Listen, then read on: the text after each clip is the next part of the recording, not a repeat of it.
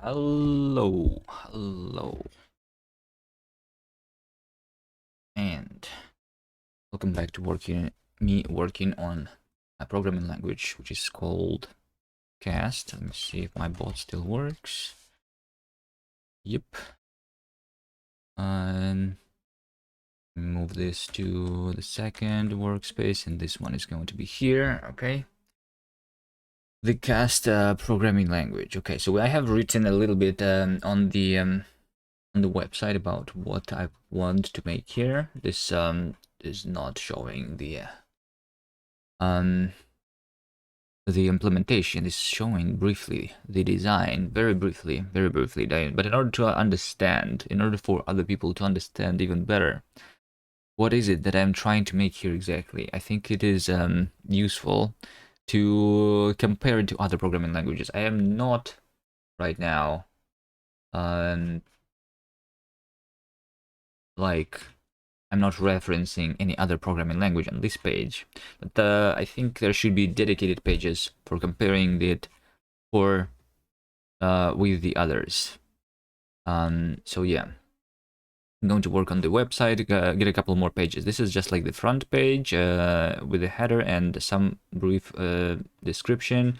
I think some of the things here are going to like be moved into a reference. For example, the syntax I think might be not even like worth to be shown on this page. Maybe like I just want to briefly state what the language is here, like powerful, reliable, minimal but general, compiled or interpreted, performant, and like with a strong type system. And yeah, and I think that's it. Like these things on the bottom, they like belong to the reference already. But yeah, anyway, let me go to the projects and cast. One of the things that I want to do first though is when developing the code itself right now, in order for the language server to work, in order for the builds to happen automatically, I am running Dune in the background.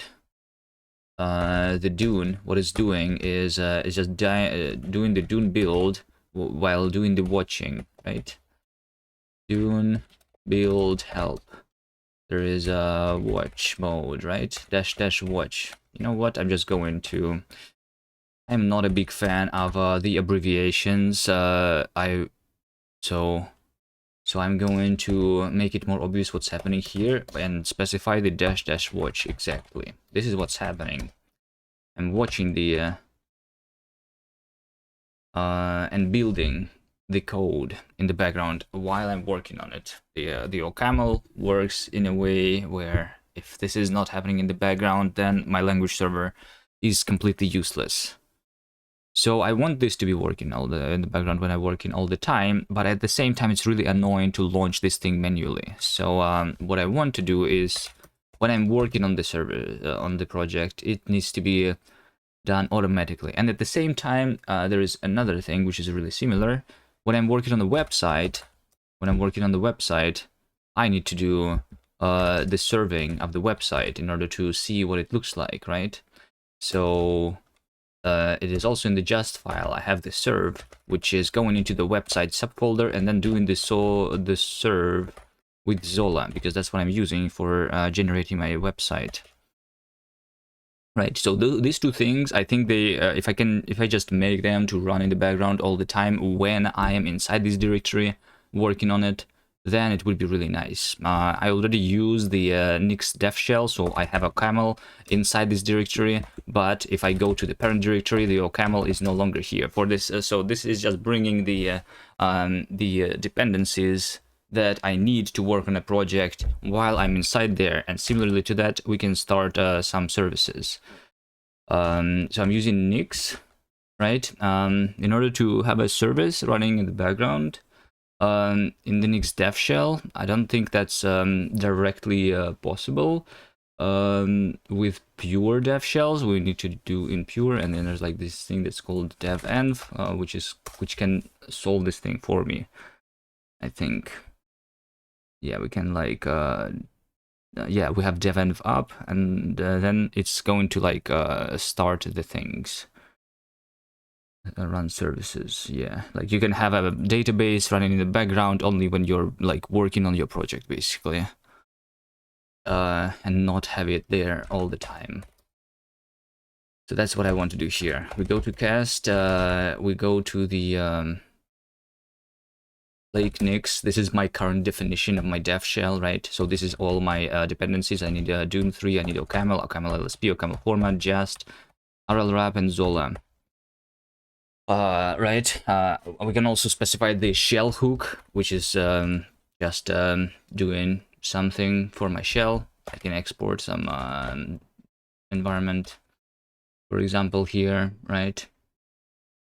But yeah, this does not really give me ability to do the services. Let me just search this real quick if there is another alternative to the devenv.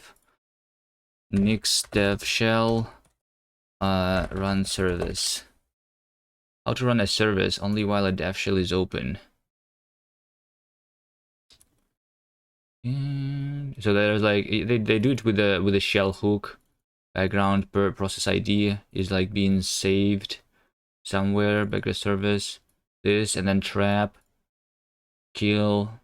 So trap means that when I'm exiting the subshell basically, which is running the thing, I'm just killing the process, right? And the problem with this approach is that there will be multiple services when you enter the shell multiple times for whatever reasons. True. True. Which is why some alternatives is a proc file-based process runner and a single command. Axo 4-man. Yeah, we can have like 4-man. This is also like doing this stuff, right? Never used it though.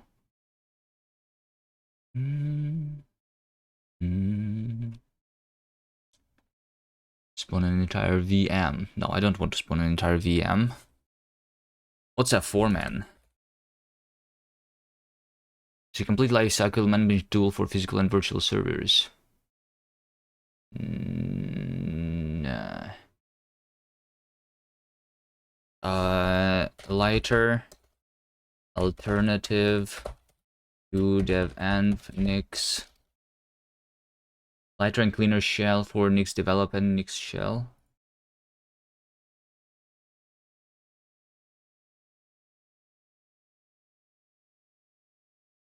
Devenv versus devbox. There's also devbox.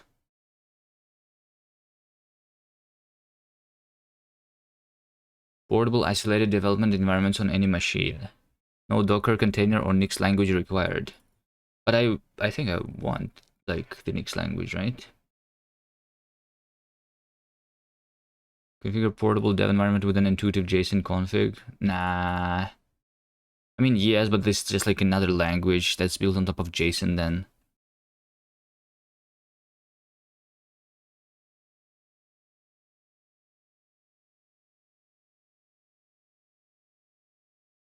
This kind of already solves my, yeah. Okay, let's go to the devenv then. Devenv, fast declarative, reproducible, and composable development environment using Nix. So, I mean, they also say simple JSON-like language, but I know for a fact that you can use it with my existing Flake already. Right, where is the thing? Documentation. Writing devenv. Recommit hook guides. Using with flakes. This is what I want. If you're familiar with the Nix language and the ecosystem, devenv can be integrated with the Nix flakes. You can define your own packages, NixOS, and home manager modules, and benefit from the devenv development features. The development shell will share the same inputs and log file as the other outputs of your flake, ensuring that your entire project is using the same Nix packages revision. With Flakes, you no longer need dedicated configuration files for devenv. The inputs from the devenv YAML are replaced by the flagged inputs. The devenv Nix becomes a shell module in Flake Nix, the devenv lock. Okay, that's nice. And then you need to impure. Why do you need impure? Because when working with Flakes, pure mode prevents devenv from accessing modified state data. Certain features like running processive will not work in pure mode. Yes, so I understand that. Modify Flake Nix, something. So yeah, here is the simple example, right? We want the processes run exec hello dev shells default is devenv lib make shell. So instead of doing a make shell from the Nix packages, we are using the make shell from the devenv, right? And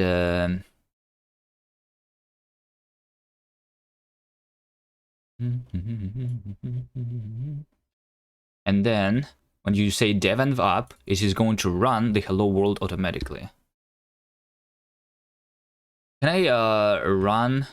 Can I do devenv up automatically though when I'm entering the thing? I probably can. I'm pretty sure that I can. Okay, so let's do this. Extra trusted public keys, the devenv caches, extra substitutors. Yeah, we can do that. I think that's okay. So we need to add to the inputs the devenv, right? Inputs. So we have the Nix packages, which I'm using the Nix packages unstable here, and then we add the devenv, which is going to be used from the caches. We have the Nix config, where we trust the devenv developers, and that's it, right? And then instead of doing the packages make shell, we are going to say, let's just copy paste this.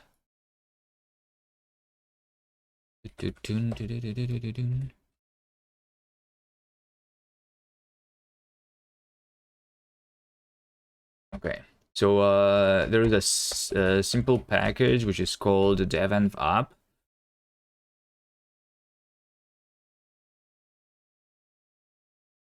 Right, which is going to be able to do this.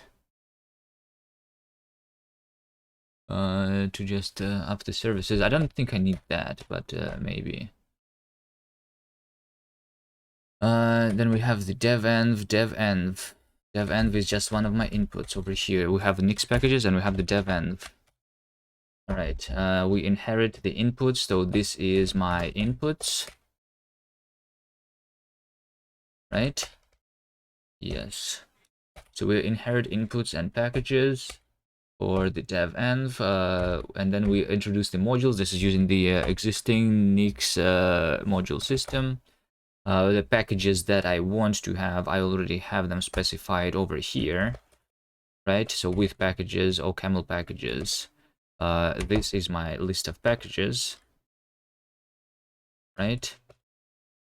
This is my packages, and I also want the formatter. Formatter is all specified, yes. Enter shell. Enter shell. Oh, wait, hold on. Can I do enter shell to be devenv up then? Automatically? Can I say exit shell to be devenv down then too? Okay, so this is where, like, technically, maybe, potentially, we, if I want to, can have the, this stuff, right? The export OCaml param b to have better stack traces, more of the stack traces. Okay. It says devenv is not able to determine the current directory. Okay, so this is because I did not do the impure stuff, because it already tried to execute this thing. So I need to go into the envarc. I say useflake, but I need to say useflake impure. Okay. Nice. And then it says that devenv is blocked because I have changed the envarc. I need to allow it again, right? Okay. The first argument must be a flake expression. Did you mean useflake dot impure? Yes, that's exactly what I meant. Envarc useflake dot impure. Okay. We do this. It's downloading some stuff for the devenv to work. Hello command not found. When I was entering the shell, we said that the hello must be like must be said, right? So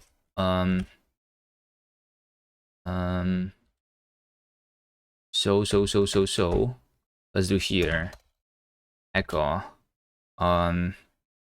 you are now in cast dev shell.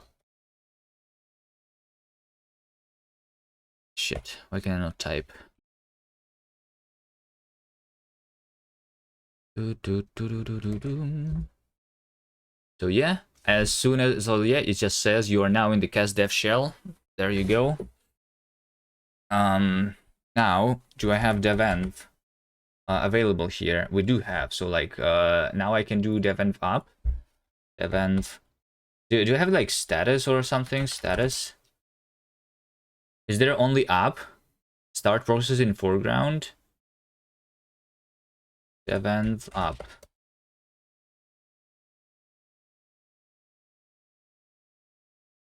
Okay. Devenv. How do I like, status?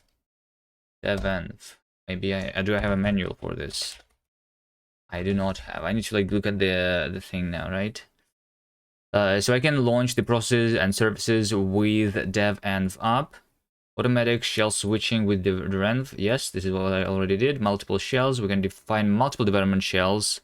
Yes. I only need one though. But yeah. Single project with multiple shells, or a project with an external flake. Okay.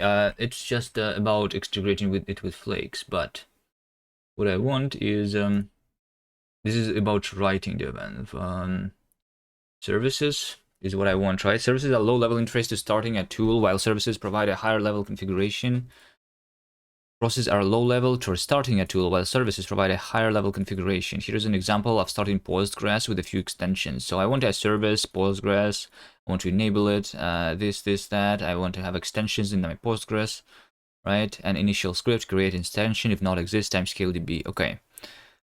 And then we do devenv up, it's going to start the process, right? Services are in the background. Services start in the foreground by default. If you want to start the services up in the background, you can parse the -d flag. Supported services, okay. You can file those process options for services here. How do I like, how do I bring them down after bringing it up, right? Because this is same to like the Docker Compose up, for example, right? So how do I bring it down? Where's the thing?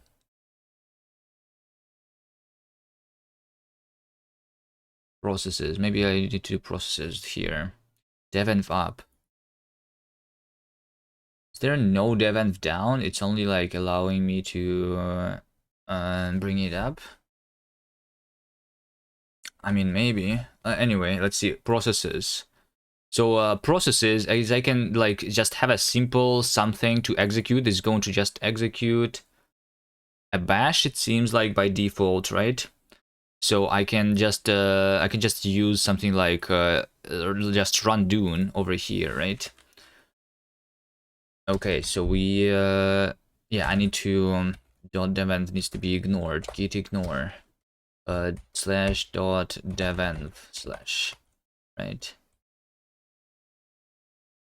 Okay, looks correct.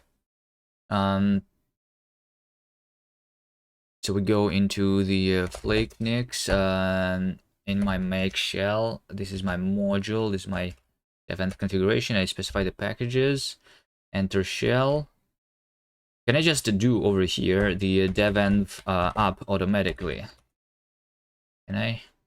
Maybe. Processes run. Exec is hello. Devenv up -d, I guess, is what I want, right? There you go. So it's like it's ran it, and then it's supposed to be in the background, kind of. No? Maybe. xfmt. I also want to format my stuff. I was going to reevaluate it. Start that stuff. Okay. So what I want is like again. Wait. Reload. Yes. There we go. So I don't want to run the hello, obviously, here. Hello is not found. I want to run the Dune. Can I just do something like just Dune here? Because that's specified in my just file already. Let's see.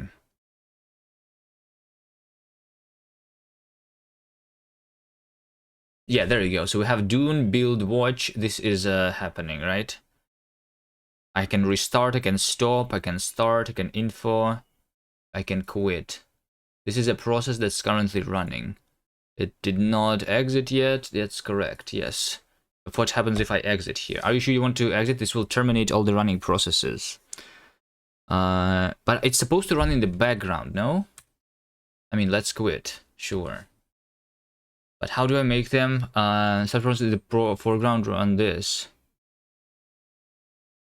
Okay. Is it only for the services then that I can do any of them in the background?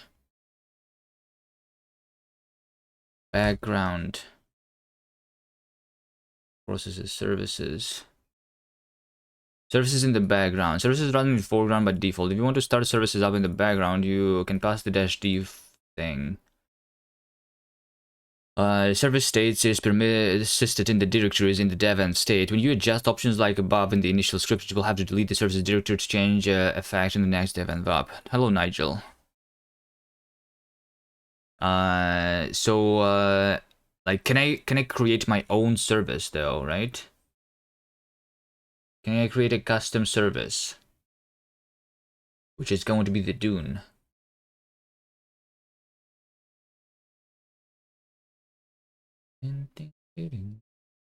Files and variables. I don't want to read the entire book here. Over here we have the options for all the services, right? But maybe. Okay, there is this services languages. Hold on. Services language dot OCaml. Let's see what this does. Whether to enable tools for OCaml development. Languages OCaml packages. A set of a package set for OCaml to use. Default is OCaml ng. OCaml packages 412. Languages odd and enable. Okay. I guess I can like just see what this module actually does, right? So these are the options that it gives me. If I enable and do the packages, this is the type attributes, the package set of the OCaml to use. So like config is if enable, then we just have the packages. This is not the services though. This is just enabling, this is just like installing this explicitly.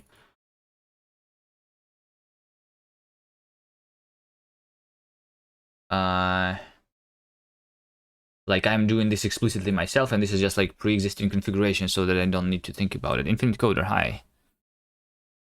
Do you use the dev env or not? Just you guys just joining. I'm trying, like, you know how I'm running Dune build W in the background all the time? I want this to happen automatically, right? Because that's supposed to be like a service running all the time in the background while I'm working on my project. So I am going to have the dev env set up. Which allows me to do that. I just need to figure out how to do that. The services are somewhere here. These are all the options, right? Services. Okay, let's go and find services. This is adminer, services caddy. Like for example, let's say that I want to run caddy as a service, right? Let's take a look over here. How is it implemented? Config services caddy, vhost, this, and that. In options, this and that. Can you add bad cops first bash stack redeems? How do I add it? I don't know. Config is, yeah, processes caddy exec. Wait, what? It's literally just doing the exec. Hold on. So I already did the same thing then. I already did the same thing. Services is just like a pre-configured processes. That's all it is. So like if I have processes run exec is going to be just Dune, then I am going to do dev env up -d, right? Let's comment this out. Let's comment this out. I'm going to go back here. So here's my dev environment, right? If I do dev env up, then it's going to run the Dune over here, right? It's yeah, and then I want this to be happening and in the background. I don't want this window to be here. It's process compose, yes. And I'm back on Hyperland, cannot decide. It depends. On Hyperland, I do not... Control Z, no, Control Z is not the thing. I'm supposed to do... I'm supposed to do dev up -d, which is supposed to bring it in the background, run it as a daemon. But it's not doing that for some reason. Dev help. So there is like dev up, starts process in the foreground. See, dev processes. Okay, let's see that. I'm like to start the process in the foreground. Where is it? Like, I wanted them to start in the background though. Am I using the old version or something? On Nix for NeoVim, am I using Mason or LSP? I'm not using Mason because Mason doesn't work on Nix OS. If you are not using Nix OS, then using Mason is okay. Because like binaries from like prepared for other Linux distributions cannot like run on Nix OS without being patched for Nix OS. Because Nix OS is like a little different than your normal Linux.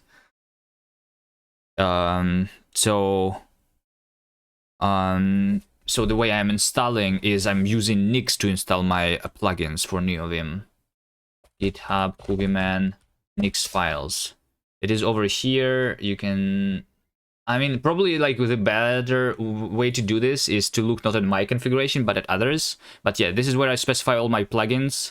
Because I want the plugins to be specified in the... oh, you use Arch. Yes, in Arch...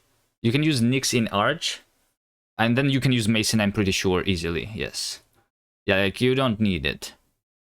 You try it to Nix LD. Nix actually has a Nix LD which can run normal executables. Install Nix to there you go, but you use Arch, okay.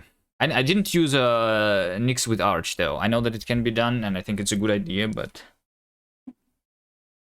I don't know. I think because it's like you basically have both Nix and normal Linux at the same time, so like I think Mason is supposed to work for you. Is it not? Oh, you have two operating systems. Okay, you installed not the Nix package manager, you installed the Nix OS. But because Nix is multiple things, right? Nix is the language, a package manager, and an operating system. There are three different things, kind of. Okay. Because you could use Nix package manager with Arch Linux, and I think that is like a good introduction to Nix. Although I jumped straight into the Nix OS too, kind of. Okay, so I just need to like figure out how to do dev up in the background. They literally say over here to start process in the foreground, run this, but then in the services they say that I can do dev up -d. If I want to start service up in the background, like why can I not do this? It's there in the documentation. Hello, up -d, and it's just doing it in the foreground still. What's devenv? Look it up. It's a fast, declarative, reproducible, and composable development environment using Nix. It's like it's basically like Nix OS, but for dev shells, if that makes sense to you. Like you configure your dev shell, no, Nix develop, not Nix shell. And you configure the Nix develop shell using a module system, basically. That's it. I think that's all it is, technically. And then you can use it without Nix, using like a JSON-like language if you really want to. But I'm going to use it with Nix. Hold on. Devenv can't cannot run processes in background. Devenv process keep running in the background. Devenv process in the background. Maybe devenv up -d would be an intuitive choice. Like, yeah, like because it's like it's similar to like if you are familiar with Docker Compose. Docker Compose is starting up your services so that you can run and develop things with your services running in the background inside Docker containers. It's just doing it without the Docker, but through Nix. That's it. I found a solution for my use case. I'm sharing it here in case someone else ends up. I wanted to run dev app in CI for a GitHub action, automatically set up Postgres and other background services for my project. Turns out by default to UI, of course, compose was the problem. So searching for documentation, I managed to add the following configuration. Never used nor understood Docker Compose. So am I going to add bash first, bash stack? What is it even?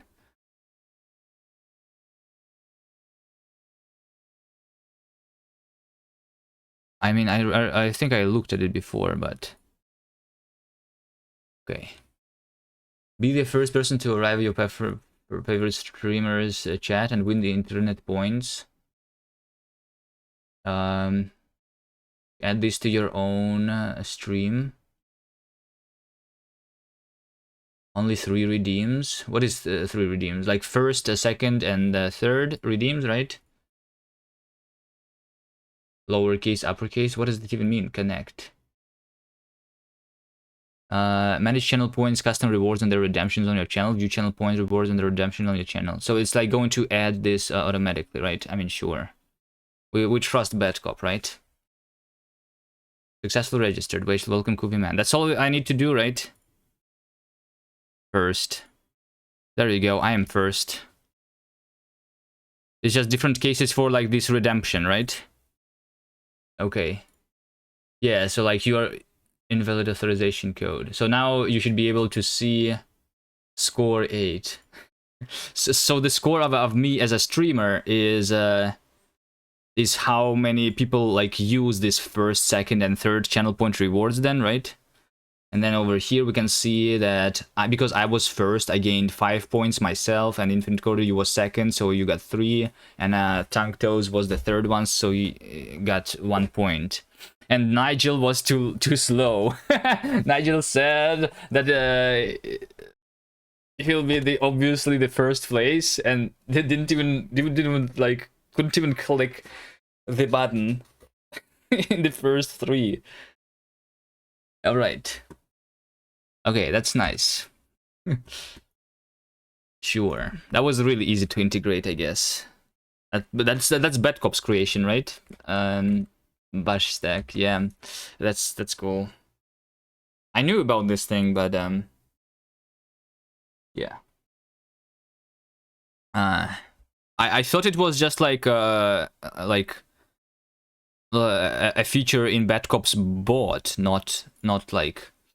I didn't know about that leaderboard thing. Anyway. You didn't know you had to claim, you thought it would be automatic, like the first message. So we'll fight for the next first redeem in the next stream. Yeah, I guess that's what it is about. Anyway, let's figure out how the thing works. So you should never try the Docker Compose to run your services.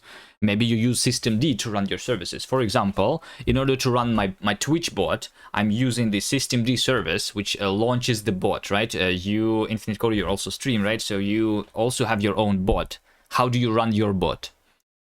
Ooh, systemd. No, systemd is... I like systemd. I don't know. Like, I know that a lot of people hate it, but I think it's a good thing. But how do you run your bot then if you don't use systemd?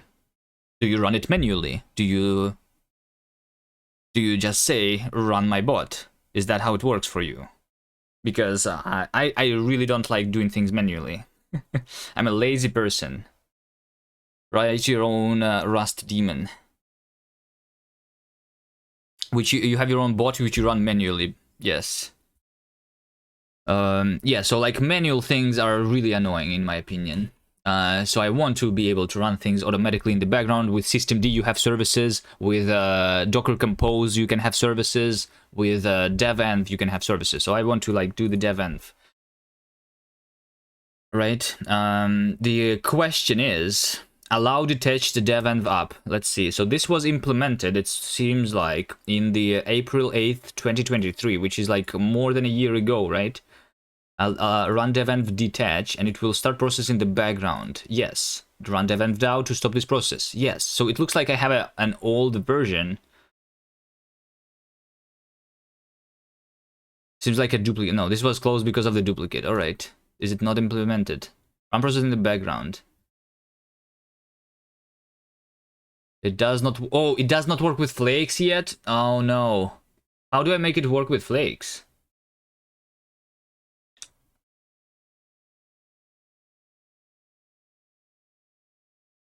So this person, it did process compose, TUI is false. Packages leave make option default overrides the only field TUI inside the configuration that process compose uses. Dev Ninja, hello. People don't like systemd just because they don't get used to it. Well, people don't like systemd because they say it's bloated because it has a lot of things in it, too much things, right? It's kind of like the same reason why I like why people, for example, a lot of people don't like C++, has too many features and everything, right? But I personally don't hate neither for that reason. The only problem is that like some things become outdated and they should be like marked as deprecated and like ideally removed in the future. But like I think still that bloat is not as bad as the lack of features, which is what like a lot of people are focusing on instead. They make something simpler, but they lack features as a result. You can run my bot by hyperlent conf. Yeah, I can do that too. But it means that it only is going to run if it's only going to run when I am like using my PC. If PC is like just on and someone else is using the PC, it's not going to run the bot. Not that there's like a lot of reason to do that, right? But like the bot is technically running even when the stream is not on.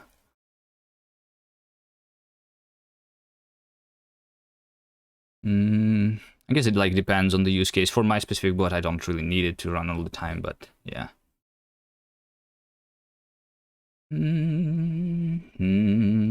I can also make a plugin for OBS, which would like run the bot automatically when I start the stream. That's another option, I guess.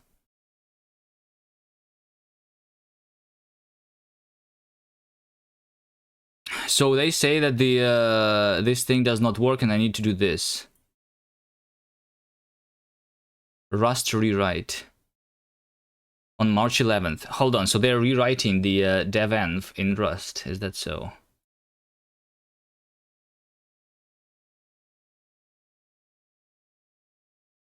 Background. Issues. Flake background. Is that really the problem that it's not? Is there a way to start devenv or something other than the default? Yeah. Devenv detach argument does not work. Yeah, there you go. According to services, devenv supports detaching, but the argument does nothing and is not documented either with help. That is an available options. Are you using flakes? Yes, I am using flakes. Yeah, over here, look at this. This help says the -d start process in the background. But if I look at my devenv, up help or something, process compose up. Like I do not have the detach flag here, right? Enable TUI, disable with T false. If I say something like up TUI is false, what is going to happen then? It is still like running it in the foreground, not detached. It's like not using the TUI, it's like in the command line. Like a Docker compose, I guess. Okay. You have -d, but different usage. No, did I have -d? Where is the -d? -d. Oh, it's yeah, it's hide disabled processes. Yes, it's like yeah, okay. So I mean, this is an open issue, which is a bug. It's because I'm using flakes. Like if I was not to use flakes, I guess something. Yes, it's over here, hide disabled process. Just noted that we are using the workaround provided by this, so probably why it doesn't support this. There's a workaround provided by devenv app broken with flakes. Okay, amazing. Yeah, if you'd like to use -d, you have to use the devenv CLI. What is the devenv CLI? Is that not what I'm using? Is there any way to launch process compose and manage services after launching with -d? For process compose issue, this is the process compose issue, which is open. Amazing.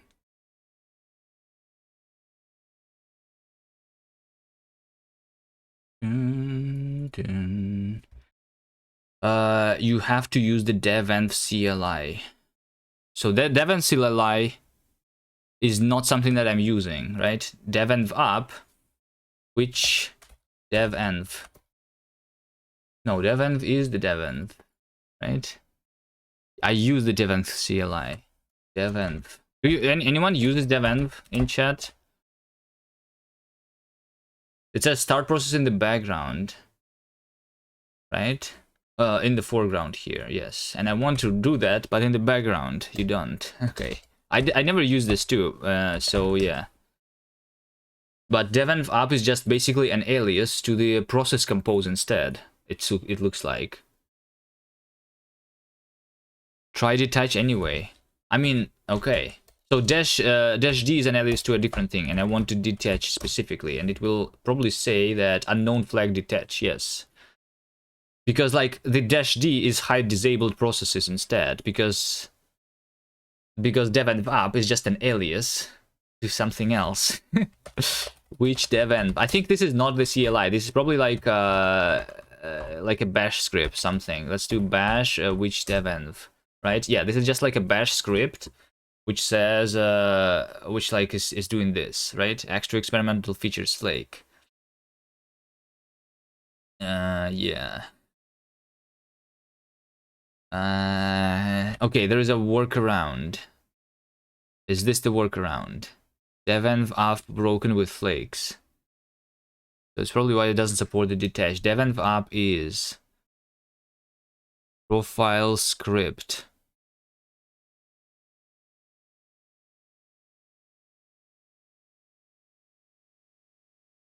So we are using process compose. Process compose detach for the app command to launch process in the background. Is there like a workaround for this or something? Alternative approaches. Propose change. Add a detach to the process compose app to send it to the background. To be similar to the Docker compose app detach. Yes, that's exactly what I want. Who benefits from the change? I guess everyone who launches process compose in a non-interactive environment. Yes. Okay, wait. Can I detach it automatically in this TUI maybe? Like, that would be like an okay thing maybe then. If I do devenv app, is there like in this TUI something? Error, listen, bind, no such file or directory. Nice, amazing. Devenv down. Process compose. Down.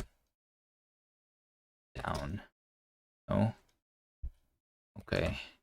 Yeah, like there's also like no way for me to like bring it down too. Okay, maybe this tool is not ready to be used then. Maybe this tool is not ready to be used then. So we can use like a different approach then, the one that people like provide in the Nix shell stuff, right? Nix shell run process background. If you look for that, right? Run database in a Nix shell development environment, right? That's like one of the things. When you're working, you won't have a database running in the background. If it isn't already running, and only keys will know other shell is open. I settled with this. Okay, there we go. Let's see, so this is like like this is just like manual implementation of this, right? So we trap, check if we are the only instance now running. So we have a database logs. We do this, that. So we have a log file which says. So we have we have like database logs is a directory, I guess, which contains the log file. So like whenever, so if I spawn 2 shells, in order to not spawn the service in the background twice, we basically construct multiple logs and see if it's like reference counting, I guess, right? And then we kill the thing. So we pkill mongod, and then we kill the Redis service, and then we'll do Redis CLI shutdown. I mean, I'm not going to do the mongod, and then we remove that. If another instance is running, we just exit. Yes. But we will add our own log to tell the main instance that we're running. Okay. Else we make their home parallel and touch parallel will site. And I'm not sure if that's what I want. Will site. Let's copy paste this. I think this approach is almost okay here.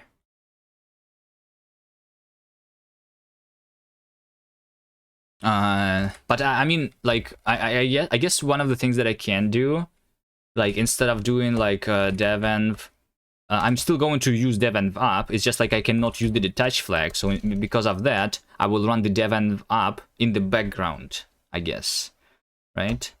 That's what I want. And then I can still use like the devenv, and then once they implement once they fix that bug, I'm going to just remove my our hack here, right? I think so. We let's see.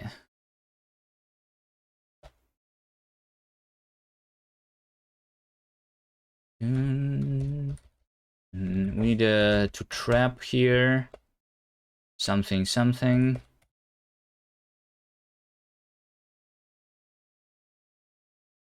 File modified by external process. Oh wait, hold on. Really? Let's just do that. Wait, what? Oh, this is the no. Ow.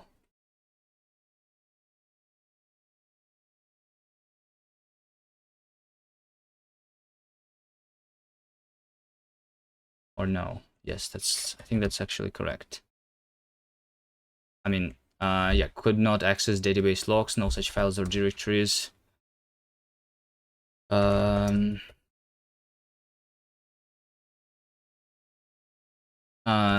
ls-1. I mean, if this directory does not exist, then it's telling me this, pkill mongod.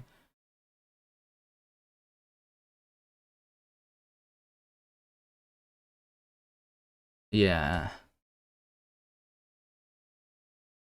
No, this is a trap, right? If another instance is running, we just exit. Okay, parallel logs is did taught database logs.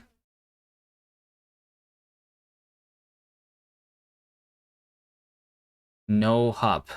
What is no hub doing? Redis service. Yeah, I don't need to run. So these are the 2 services that they start here. They run the mongod and they run the Redis service. I do not need to do that myself though, right? What I need to do is I need to do devenv up. Why does the overlay not work on the hyperland? Because for some reason on my hyperland, my GPU drivers don't work. So I don't have OpenGL. I cannot run games, and my browsers will not have a WebGL on them. And that's what the overlay requires. For some reason, this is like another bug that I'm too lazy to figure out, but I'm going to use the hyperland anyway. Or until I get bored of hyperland and want to go back to GNOME, I guess. Devenv up, and that's it, right? Devenv up, TUI false. I don't want the TUI in the background, right?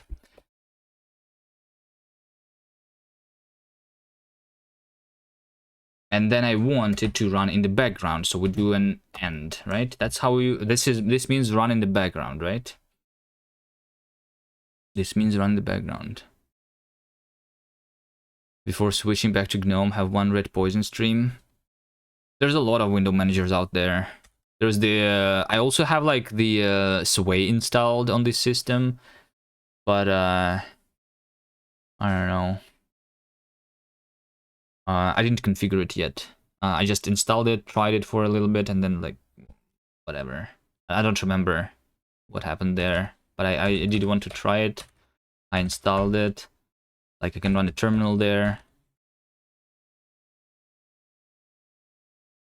Yeah, I don't remember. I just tried it for like 1 day or something. But yeah, we do dev env up TUI false, and then I want to just kill this process, right? Or I want to like send this process, right? So what I want to do is what?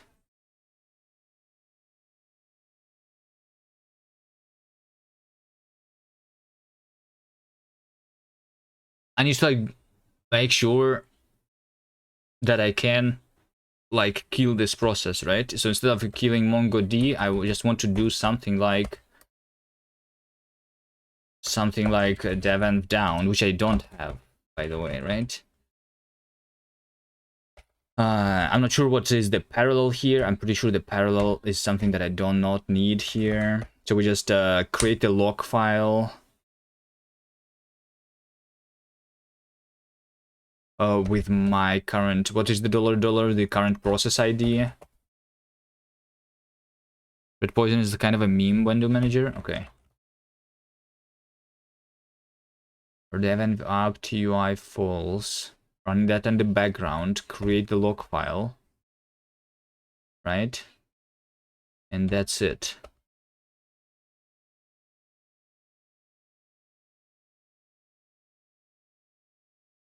And then over here, we do the reference checking. And then if we are the only one, then we do the down.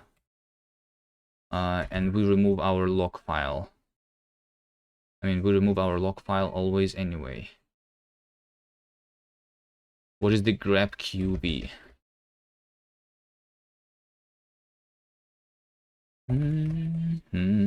Okay. This looks... and trap, this is the exit. This is what the trap syntax looks like, right? We have trap, the script for running when we exit, or like I trap on the exit, like this is when this script should run, right? It should run on exit. Is that how it works? I'm wondering if, since I'm running that in the background or something, hold on. Just quit and see what happens to renv reload. You are now in a cast dev shell. I'm trying to run.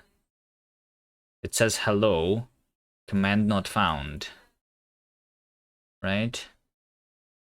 Line 2, hello, command not found.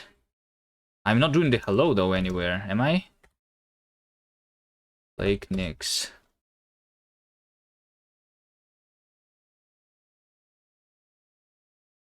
Where's my hello? Oh, hello is over here. Yeah, okay, hello is this. Yes, my process run is like supposed to be to be just doing, right? That's what I'm supposed to have. Okay. Renv reload. Why did you not reload it automatically though? Okay, so there you go. It's running in the background. Wait, but it's not running in the background again. Use, okay. Control C to give up. Dune build.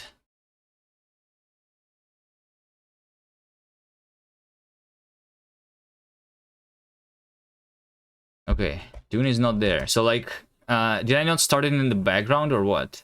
Or is it like still attaching to my current terminal? Let's see what is the dev env even doing. But I need to go into the shell for that to work, right? And to go into the shell for that to work, so let's not do dev env up here then. Nix fmt. Okay, run reload. So this is not running it in the background, right? I'm now in the cast dev shell. Yes, I am. But I want to do something like dev env. Wait, why is dev env not found now? They do something different. Dev env lib make shell.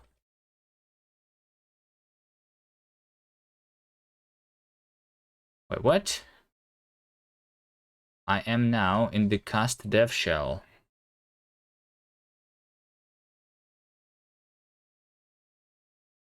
I am now in the cast dev shell, right? We do have the database logs here, which is empty. Oh my god. I mean, oh, Redis log. Look at this Redis log because I in Mongo log. Mongo log. It says that MongoD was not found, which like makes sense. Yeah, let's remove those files. Remove Redis log. Yeah, because that's not what I want to run. Renv, reload. Please reload. I'm now in the cast dev shell. So like this script is like definitely running. Dev env. For some reason those not found. What about OCaml? OCaml is also not found. I'm using flake impure. So I'm doing the Nix develop dot, right? Oh wait, hold on. Failed assertion. Dev env was not. Oh no. That's it's because I need the impure. I need the impure. So I am inside dev env. Dev env is available here. So why is it not available in my derenv then? Because it's supposed to be here, huh? I am now in the cast dev shell. Please. Enter shell is this. Packages is that. This is my dev shell, dev env configuration.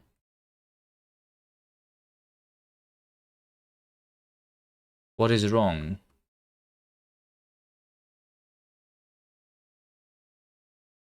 What is wrong? It literally was working before. What if I don't do the enter dev shell?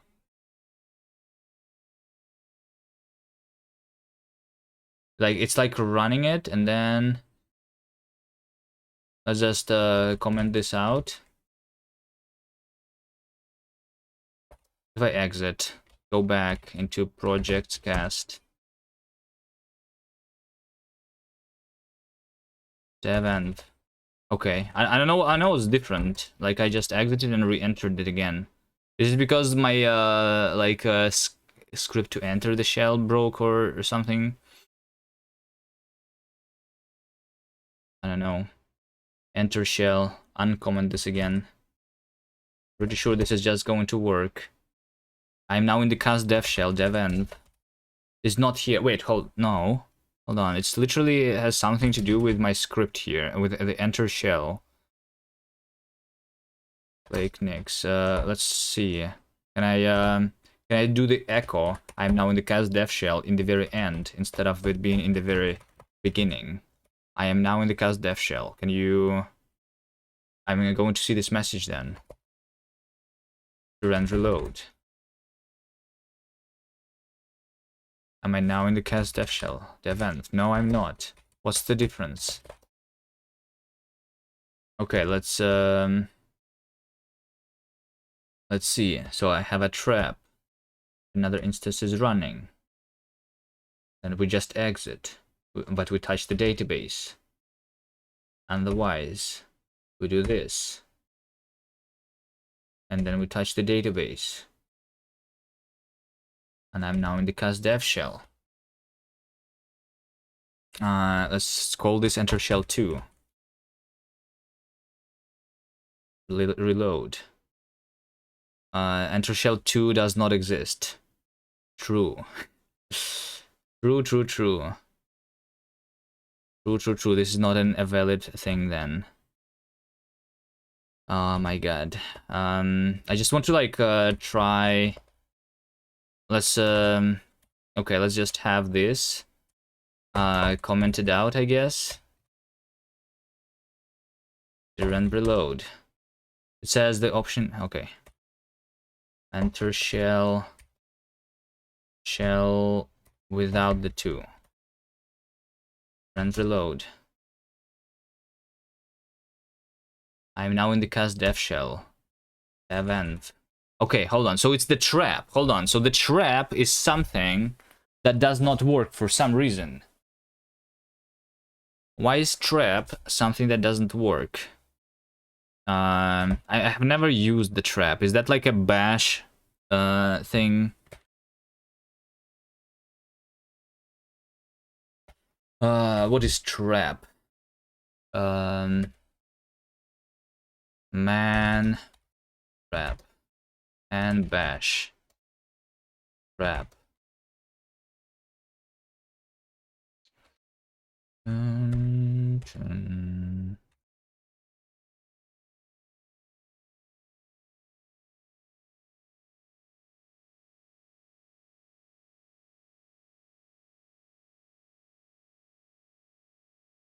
Trap is just adding a handler to a specific thing, right?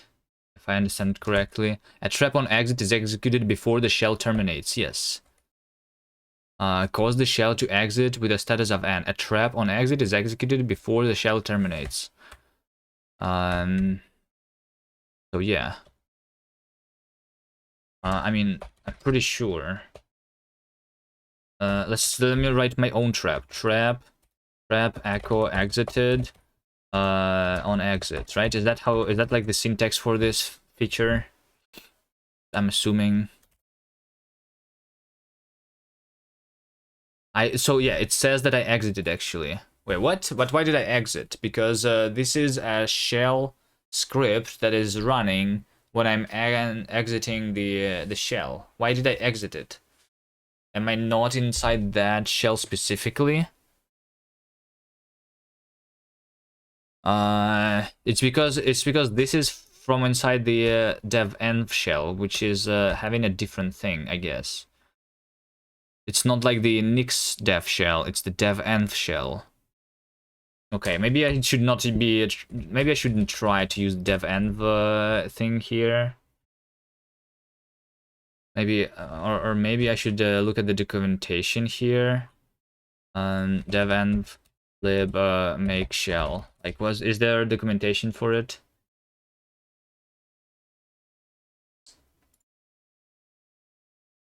Make shell module. So like the enter shell is a script that is going to run when I enter the shell. It's not like it's different than the shell hook of the Nix of that stuff, right? Let's where's the reference? Give me reference here. Let's search the options for we have pre-commit hooks and stuff. I want to search for shell hook. Yes, what is shell hook? Unset environment variable. A list of removed environment variables to make the shell env more lean. Shell hook is literally being removed. Enter shell. Is there documentation for like this if I want this to act as a shell hook still?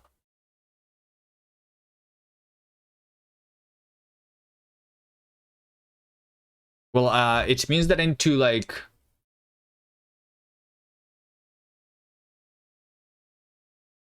yeah, because like the trap needs to exist in the shell hook, right? Enter shell is a bash code to execute when entering the shell, which is like a different thing. But let's see the implementation of this maybe. If I have the dev, if I have the enter shell here, so shell is perform assertions, packages make shell override, std-env is this, so shell hook is. Oh, config enter shell. Hold on. It's like, wait, no. It literally is inside the shell hook here. How about I try this without devenv first? Let's do this. Let's do this. Let's have it as a default, like as a devenv, and then I'm going to have my old one. So dev shells system dot default is going to be packages make shell, and I just use my old stuff like I had before, right? So I'm going to have packages specified there, right? And I'm going to have the shell hook just like before, right? And then the shell hook is going to have a trap on exit, right?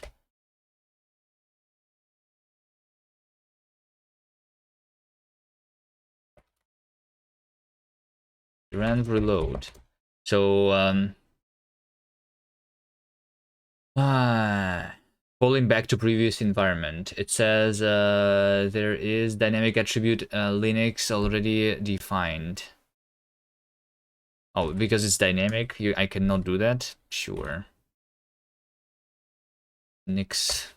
So I just need to do devenv def shells. This is going to be equal to an object where default is that, and then the default is this, and dev env is that.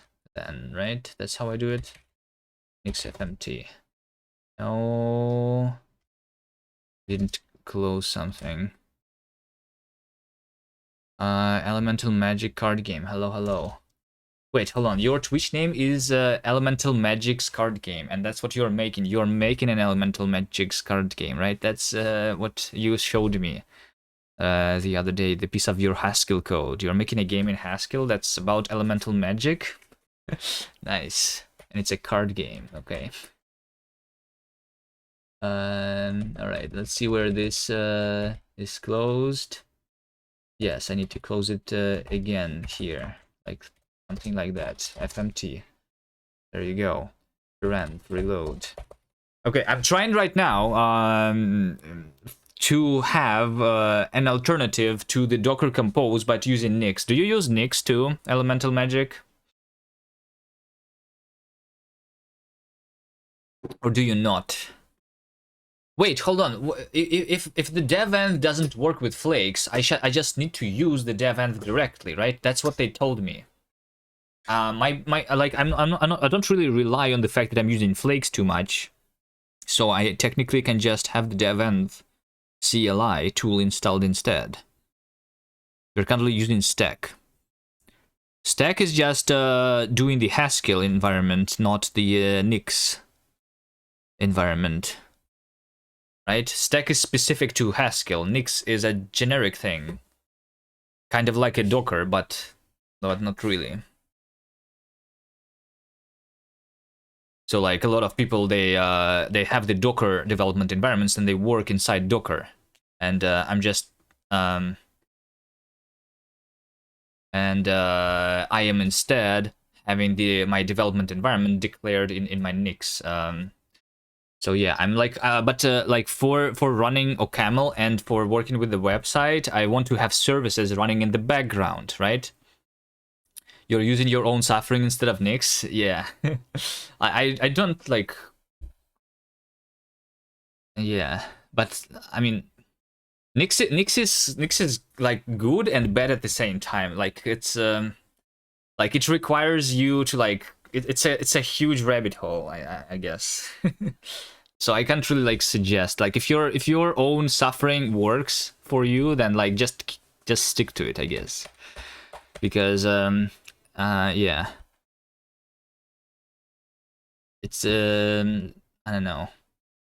Like after you learn it though, I can't really say that I have learned it yet fully, but yeah. The problem with the Nix that I have is that it is a dynamically typed functional programming language. It's like similar to Haskell. It's a lazily evaluated, dynamically typed functional programming language. That's what it is. Imagine Haskell, but if it was dynamically typed, kind of. That's what Nix is, and then they use that language to like describe a lot of things and to build an entire operating system with it.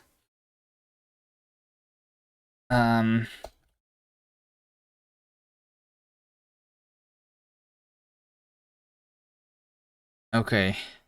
Morning replied to me on Discord. Pum.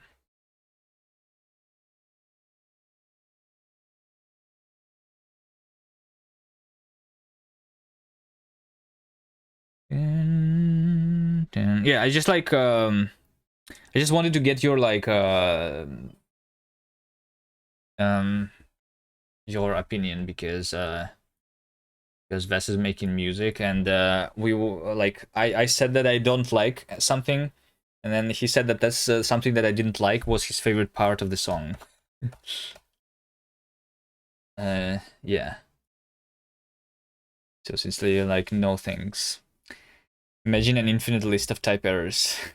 You just reinstalled your bootloader because it was failing again, but the interesting thing is that you had to manually mount your EFI partition from boot EFI to /boot, and you could make Nix to do that for you. Can't comment on that. I never had an issue like that. I don't know. Maybe I'm just lucky, but I never had an issue like that. Okay, so like I said, what I'm trying to do is to have something similar to the Docker Compose, but without using Docker, so that I can have services running in the background. Sometimes when you're working on a project, you won't have a database. Sometimes when you're working on a project, you have to run the Dune build W, which is what I'm doing when working with OCaml, or sometimes when I'm using Zola to generate, or like I guess Hugo would do the same thing, right? A static website generator. I would want this thing to run in the background to continuously build my website as I'm working on it without me like I want it to be automatic, you know. I want it not to like I'm too lazy to run the command manually in a separate terminal. It's annoying. Hello Raymarch. March. I'm going to like once I figure that out, I want to like work on the website basically.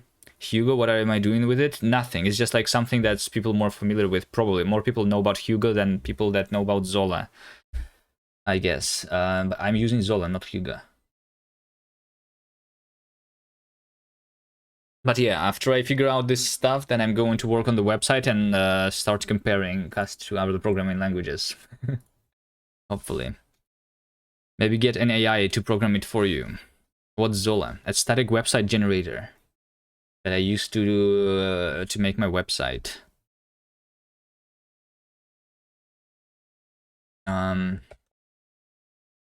Okay. So I just want to figure out how to run processes in the background. So devenv is supporting that, but when I use devenv in combination with flakes, then it does not do that. So let's just start from scratch right now. Devenv sh. We go here. Fast declarative, reproducible, and composable development environment using Nix. Get started. Let's go here. Writing devenv Nix. Okay. Basics. So like I just need to like go and do this packages and this. So we do devenv Nix instead of a flake Nix, as I understand. And then we need to have the devenv. Devenv shell means that I'm entering the shell instead of doing Nix develop, I guess. And then devenv info and shit. Okay. We have devenv up. So this is like the CLI that I want to have, right? So I think what I want then is I want to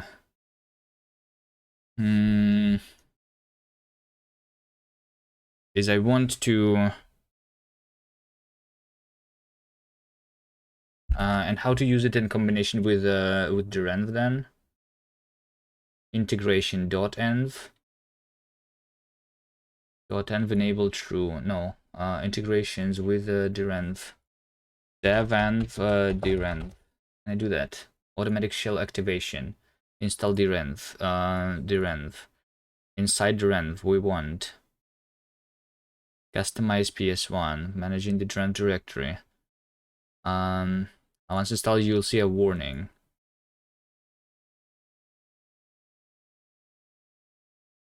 You can configure develop to seamlessly switch development environment when navigating within project directories.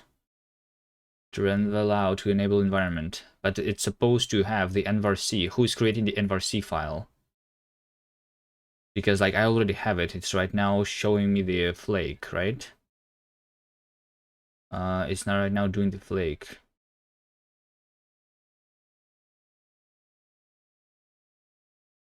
You're using or steady.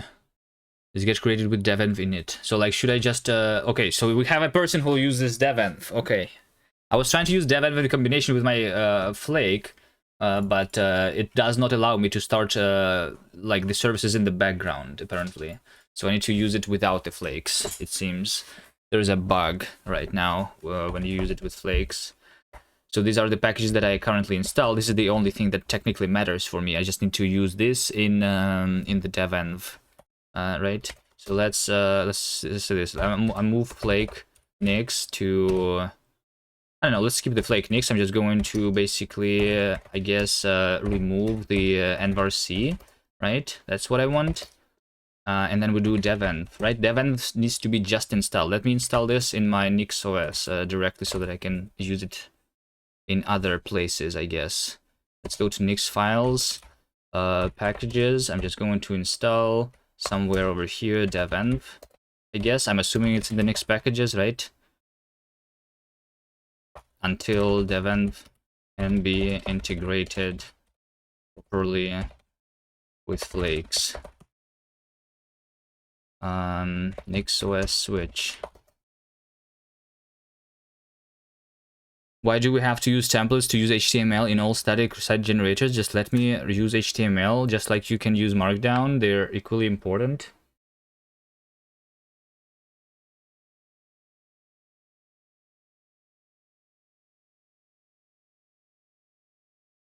Failed assertions. The option definition sound no longer has any effect. Please remove it. Wait, I did not update anything. Did I? The option definition sound in audio has no longer any effect. Okay. I thought I did not do the flake update, did I? I don't think I did. Sound. Wait, hold on. Wait, hold on. It's, oh wait, it's because I'm installing devenv. It's failing now because the sound no longer has effect. Please remove it because devenv is doing something. Is that so? NixOS devenv. Why would that be the case though? That's weird. Like if I just don't install the devenv, then it all works fine, right? No, it does not work fine. Hold on. Did I? That's weird. Because I have my current configuration working, right? Or am I not right now running on the current git log? I did flake update. Did I do a flake update without like doing this? I guess I can. I guess I will revert this commit then for now. Maybe maybe I'm still using like the previous one. Then how can I know which version is currently like being used? Because I cannot really see this thing, right? Git revert. Let's do the revert. Right, and then I do NixOS switch. Is this the same one that I'm using right now then?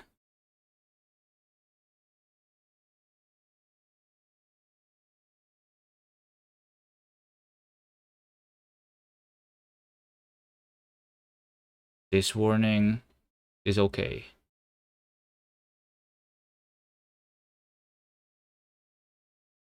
And then it just rebuilds and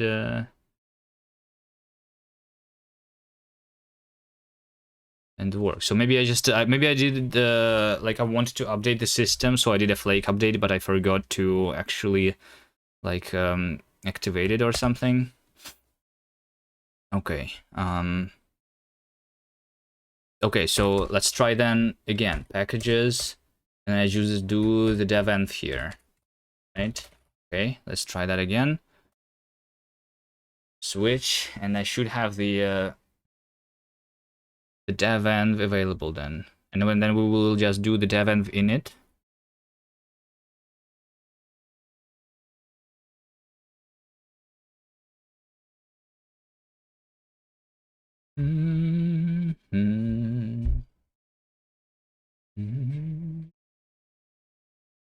I'll fix this too at some point when I'm not lazy.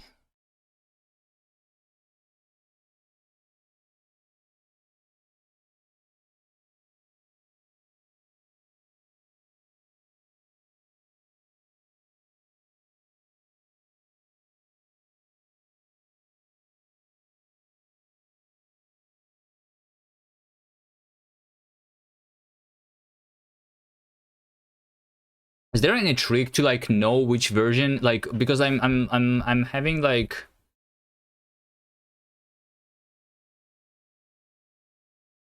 something in my like the history of my system in Git, right?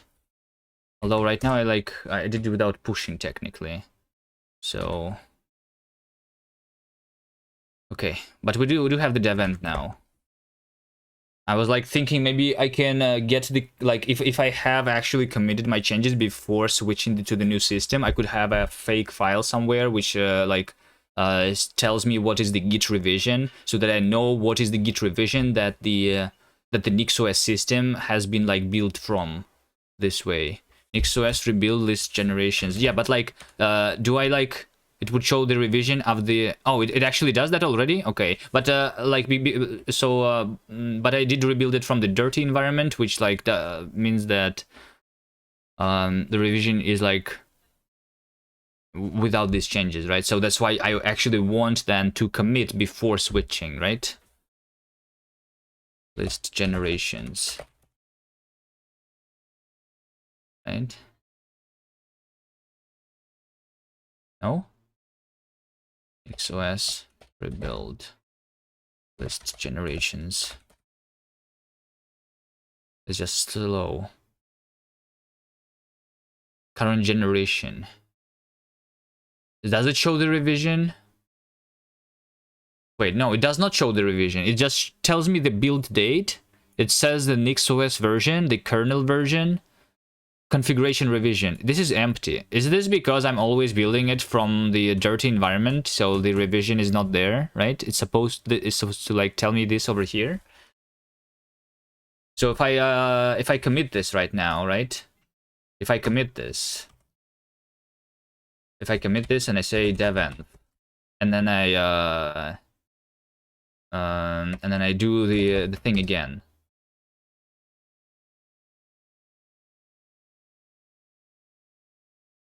Then it's going to build me a new thing, and it will say what the revision is because it's no longer dirty, right?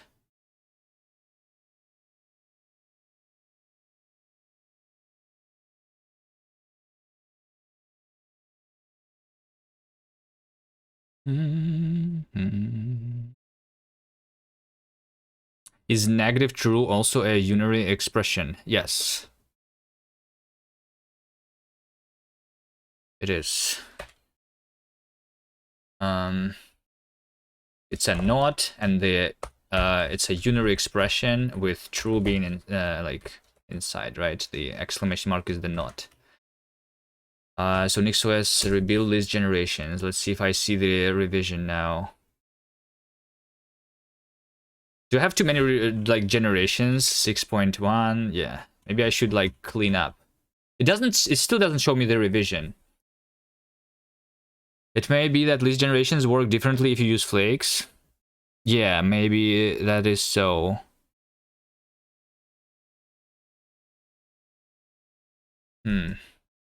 Still does not work. Any other things? We have specialization, whatever that is.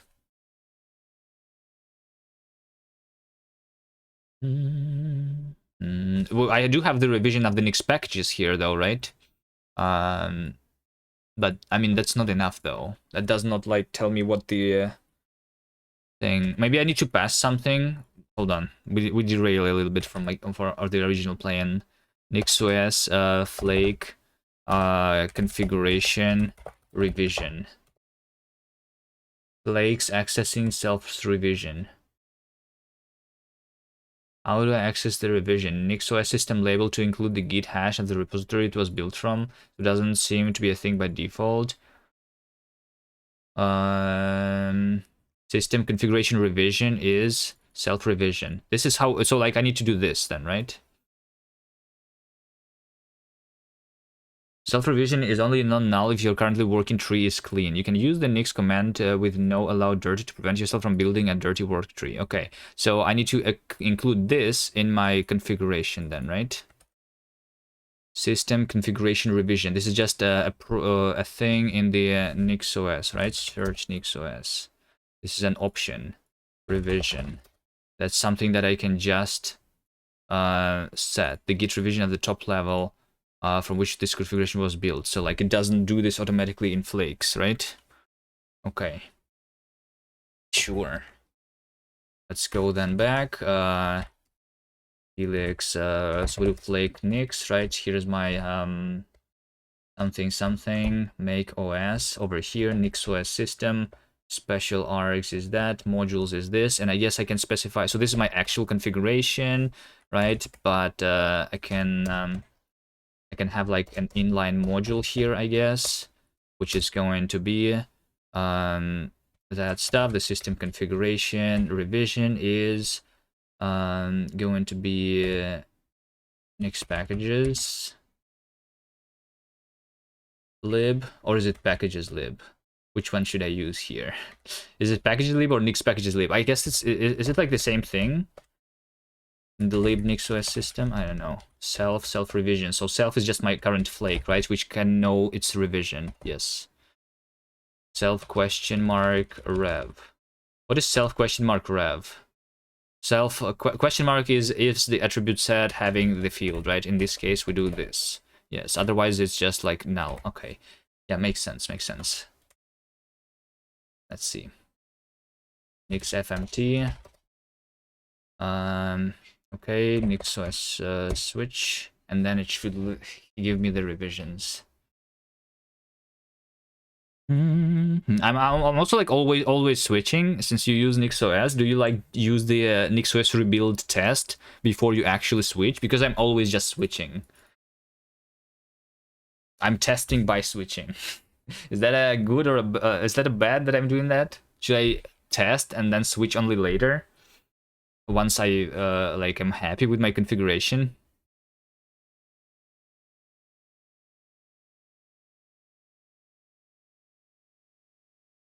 Okay, next, so let's rebuild these configurations. Oh wait, hold on. It was dirty. It was dirty, so I don't have the revision. Hold on. Hold on. We do this again. Lazy git. Include revision in NixOS. Okay.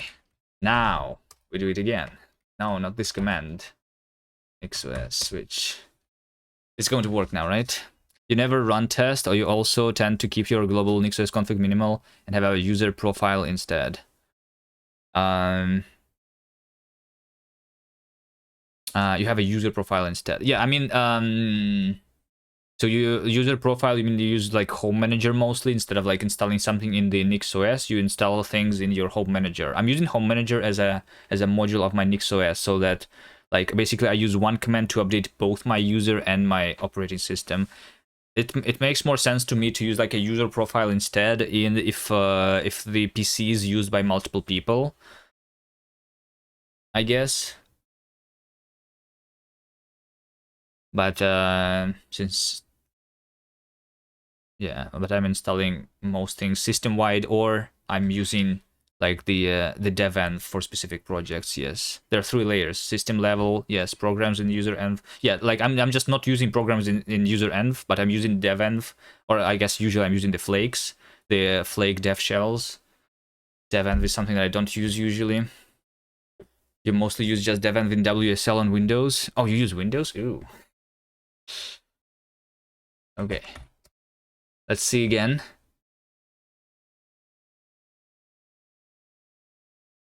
Have to for work. Okay, nice. I have a revision now. So if I look at the git log, right? This is my current revision 556. Okay, so now I can know exactly what is revision that I have built my NixOS from. That's huge actually. That's huge. I don't think I'm going to use that very often, but like knowing that is actually huge. All right. Nice. Let's just push everything now to my NixOS GitHub. Okay, so now we have the dev env, right? Now we have the dev env, and I want to do something like, so what did I do here? We have a bunch of things, database logs, discard, all of that. Git ignore, dev env, this, that. I guess dev env is going to add it to the git ignore automatically, maybe when I use the thing. Dev env, delete all of that. Flake, this, that, yes. But I'm like, maybe I'm going to stop using the flake then, right?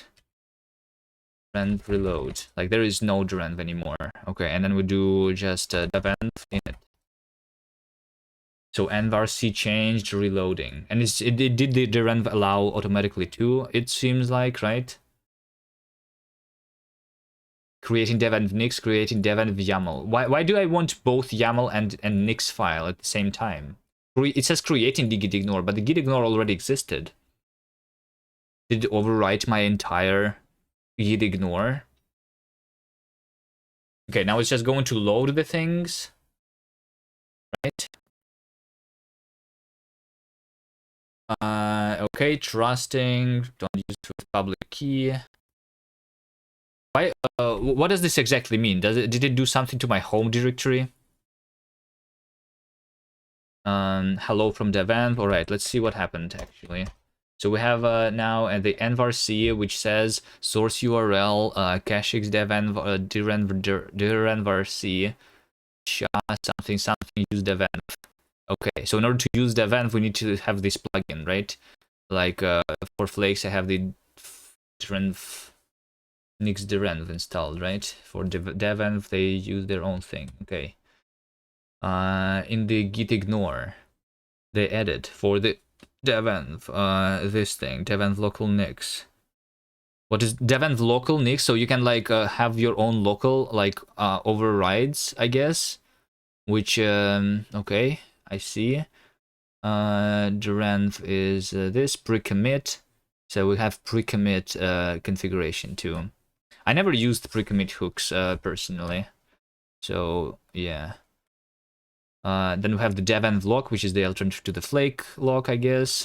Flake nix converts into devenv nix, devenv YAML. Like, do I need to use the YAML though? What is the YAML for? Okay, let's take a look at the documentation. Devenv YAML. Can you click? Can you click on the devenv YAML? Allow unfree packages, defaults to false, allow broken inputs.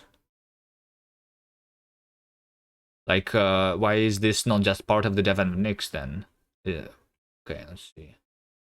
Basics. We have devenv nix. Yes, they do not even tell me about the devenv YAML here, right?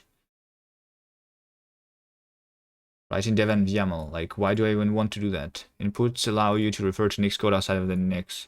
So this is where you specify. So okay, I see. So this is like the flake inputs part is specified in the devenv YAML, and like the actual module of like configuring the devenv is the devenv nix file. Then okay. Why do they use a YAML just so that it's a different like extension here? Yeah, because this is the devenv nix is just a module, and this is me specifying the inputs.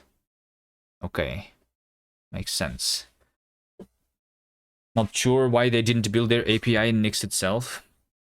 It's a Nix file and the YAML file. The YAML file declares the inputs. Yeah. So like Flake is just a combination of the two. So like that's what I tried before, but unfortunately they have a bug with flakes. So like my flake is going to be deleted here, right? Let's go to my flake, and I'm going to. These are my packages that I need to have installed. Right, and I'm just going to move them to devenv nix, right? So packages is this. The git. Do I need git to be different from my global git? I don't think I need that. can it format this file for me, like when I use nixfmt? Is there a formatter for the devenv files? I mean, I can just use the nix packages fmt manually, I guess. So scripts hello exec. Let's just say here hello from cast devenv, right? So when I enter in the shell, I'm saying hello, right? And then I don't want to do anything. Enter test. Enter test. There is like tests for. So this is this like a specific shell for testing? Okay, sure. Services. So here's how you would enable a Postgres to be available as a service. Okay. Shell check. Okay, the full reference is there. Sure. Grid. What is grid? Can I go? This is basics. I have grid. What is grid? Devenv nix. Grid. Grid is not specified here. Grid. This is just an environment variable. Oh, it's env.grid. Yes, env is like the list of environment variables. Okay, that makes sense. Yeah, I've seen that before. Okay. Sure, I don't want that right now. This is going to be with packages, and with OCaml packages, I guess, right? Or I can just use the devenv OCaml, which already is kind of done for me. So yeah, let's just format this. So this should bring me into the devenv shell, which is going to have the OCaml installed now. Dev and whatever says the environment variable, yeah. I just didn't see the env dot. Just saw the grid for some reason. At least I'm familiar with the Nix module system, so like I kind of know what the things are. I looked at the devenv before, I just never used it because I never needed a service.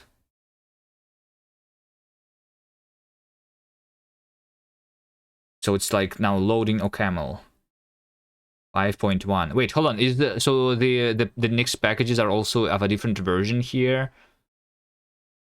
Did I not use like the OCaml 4 point something and now I'm going to use OCaml 5 point something? Is it going to work better because of that? I did not like figure out how to install the latest OCaml before, I think. Oh, no, hold on. The latest OCaml is 5.2, right?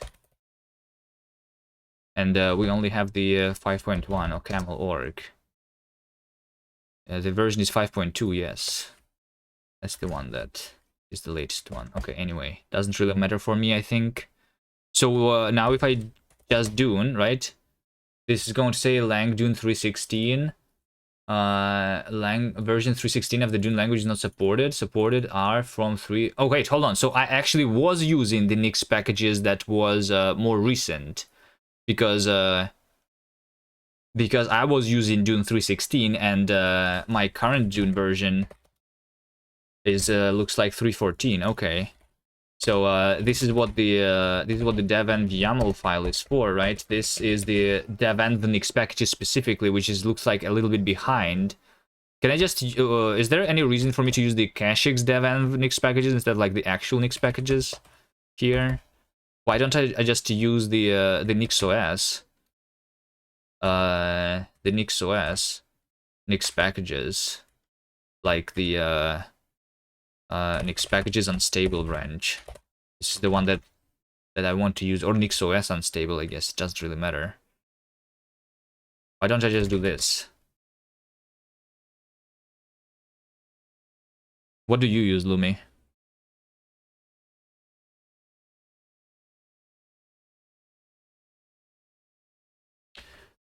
Do they specify the packages? Dev and YAML. Nix packages. Yeah, defaults to. Wait, hold on. This documentation is wrong. Look at this. This defaults. I mean, oh, they say it's defaults to the NixOS Nix packages unstable, but since I use the dev in it, then it no longer was using the default. It's like if I don't specify that it defaults to the Nix packages unstable, right? But the dev init specified it to a different default or something, right? I think I can do that. Let's see, Dune version. There we go. Now I have the 3.16. Okay, so now if I do just Dune, this should build my OCaml again, right? Just like before. Okay, good. So this just Dune, the Dune should work in the background. So what I want is use unstable as well. All right, the Nix package is unstable or the NixOS unstable. I wonder if like using master is also, but I mean NixOS unstable is not that far behind master as I understand, right? Better put just as well as dependency. Just is in the dependency list over here. This is where I specify the packages that needs to be installed, not in the. Now I'm using dev and Nix, right? This over here. The just file, the just is in the dependencies. We have just, we have Zola in the dependencies, we have OCaml in the dependencies, right? And RL rep too. So yeah, we have that, and so I want two things to run in the background. I want the Dune to run in the background, and I want the Zola serve to run in the background, basically. So I'm going to like services is about setting up the processes automatically, but since there's probably not a service for that, I just need to do processes dot Dune exec is equal to just Dune, I guess, right? So if I do this, I just see. So now if I do just Dune, no, not just Dune. Now if I do dev env up, right? This is similar to the Docker compose up, right? After it like figures out how to do that, it uses Python probably for the TUI, if I was to guess. Which we're going to see, right? This TUI is going to run Dune as one of my processes in the background, right? But in the foreground, because that's the default. But if I now I can have the detach flag, right? The detach can now start processing the background, which I could not use with flakes. Good. So if I do detach, then it's going to run the Dune in the background, and I can start working on my on my stuff, and my language server is just going to work, right? Nice, that's good.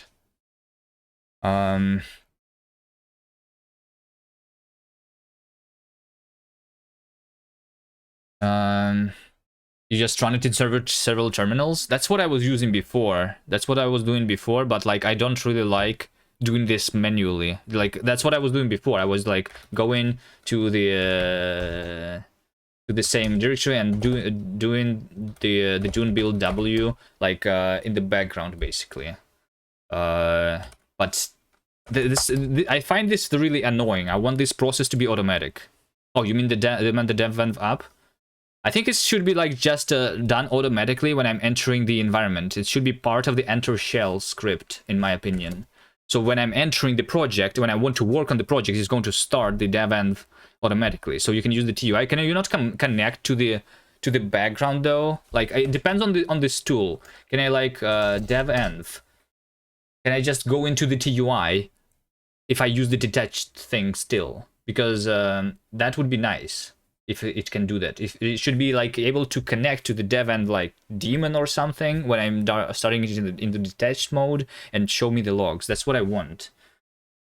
If they can do this, this would be good. GC version help processes app info search update shell. Yo Wes, hello, how are you doing? How is your 1 billion gems going that you're doing at the same time? Imagine if we actually released the link-sided trailer though. That would be nice, right?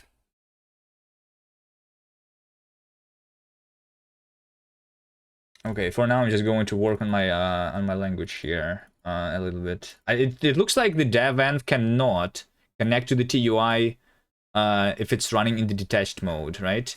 Well, also I do not see the down command, so I can start the process in the background, but I cannot. There is no dev env down, like as alternative to the Docker compose down, right? It's easy enough to just start in screen tmax in the background and then attach yourself.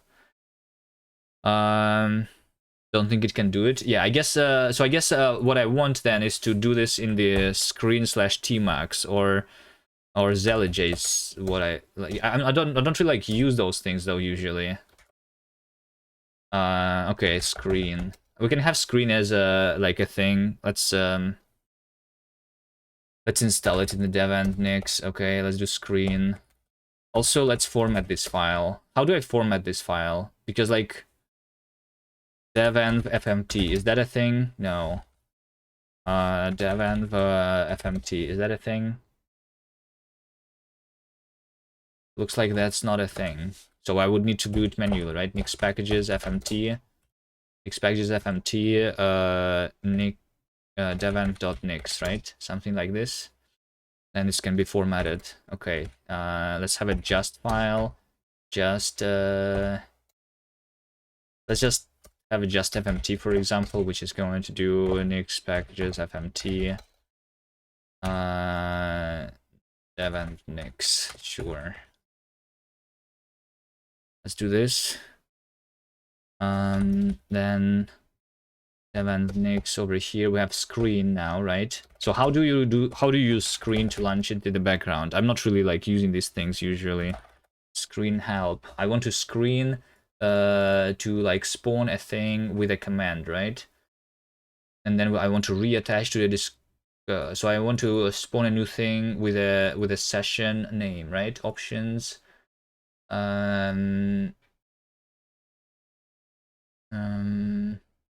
really hate this in the most like Linux programs when they just do -a instead of like dash dash reattach.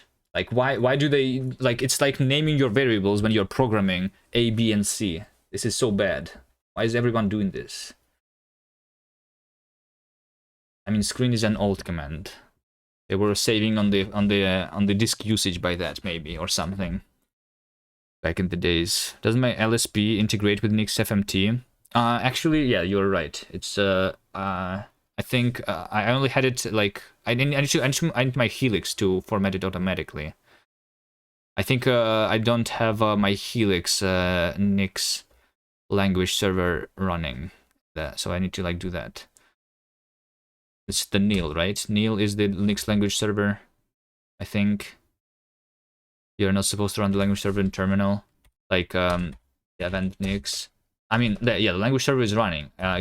Do I even have like the FMT here? FMT?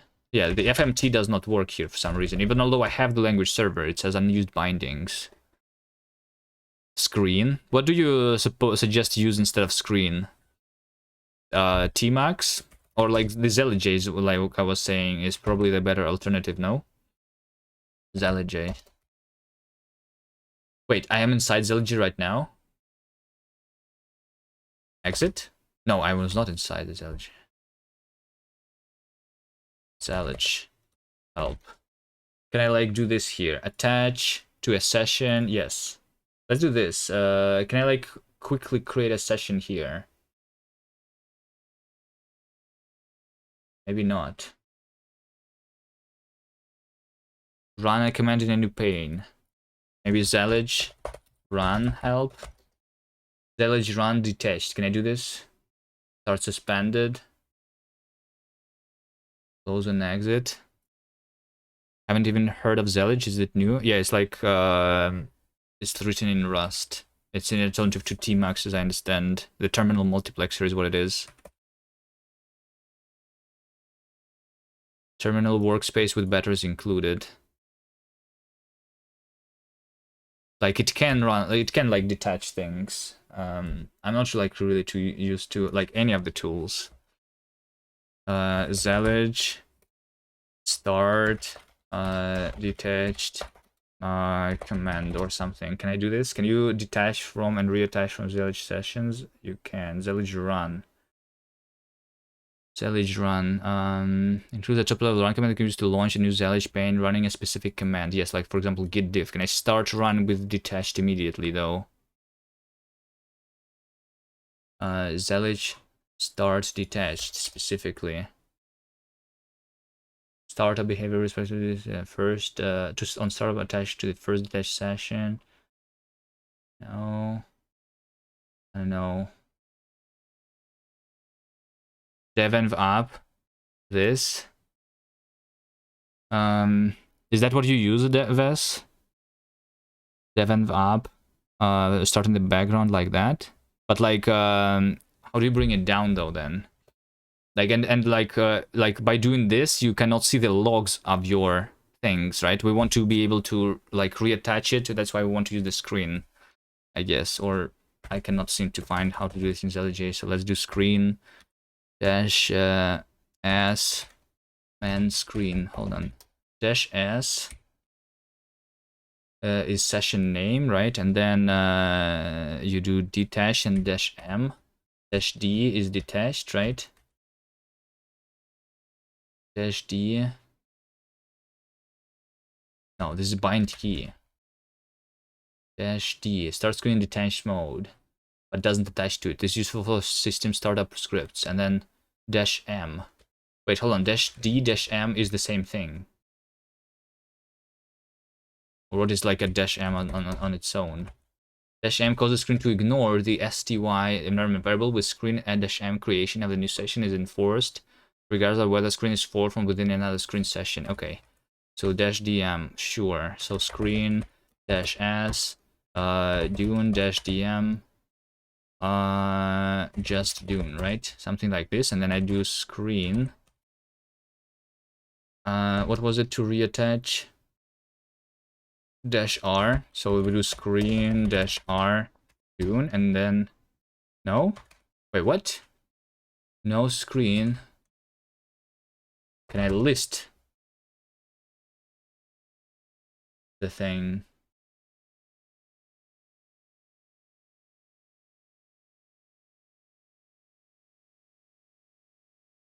Can I list all the current sessions?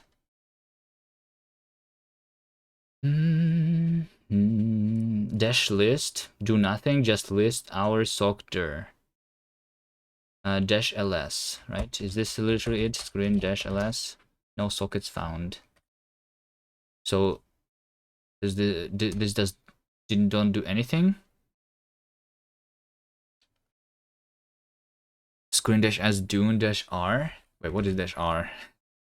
Screen dash r. Dash r session is reattach. No. I don't want to reattach, right? Oh, wait, this is how you reattach, right? You need to... Yeah, I just tried to use dash r dune. But I need to do dash r dash s dune, right? No. Is it the... There is no screen. Screen ls does not even show me anything too. Looks like a session finished immediately, maybe just dune failed. Oh yes, dash dune did fail, because it's already running in the background, in the dev and... Wait, what? Where is it running though? Because devenv up, detach. So how do I stop the devenv up? Then devenv down. How do I stop the devenv? Devenv down.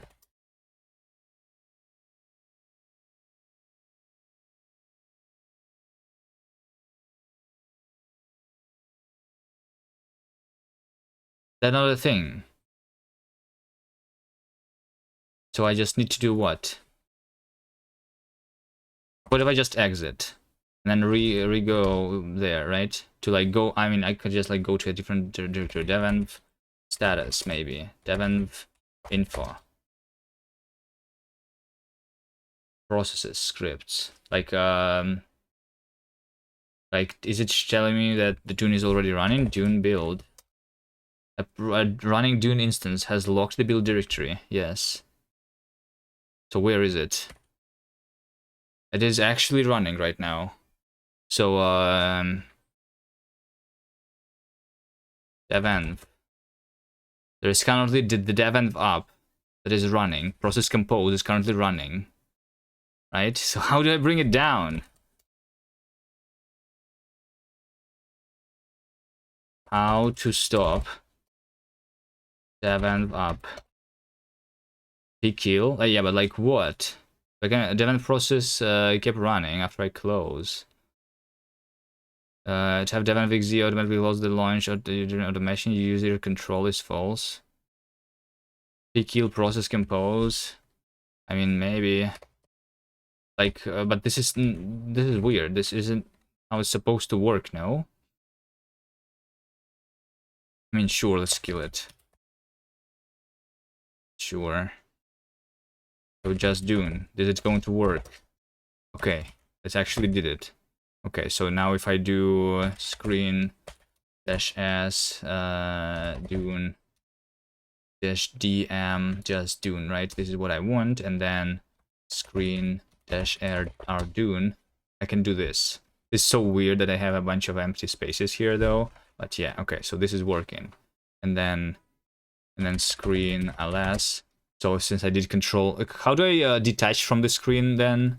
And screen, when I'm like inside the screen, this is like something like control D maybe. Detach.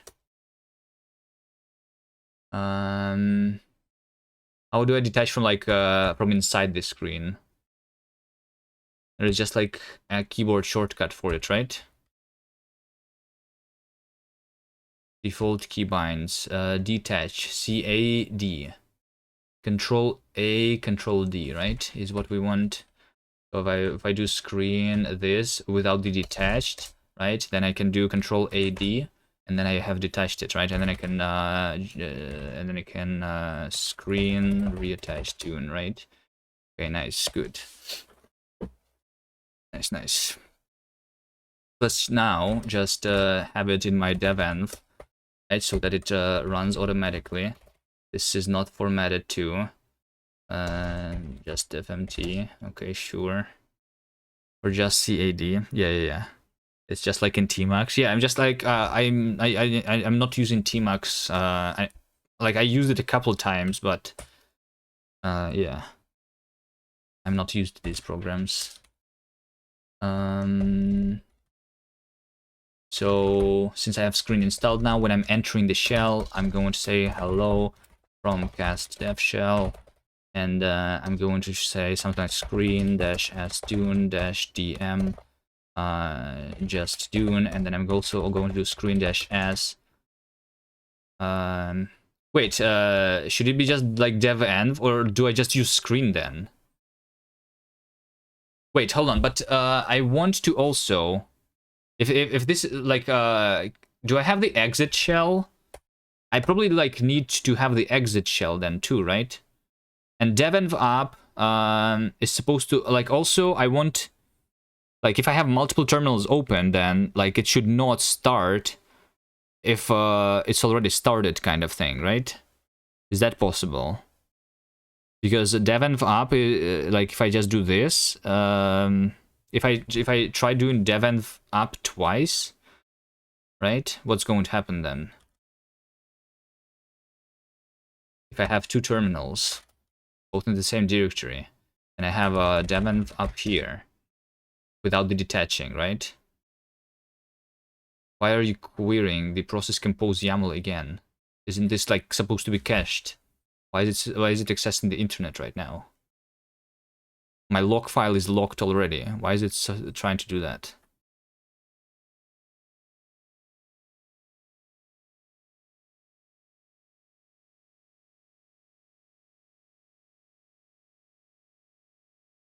And the website is also like not responding or something, right?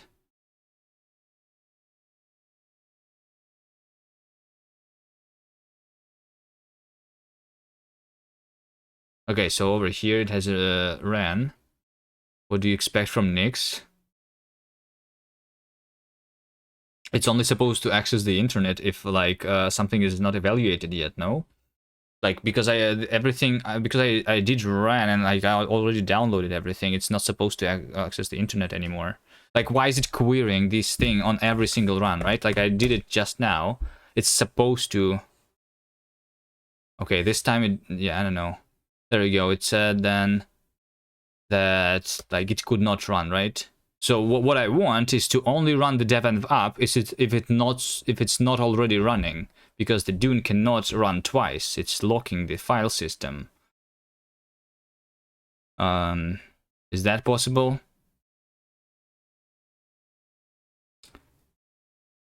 You remember asking about offline only builds and I replied that that's not really possible by design.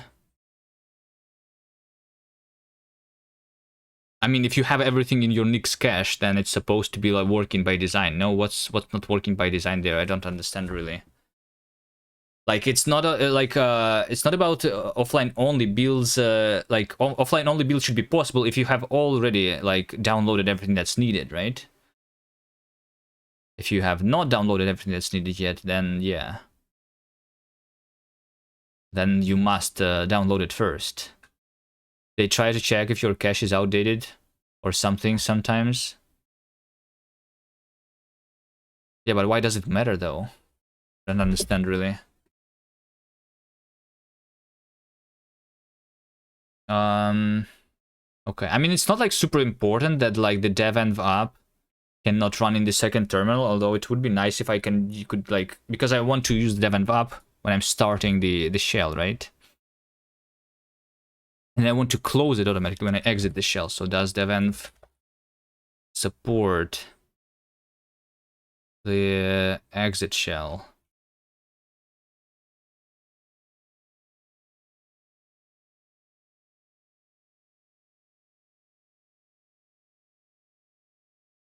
Exit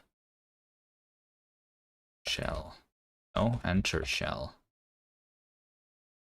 Enter shell is there, but exit shell is not. But I guess we can trap, right? Inside the enter shell instead. It is going to be the same thing as what I was trying to do before.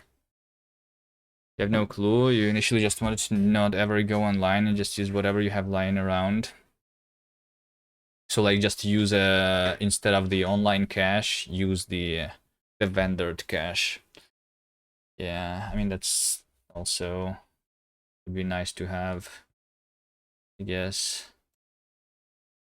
10. Okay, we're not going there. We are going to go to the dev and Nix.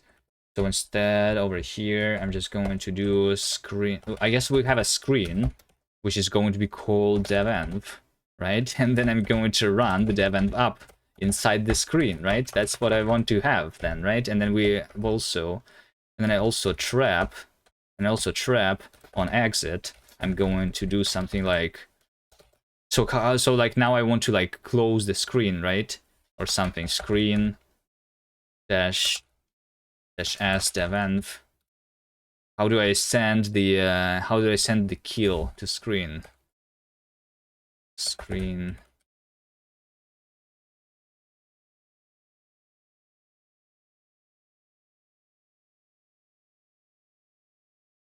You can create a PID file manually in your devenv shell script to prevent it from running twice using the flock tool.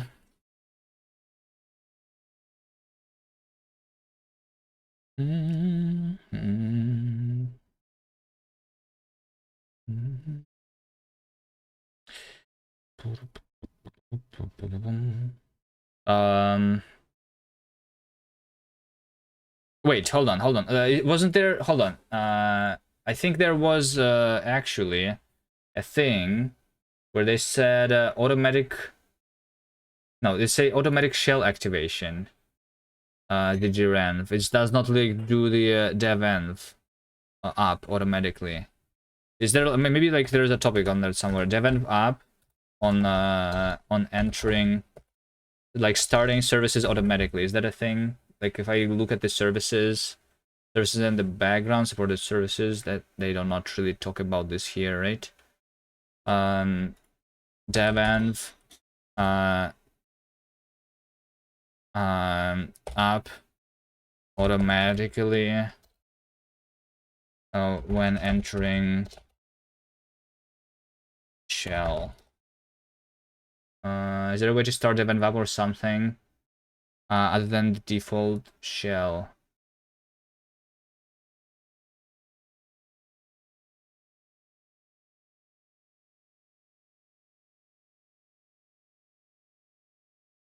No. Am I the only person who wants that, or what?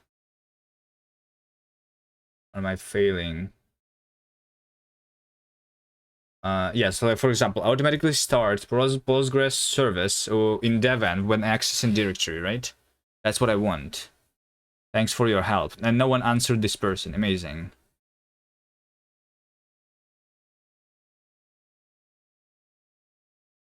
Currently, they have to execute devenv app-d to start the service. Not many people use devenv. Yeah. But if I do it without devenv and in pure Nix, then it's also like I don't know how to do that in pure Nix too. Or do I? Wait, hold on. Do I just do instead of the devenv? Like all I needed this is the services, right? So they told something about the 4-man, right? 4-man Linux. Do I use the 4-man? Or something? You just tried a lot of shell scripts yourself. Yeah, like, but they're, like, I don't want to write a lot myself. I want to use something existing, right? So, like, when I'm entering shell, I want to automatically, like, do something like up, right? But then, like, we need the reference counting for, like, if I want to, like, open multiple shells at the same time, right? And yeah. I don't know. Let's keep using the devenv for now. Just use Flock. Okay, so Flock and not the 4-man. So what is Flock? Flock, team messenger and online collaboration platform. That's not the correct Flock, right? Save 10% on Flock on Steam. Is that the one? Probably not. Flock. To move or come together in large numbers. Huh. Flock. Is it like built into Linux? Or what is this? Linux manual page, Flock. Man Flock. Flock, manage logs from... Oh, it's a file log, manage logs from the shell script. It's so, like, manual, though. Like, isn't it? Like, can it do, like, reference counting, then? Right? Can it? Can it? This usually manages log file, logs from within shell scripts, or from the command line. The first and the second above form wraps around the log around the execution of a command in a manner similar to su or new group. They lock a specific file directory which is created, and if it does not already exist. By default, if the lock cannot be explicitly required, lock waits until the lock is available. The third form uses an open file by its file descriptor number. See the examples below for how it can be used. So then fail rather than wait if the lock can be immediately acquired. Can it like reacquire the lock though? To ensure the dev app will run exactly once. Yeah, but like, what if I open the devenv app in one?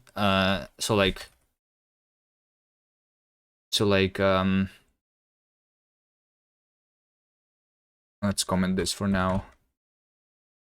Right. So what if I do then the flock? Right. So I want the flock options file or directory. So the file is like where the log file is, right? What's the file? Examples, flock/tmp. It's just going to use like a, what? Set exclusive log to the directory tmp. Okay. So can I do flock dot like my dot flock, for example, slash, and then I do something like a devenv app. Actually thinking about it, you can also just conditionally check if screen session already exists. Yes, but at the same time, the screen session detached, I also need to like close it. Like I need reference counting basically, right? Because if we have like if I have multiple terminals opening the same directory, and I want to stop the screen session, when all of the terminals accessing this, when no one is basically inside this directory, right? Not only when the first one exits, right? But when all of them exit.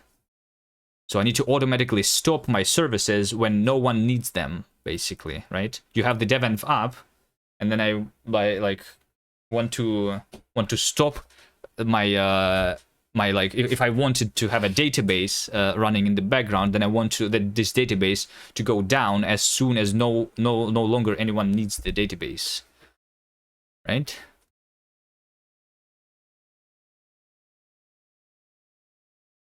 So is there such a thing in Linux somewhere? So like log file is just an exclusive log basically, right?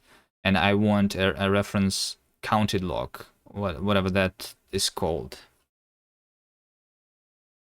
So that's why when you search for Nix run in background, there is this solution, which is creating a bunch of logs or something. Background service.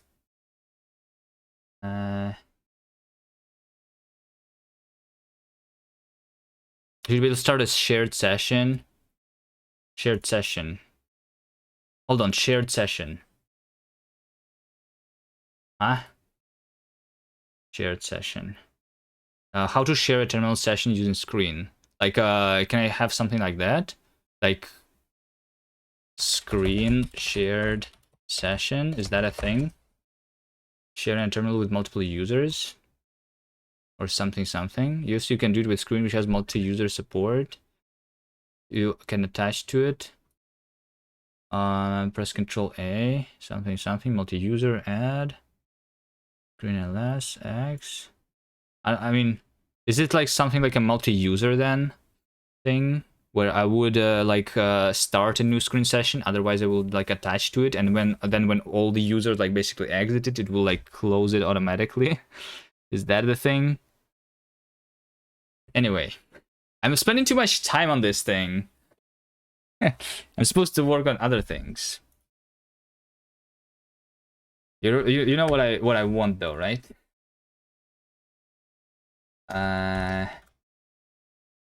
Devenv Nix. Okay, I think this is good enough for now. If like it's not going to work with multiple terminals being in the same directory. Is it really a problem though if it continues running in the background? Is it a problem if it continues running in the background?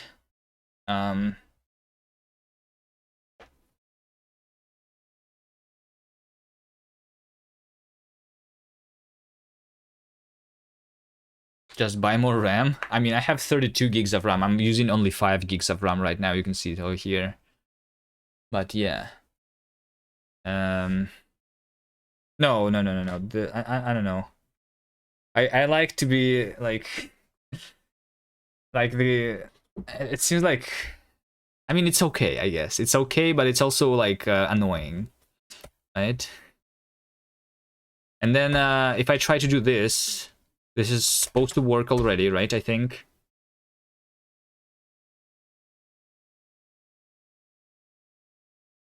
I can certainly make it. I understand that I can make it, but like I also don't want it to be. I also don't want to spend like 10 hours on it right now. Make a small script that increments the number when starting and trap decrementing. Yeah. That's what they did in the other solution in the Nix. They created, instead of like one log file, a bunch of log files, and then they saw if if there is any log file in a directory. So they had a directory with a lot of log files. That's what the solution was. Somewhere.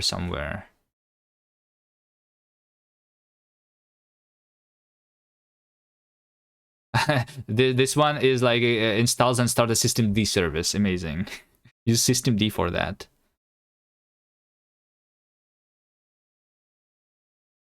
This over here.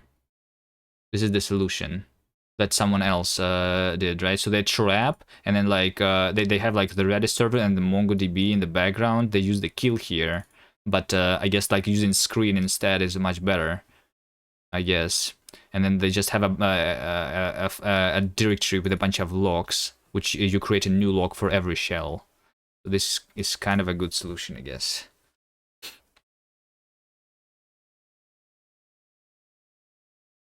But you don't have just one log, you have multiple logs. Okay. Why am I inside this weird directory though? What is this thing? Exit. Screen is terminating. Wait. Screen. Devon. Okay, I'm going to figure this out. I think the trap. Screen-s devenv. Oh, yeah, I did not try this command fully, right? What? Okay, let's not trap for now, I guess. We just start the devenv up when I'm entering the shell, and then I will need to like close it immediately for now. Devenv reload. Know that if you ever force kill a shell though, it won't run the trap.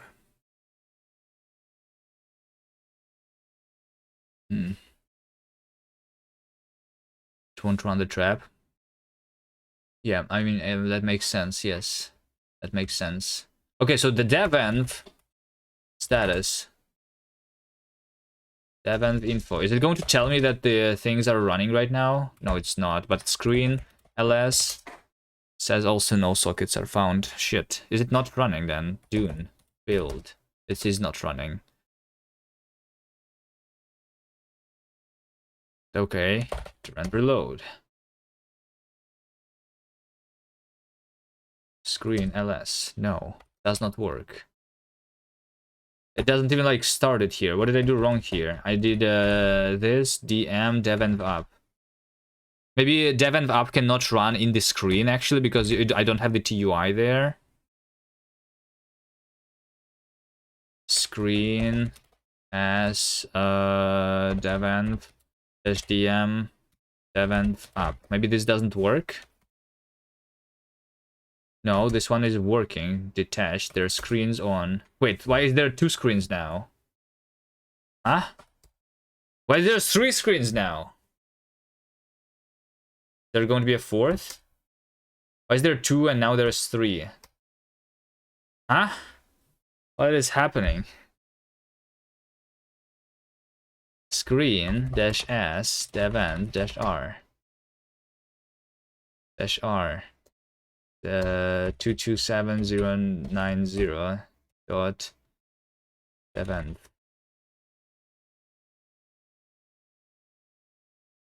Wait, it's starting a new one every time. What? Can you put an echo? Is this script running after every command you type in the enter shell? No, it's supposed to run when I'm entering the shell only, right? This is supposed to run only when I'm entering the... There is the echo. Oh, wait, hold on. Hello from cast dev shell. This was supposed to be an echo. Right? So it's now... It wasn't even like running anything because of that, right? So yeah, there you go. So like Durand reload, it says over here, hello from cast dev shell. So like this is when I'm doing this. Right? Screen ls. But like what is happening right now? Okay, now there is only one of them. Screen reattached devenv. Okay, there you go. We have the Dune, which is like doing this thing in the background. This was running for 2 minutes. So, okay, let's exit this one. And let's instead screen ls. We're going to do this, and then I'm not going to touch this in a long time, so it's okay. Devenv. So now I just uncomment this line. Right? Okay, screen ls. It says no tokens found. What? I don't understand this. Devenv. Let's do over here. Echo spawned devenv screen. Do this. Let's make this to be quotes too. Did I spawn the devenv screen? Yeah, I did spawn the devenv screen, right? It's this is supposed to work. Screen ls. No sockets found. Why? Jackie Guy and 07. Hello. Gordianka, hello. Okay. Maybe trans is a different user. No, this is supposed to be just a shell hook. Right, I'll do the push-ups real quick. Done.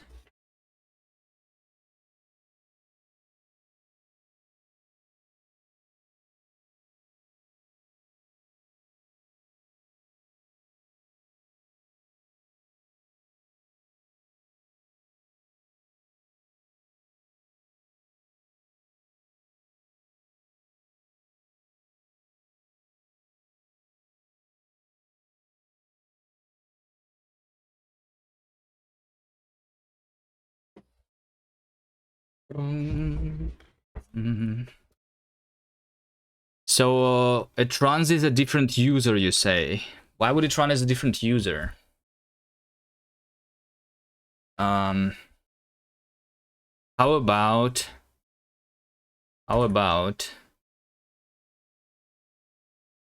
we say something like screen ls here, and I like sleep for 5 seconds, and I screen ls. Let's see. So it's going to, yeah, there we go. There's that the devenv, and then after 5 seconds, it has, yeah, like, so this one is still there. Screen ls. I now I can see this, right? Oh, or is that the one?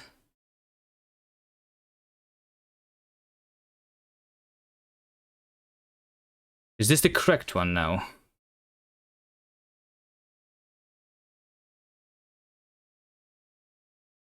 PC. Thanos628. Hello there. The PC is this over here. Can you just try devenv up in that shell? Devenv up.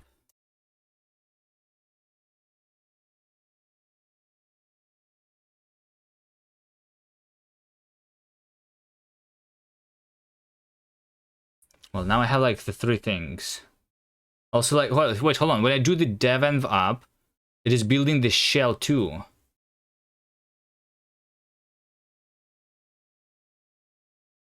So it's trying to like, wait, hold on. So devenv up is starting the shell itself.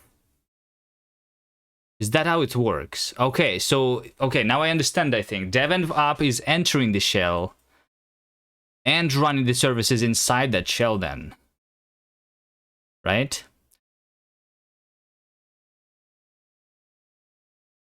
Because as you can see, when I'm doing the devenv up, it's trying to start it again. Then now I understand. So like now inside running the inside starting the shell, I'm starting the shell basically recursively. That's what's happening, it seems, in the devenv.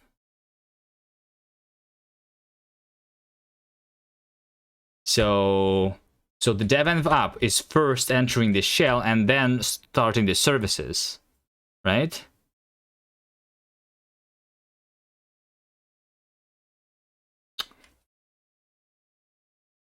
Is that correct? Okay. I'm just going to like give up. I've spent 2.5 hours on this already. I'm almost ready to give up. Or should I like do this approach again? Now that I understand a little bit more. Now that I understand a little bit more, I can just do this and then do the devenv up over here inside a screen. Right? So over here, no hub. Instead of all of these, we're just going to start a screen with the devenv up inside. Right? This is my shell hook. Let's copy paste this stuff inside over here. Right? Let's see. Let's see. So we have this, that.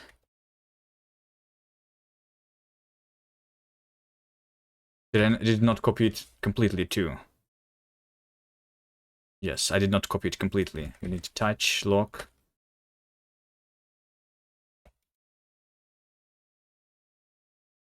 database, and then do the fi make dir database logs database. Yes. Okay, so here's what we do. Right? Trap means when we exit the thing, then we like do this reference counting if I'm the only one. If there is still more, then we like exit, right? If it returns 0 as a status code, we know there's other instances running, so we don't need to like stop this thing yet. Right? So this is where I would like screen -s devenv like stop, right, or something. I need to figure out the command here specifically, and then over here I don't want the parallel stuff here, so I just want here to do the screen -s devenv -dm devenv up, right? So I'm not doing this here, I'm doing this over there, right? And over here I will say also, let's do echo spawned devenv. Over here I want to say something like echo stopping devenv, right? So there you go. Or I guess I will say over here spawning devenv. Can I do this? Maybe. Is that going to work? Hopefully.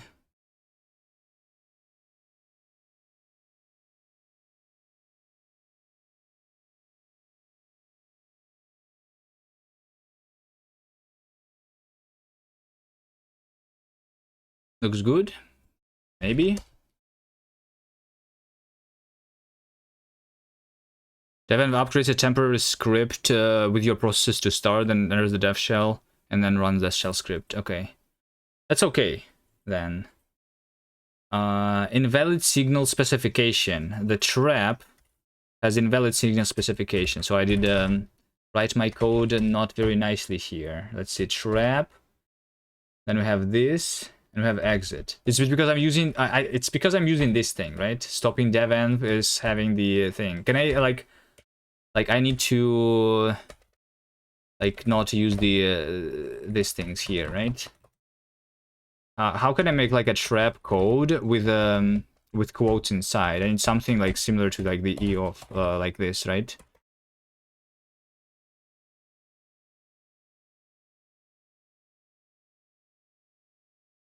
Have I tried Emacs? Should you try it? I personally, no, I did not. So it says hello from Kaz dev shell. It did not start. At least it did not say that it started, right? Let's take a look at the database, or maybe database logs. Yeah, let's remove database now, right? Okay, and then we'll do rand reload. Okay, there you go. Spawning devenv, stopping devenv. Amazing. I spawned the devenv and I stopped the devenv at the same time. Let's see the logs. The logs are empty. Yes, why are the logs empty? Something like I spawned it and then I stopped it at the same time. Something. Although screen ls. Wait. Oh, cannot access database logs, no such file or directory. Like, are you not supposed to create it for me? This is when you copy the code from the internet. Devenv. Let's see again. If z ls this thing, right? This is it's saying that there is no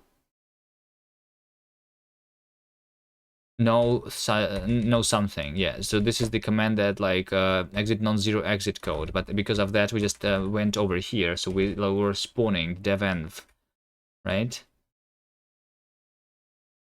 So I touched a file, which is a log file, database logs. Spawn in dev shell.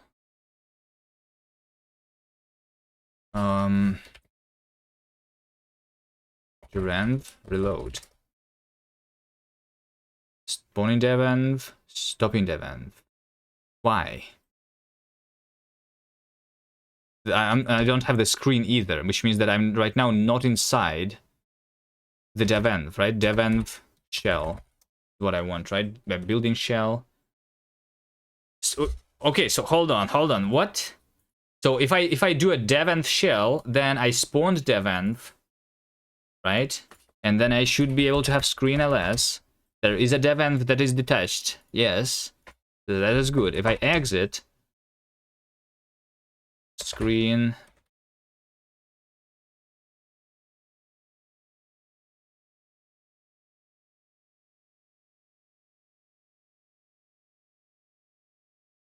right? So I have it running technically, but the Duran for some reason is not giving me my shell.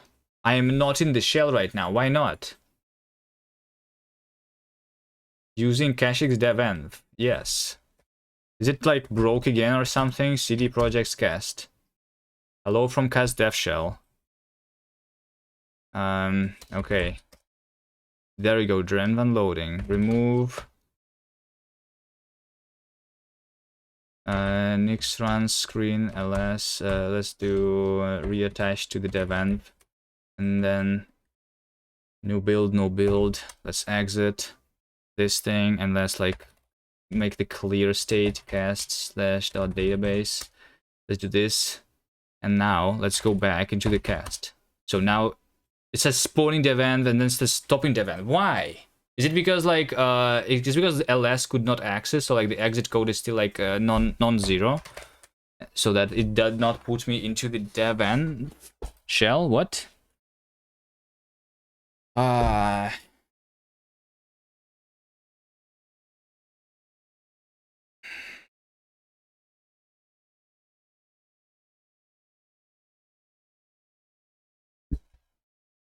So like, what exactly?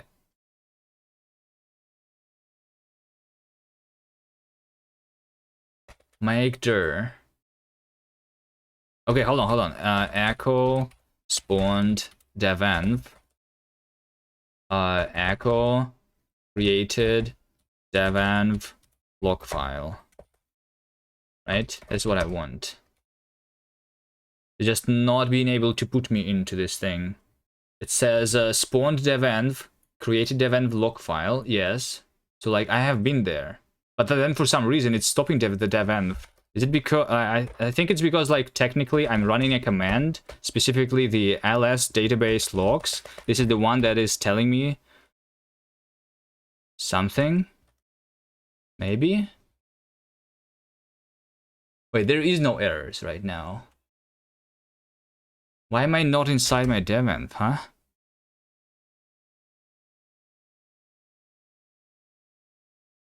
Let's see. Echo the end of my shell hook.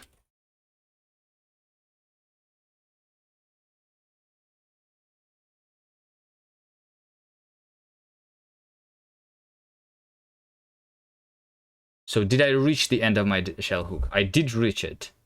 So why did I do this stop the devenv? Then. And then screen is also not available. This is so weird. So is it because I trapped? Like, is the...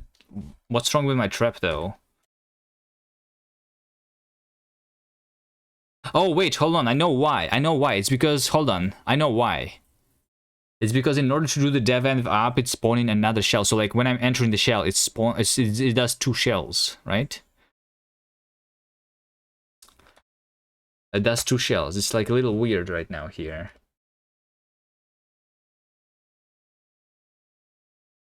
Let's do here. Echo trap activated. Right? Let's do here. Something like echo there are still other instances running. And then we do this. And we do this, and then we do that, right? Exit 0. Yes. And then over here, echo. Exit. Exited. Finished the trap. And also this should not use the quotes. And this should also not use the quotes.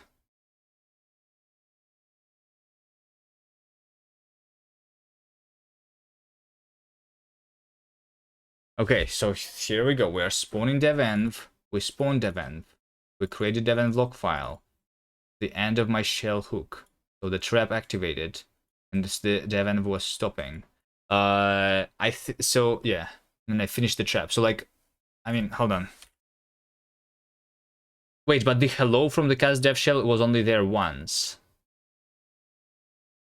Spawned. Yeah, hold on. No, the other one I'm not supposed to be able to see. Why screen? Anyone understands anything what I'm doing right now wrong? I mean, yeah, I'm not supposed to like see the other thing because the other thing is happening inside the screen.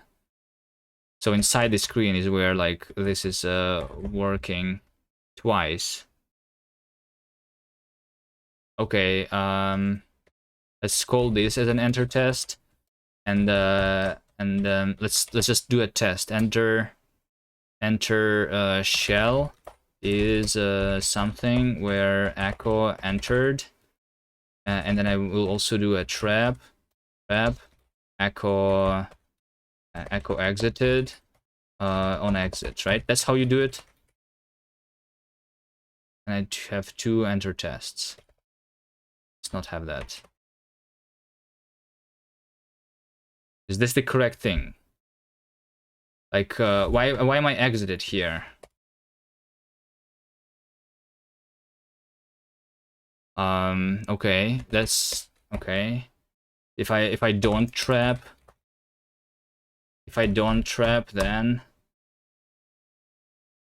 then it works. So the trap.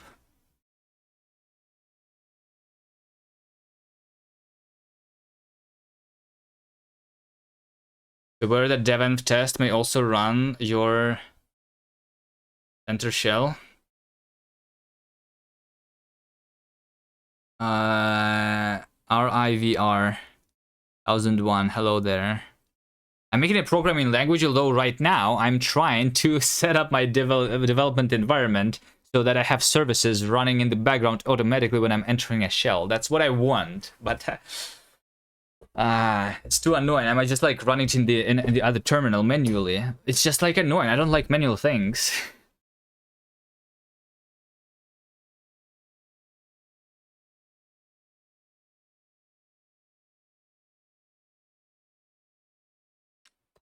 You see that if I have a trap inside my enter shell, then it like does not work. Trap exit does not work for some reason.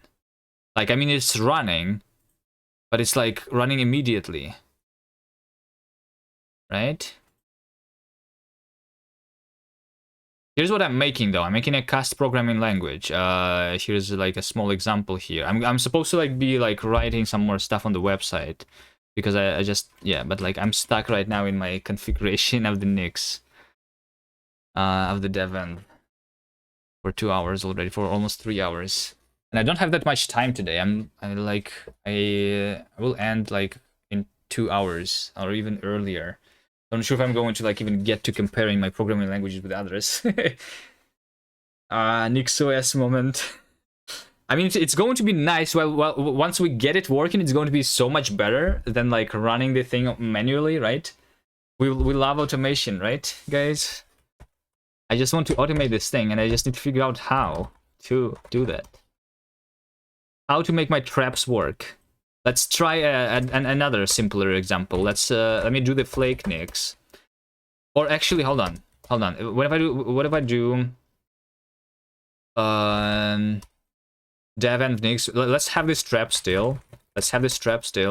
So like over here it says entered and then exited, right? Which I think it doesn't like But it doesn't make sense to me too much. What if I just do dev env shell though, manually? Then it's going to say entered. And then when I do exit, it will say exited. There you go. So this is how I expected it to be. I expected the dev env shell to work exactly the same way as the direnv would automatically bring me into the dev env shell. But it looks like it does not do that. Because the implementation, it looks like, of the dev... like, how does that work, actually? And why? It runs in a subshell, probably, right? Yeah. It's almost like I want to not use the dev env and do it on the Nix directly. It's the dev env itself that's running. Wait, hold on. But if it's running is in this subshell, how do I still have like the same thing? Like, you see how my prompt here is different, or is that something like when it runs through direnv, it's different than running dev shell immediately, right?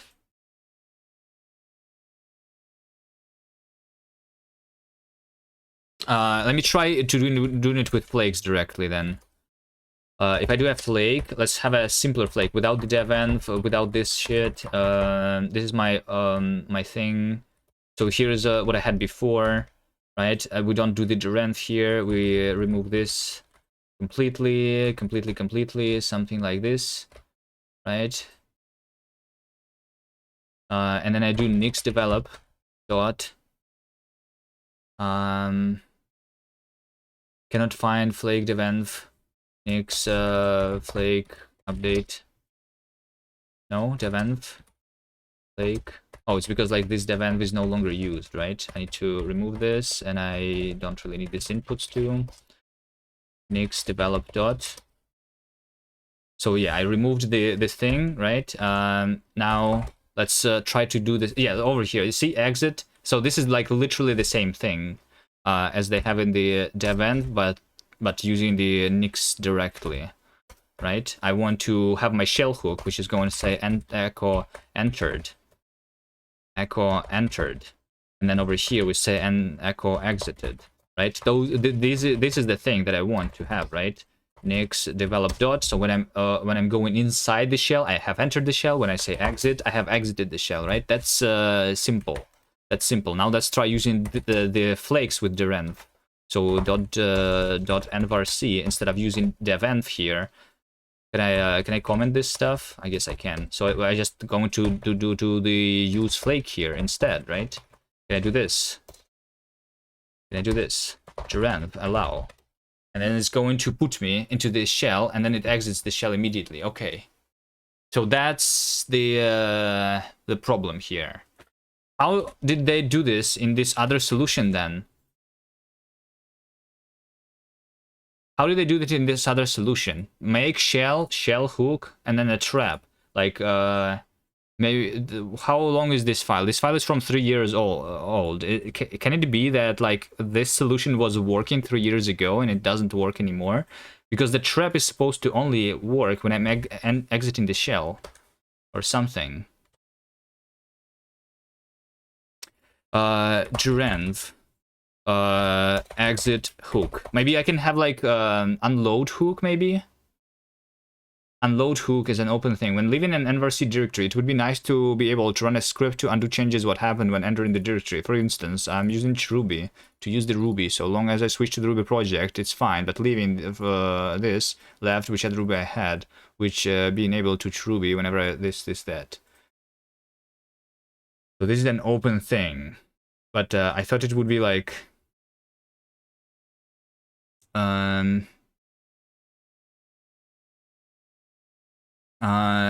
direnv flake exit hook.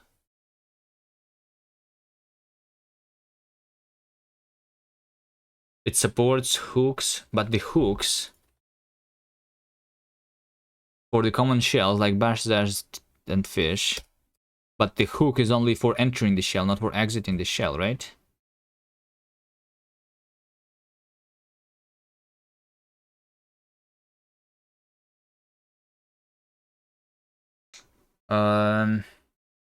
Nix Flake alongside exit in Duran MRC. Is there a way to configure Flake Nix so that it runs the Duran hook? Currently, Nix develop uses Bash, but I'd love to develop shell to adopt the shell. That. Duran hook shell. You can add use Flake to your MRC. Thanks, but I'd like to keep exiting the MRC untouched. No.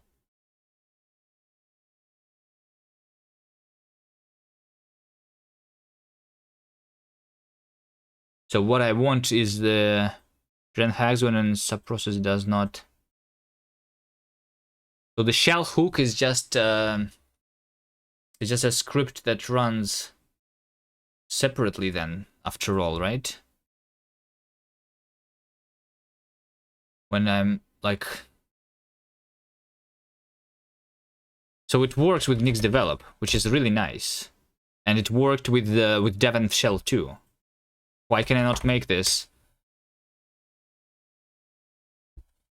work with Duranv? It exits immediately. The shell hook is being exited immediately. Duranv Flake shell hook exit hook. There's no way you can use exit hook, but list addresses. Listen functions. Using development of bash instead of zash. Setup. Extreme is huge quality of life. Oxmalby, hello. Nix plus Duran as a replacement for dev containers.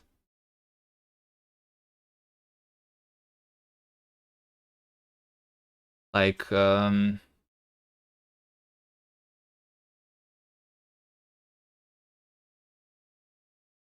what? Run exit hook.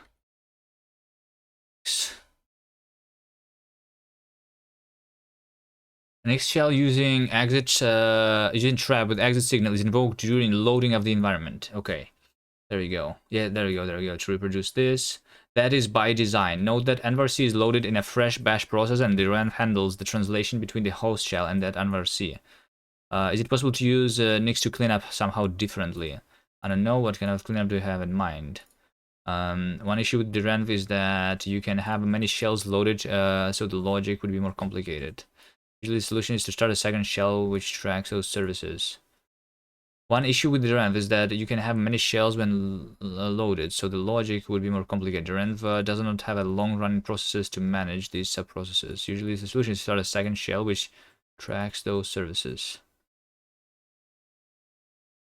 It should work. The event just copies config enter shell into shell hook and using make shell. Yeah, I mean, so here's the problem, right? It's by design of the derenv. The derenv is running the shell hook in a fresh bash process, right? NVRC is loaded in a fresh process, and then the derenv handles the translation between the host shell and that NVRC. So it's like seeing what environment variables have you exported there, and everything, right? This happens only in derenv, but not if I manually enter. Yes, exactly. This is a problem of the design of derenv apparently. So they say that. Usually with Nix shell, I start a few background jobs, and with trap signaling, I kill those when Nix shell is exited. That's exactly what I'm trying to do here, right? And like the solution that they literally proposing to me is that they want me to start a second shell. So they want me to open two windows. All right, let's do the push-ups.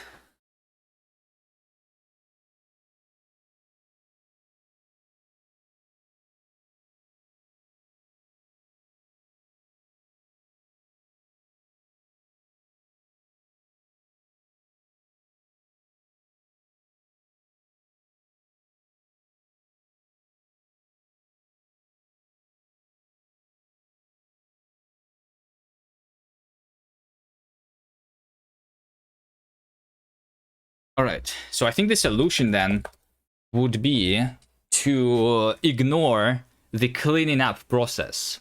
We are going to manually clean up after ourselves. This is really annoying, in my opinion. But I will have to I can start the background process manually, but the cleaning up will happen manually, it seems, is my actual solution that I'm going to have then, right? So let's see. So I'm still going to have the same thing here, I think. I'm just going to use it without basically I'm going to start the screen process if the screen process does not already exist. I think that's what we want, right? Start the process if it does not already exist, which means that I just use the flock, like just like you suggested, right?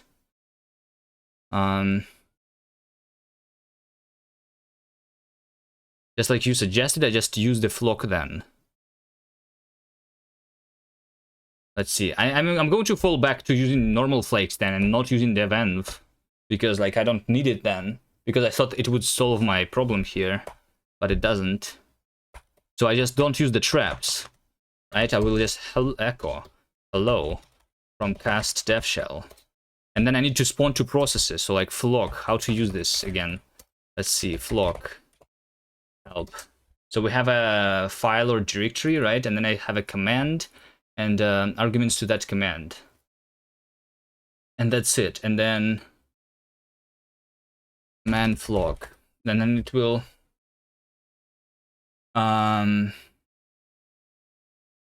obtaining an exclusive log, sometimes called a write log. This is the default. Okay, so by default it's trying to obtain the exclusive log, and then I want to fail rather than wait if the log cannot be immediately acquired, and then C-E option for the exit status used. And then we want to use the -E conflict error code, the exit code used when the -N option is in use after the conflicting occurs, or the -W option is in use and the timeout is reached. The default value is 1. The number has to be in range 0 to 155. So I think I need to exit with exit code 0 in case the lock cannot be occurred, right? Wait, do I even... Yeah. Something like that.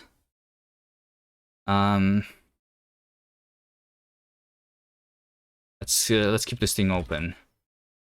Let's keep this thing open. I'm just going to in my flake now, I'm going to say over here something like flock -E0 -- conflict exit code 0, and then I say -- non-block, and then I say dot flock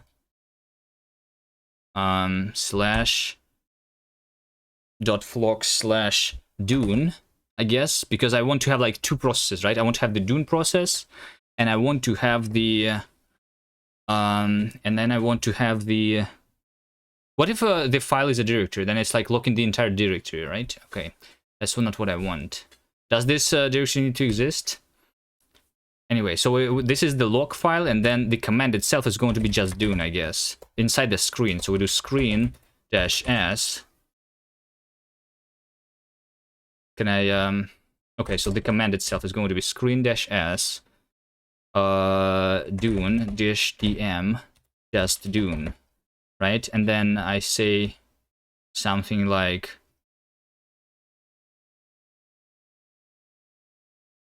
but then I need to like remove the log file, right? So or instead of the log file, we still use this screen. Just check if the screen already exists.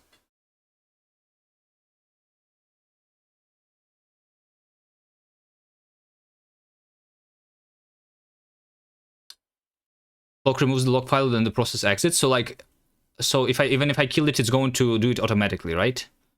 If the screen exits, oh wait, hold on. But this is going to exit immediately because this is going to run in the background. And to put the flock inside screen. Okay. Okay. But then it's fine. It's fine then, right? I just like it's going to open a new screen with the same name, which is Dune, but the different ID, right? So screen -s Dune, dash dm. It's fine, like it's going to like try to start it and then it's going to like exit immediately, right? Like this. Then I don't even need the exit. The conflict exit code is also like not needed really then, I think. But then of course you would also have to check for screen session ID. I think I don't need to, because like it's just going to spawn a new screen session, which is just going to exit immediately because the log file already exists in the other screen session. I don't think I need to check for the screen session ID. Am I right? I think I'm right. And I just do Dune here, right?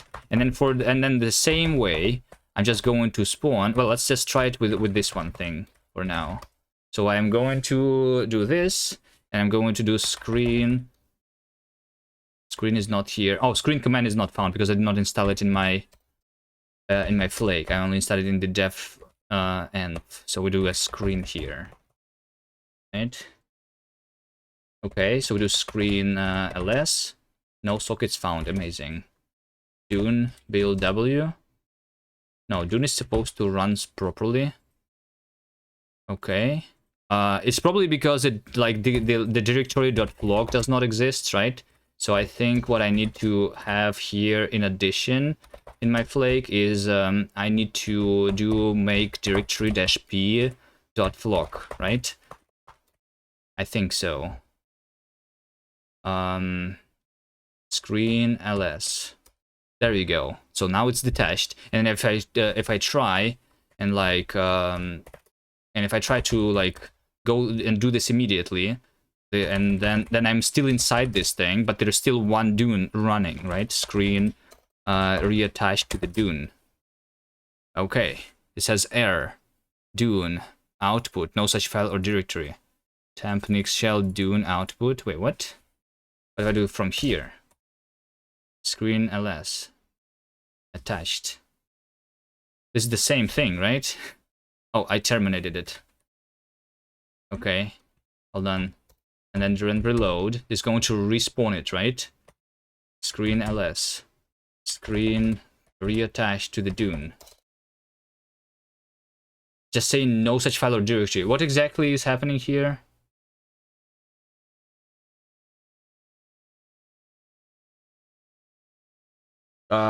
Whose error is that?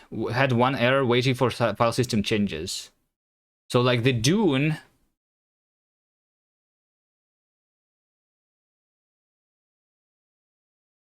Wait, what? Let's close it. Let's do Dune build W. It can work, right? Screen -s Dune -dm just Dune. Screen reattach Dune. Yes. What's the problem? Dune watch ran in the wrong working directory. So when I do the flog, the directory is wrong. Is that the case? When I do the flog, it runs in a different directory. Man flog work directory. Is it working like just near? Like where is the command being done? The command using exit status. So why would it work in a different directory?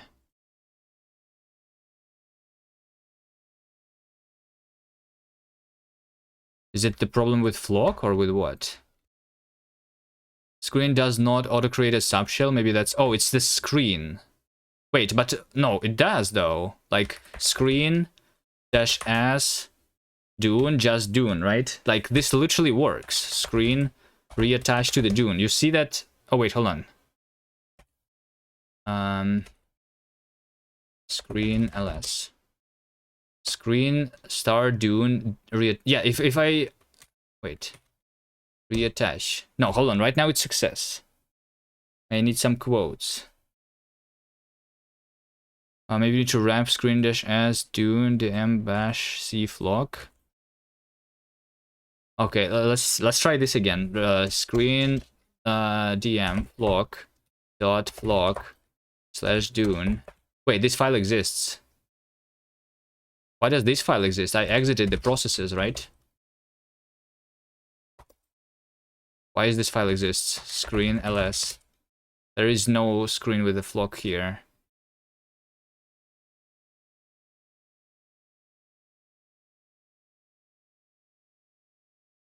Let's exit this. Let's exit that. Reopen the shell. Projects cast. List flock. There is the Dune file there. If the shell is being killed, then the flock is also not removing the file. Is that so?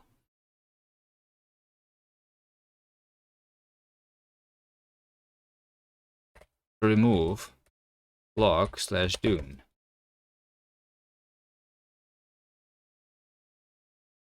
Screen -s. Dune, just Dune. Screen reattached to the Dune. Wait, what? No such file or directory.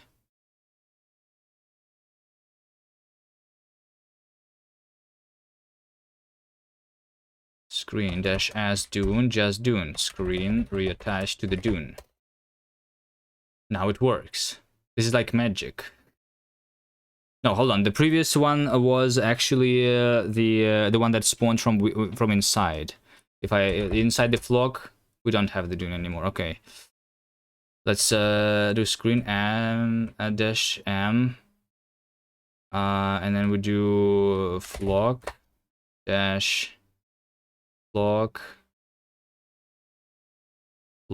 non-block. Let's just do flock /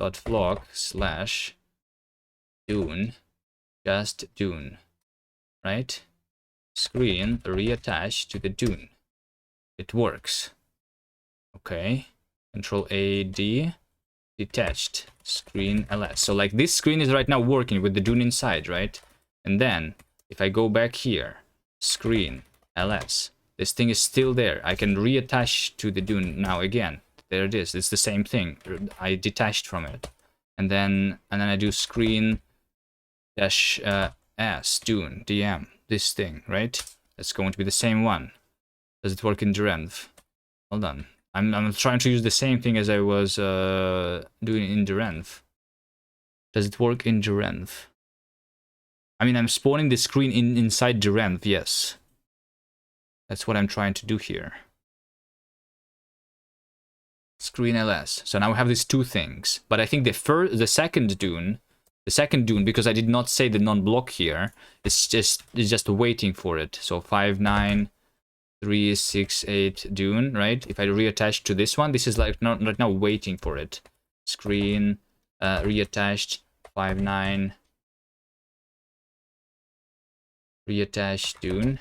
Okay, so this one is the one that's working. As soon as I close this file, I think, so if I do Control C here, it's going to start it over here. So that's like the file, the flock actually works. I can confirm that. That actually works.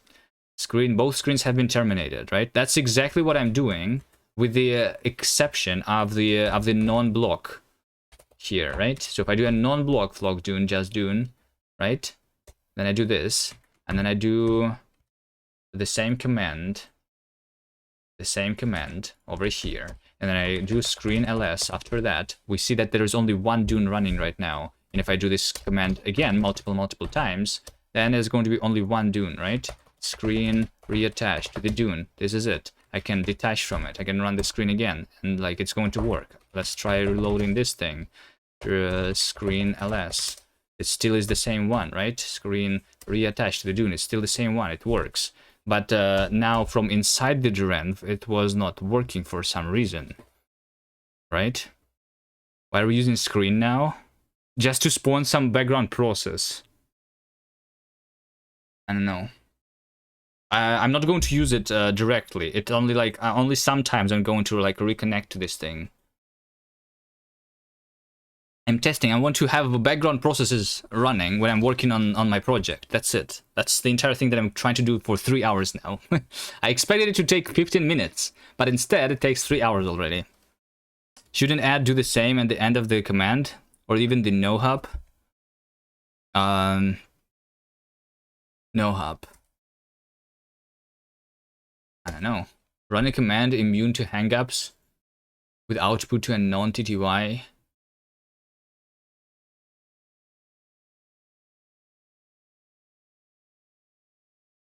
I don't know, maybe. I never used that.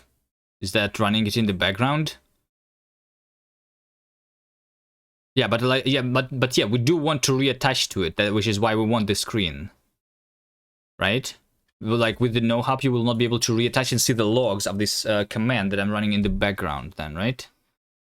Because the output is to a non-TTY, and so how do I get like the output here? Maybe. I didn't use this thing either, at all, ever, I think. Control Z does not work because it needs to actually keep running. Yes. It needs to actually keep running. No hub command into output txt. I guess that's one of the ways to do it. Yeah. That's what they were doing in this example. They literally use the MongoDB, they run it inside the no hub, and then they output it into the Mongo log, actually. That's right. I don't know, like having like it be interactive though is nice, I think. Like I think I like the screen solution actually more, if we can get it to work. If we can get it to work. Screen-r-dune. There's no screen to be resumed. Screen ls. Screen-r-dune. So, but this is the error. It says open nix shell dune output no such file or directory. Why would that be the case? Because I'm spawning it from inside the thing, from inside the renv. Something. What if I do instead nix develop dot, right? And then I do screen ls. Screen reattach to the dune. Then it's working. Okay, so the problem is with the derenv again. It, like inside the nix develop, it actually works. Okay, so I think then the problem then is that I'm not running this inside the nix develop. So similarly, I think what I need to do is inside the shell hook, I need to do the nix develop here, and to do the screen from inside the nix develop, because the screen needs to know about my Nix environment, right? So this runs before I enter the shell, which means that I need to like enter the shell again in order to like be able to do stuff. No, shell who runs inside Nix environment. Well, but why does it print pwd over here, right? Okay, let's see. Let's do bash -c just dune, and then we do like echo. We just do this. We just do something like what? Like echo, or like we do this, and then we sleep for 100, right? Maybe let's do this. pwd and just dune, but isn't just dune like just dune is going to clear the screen? If I do just dune here, it's like clearing the screen, so I will not be able to see it when I reattach, right? Sleep is in seconds. Yeah. I'm just going to like stop sleeping, right? But control seeing when I reattach is what I expect to have there.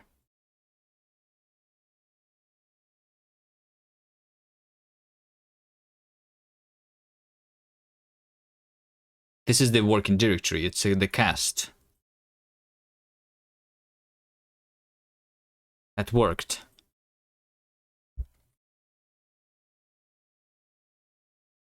Okay, let's do it without the just. Maybe it's the just problem. Let's do dune build w. Let's do dune build w there. Screen ls screen reattach dune. This is my working directory, and then it says open dune output no such file or directory. You used nix devenv for something like this before. I literally was trying the devenv right now, and like, I don't know. It's annoying. Everything here is annoying. Nothing works. Why does this not work? What can, like, so the dune cannot open the file /tmp/nix shell dune output. Why does it even try to do that? Maybe I need to sleep for a second. What if I sleep before running the Dune? What if I sleep one and then run the Dune? Does that going to do anything? Screen reattached to the Dune. No such file or directory. What if I try opening this file myself? This is not a directory. The Nix shell is that. TSTMP's Nix shell. Maybe like so it's trying to make a temporary directory. And the temporary directory. Well, so like how does it get to this directory basically is my question then. So like I like the problem with the devenv shoutring guy is that I want it to happen automatically when I'm entering the directory. That's the entire thing. The devenv works if I use the devenv app manually. I don't want it to be manually. I want it to be automatic. And that does not work. So I think so why does it try to do this? Why is this my temporary directory? Because inside the devenv, the temporary directory is different, right? The directory itself is the same, but the temporary directory is different. Is that right? How does Dune? Is there like a dedicated temp maybe? Something. Like what do you want?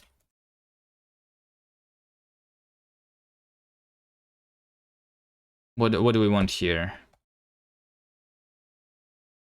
What do we want here? Set something like this, and then we I want to like do this, like set into the vars, right?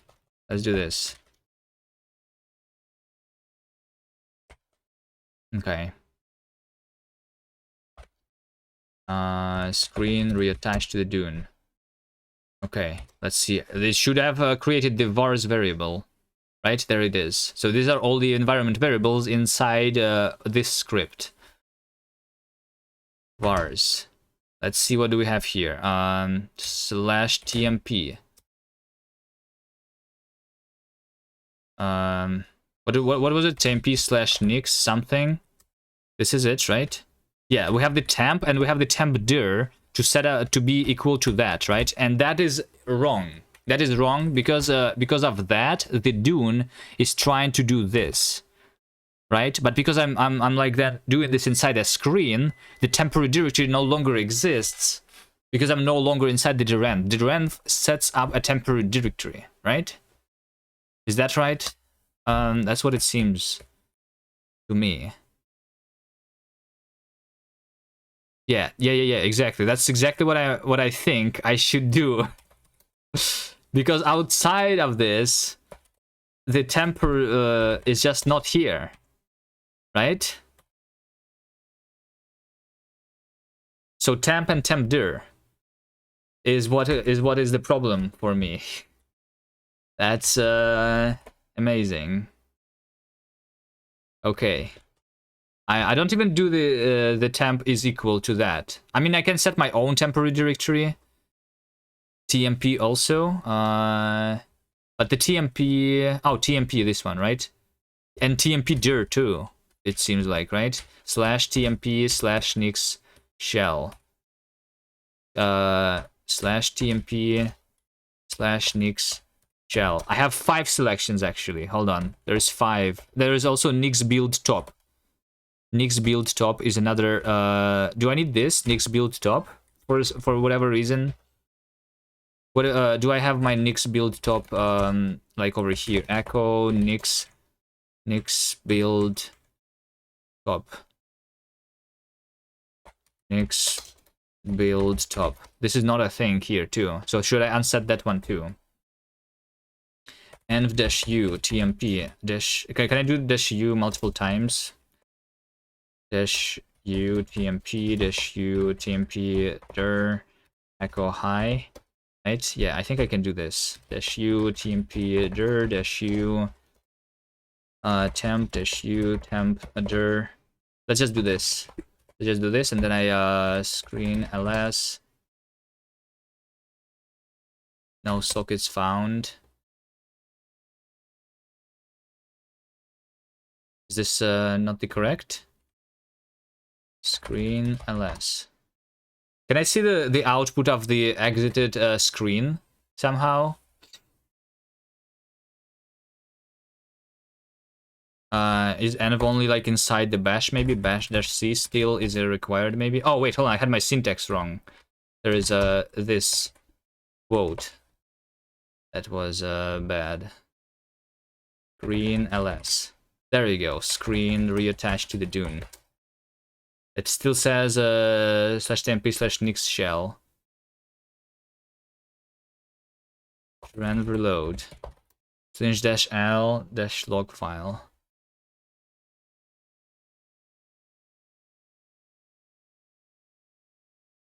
/tmp/nix shell. Okay, so like nix root. What was it again? What was it again? Set bash -c set into vars. I mean, I already have this file actually. Vars /tmp/nix tmp dir nix build top. Nix is nix build top. This is the one. Okay. -u nix build top. Is this going to work then? Screen less. Then reattach Dune. Please work. No, you don't work. Trend. Maybe that's what's the old screen though. No. Why is it still like? How does it know about this thing? Build is not build. Okay.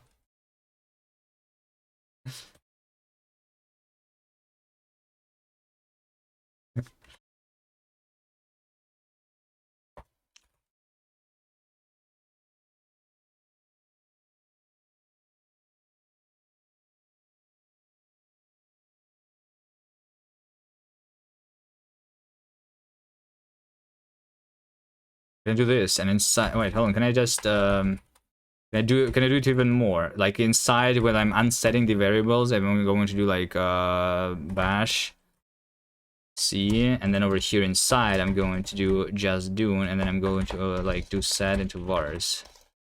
Right?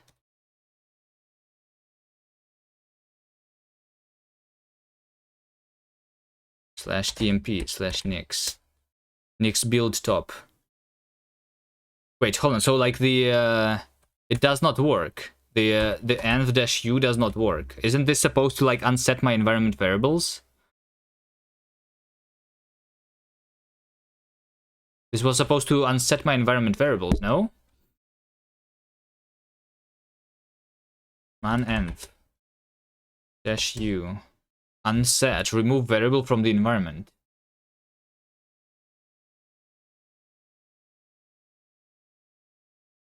We got unset. It's odd though that it only happens in the gerenv. If you can figure out why it only happens in the gerenv. But there is another thing that happens in the gerenv. I mean, no, the exit hook on the that is only in the gerenv makes sense, right? This thing does not make sense to me yet. But I guess it's not just the gerenv. I'm not using just the gerenv. I'm using flake inside the gerenv. So I guess the use flake is the thing that's doing it. So it's not just a script that we run inside the gerenv there. But I guess I can technically move this to be inside the gerenv. But then it will not be able to have like the Nix environment there, right? Or can I do it after the use flake maybe? Something, somehow. Like if I write this code but inside gerenv instead of inside the shell hook. But this is where it belongs though. So that the Nix develop also is supposed to work, right?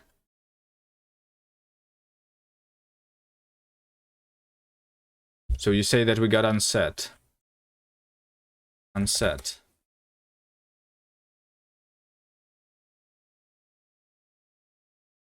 Okay, there is no help though for it, and no manual.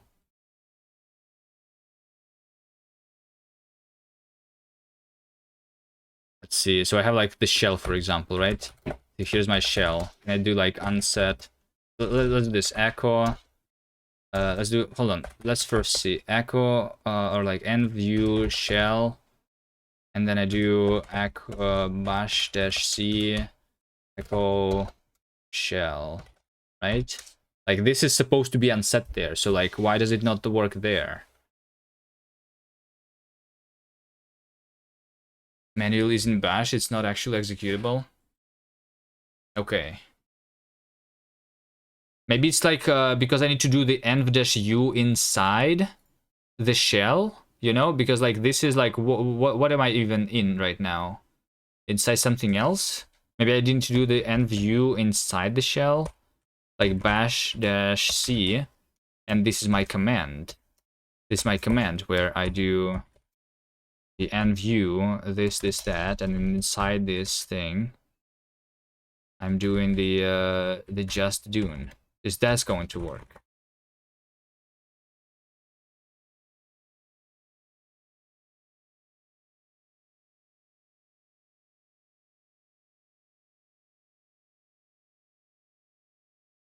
Maybe it was the old one. Now.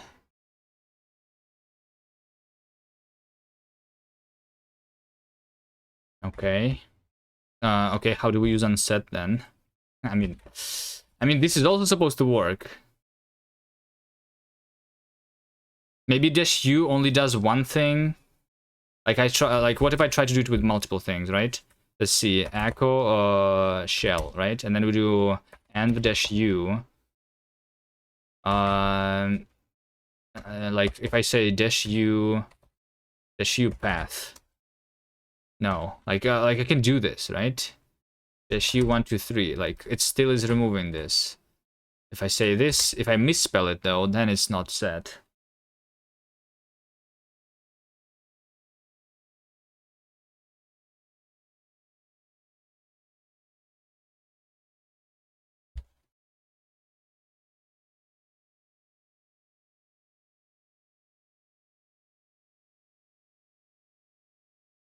Is it because, hold on, is it because the just file is the just is actually like spawning a new like bash process maybe, and like that somehow inside the gerenv is like getting these variables back. They said using the use Nix, they said it will be fun, they said, but the problem is the gerenv, not the Nix, I think, because like look at this, right? I have a bash, and I say literally here bash dash c echo, or I guess not echo, right? I just want to say like oh, well, I can do echo tmp into tmp, right? Can I do this? Does that work? ltmp. Okay, so with bat tmp, there you go. You see, like this has nothing to do with Nix even. This is just, or I mean, maybe it does. I mean, the temporary directory is just a variable inside my gerenv, right? And then I'm unsetting it, and then I'm like trying to output it again, and it's there, right?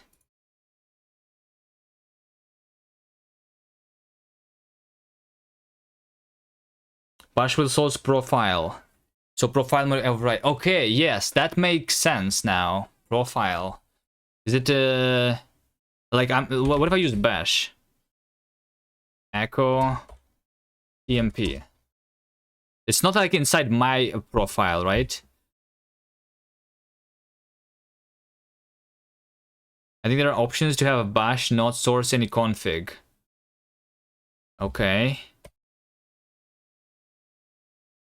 Bash and bash. Profile. No profile, right? What if I do bash No profile.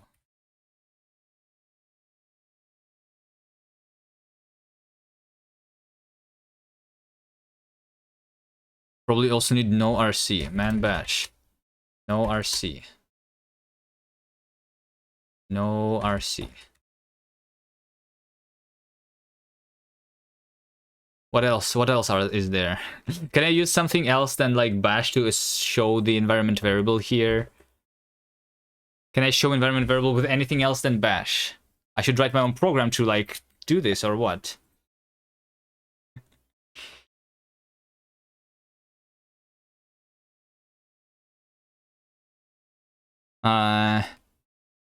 There's another option. Don't use nix devenv. I mean, we can just continue working the same as I was working before. We can just like run the thing in the background, right? I can just do this in a terminal and then like go to and like hide this terminal in some other like workspace far away, right? And then like never go back to it. That's an option. Yes.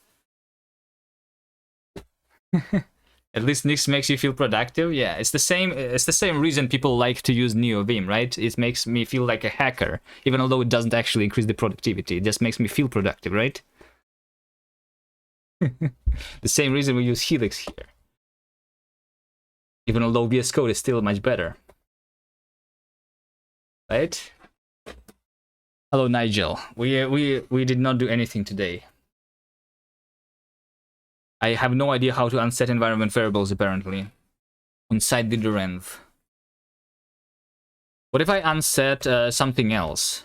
What if I unset, like, let's do something like, let's echo shell inside this temp stuff. Right? Let's bring this thing back. Let's bring this thing back over here. EMP. Yeah, there we go. Hold on. Wait, the shell is empty. Hold on. What do I have there? Let's just do set into TMP. Oh, did I just echo shell? Okay, there we go. So like if I try over here to unset the shell, is it going to be the same thing? No, hold on. Yeah, it doesn't. It literally does not unset it. Nothing is being unset.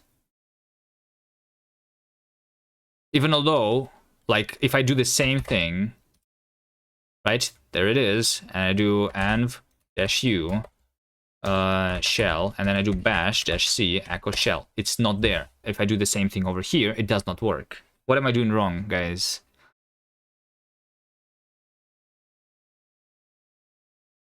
Have I tried unset tmp command yet? Yeah, maybe I should try that. Like, but like, why is this different than this? It's literally the same, right? Okay, sure. Let's have this to be unset tmp dir. Let's echo tmp into the tmp. All right, let's just echo this there.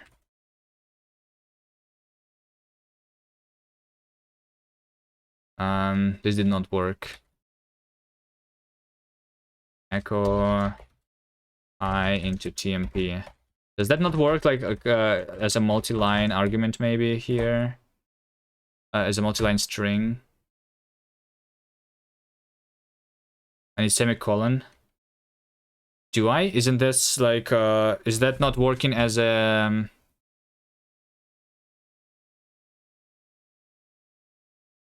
Yeah, it looks like it's not working.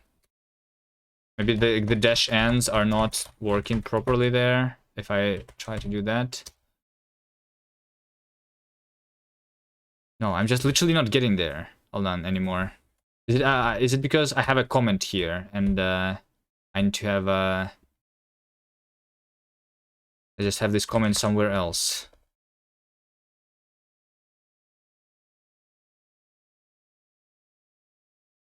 Okay, hold on. TMP is empty. Guys, I think this is how we do it.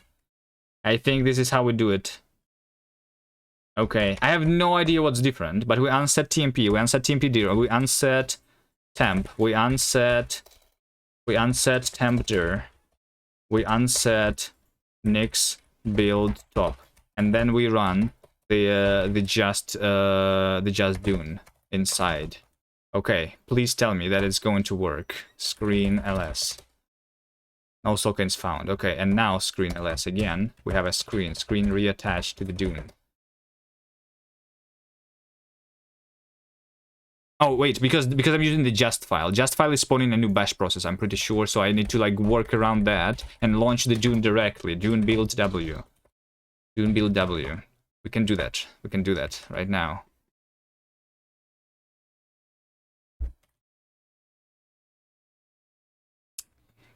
Is Dune also spawning the bash or what? Can I do an echo here? Echo, or let's do current working directory and let's like echo tmp, right?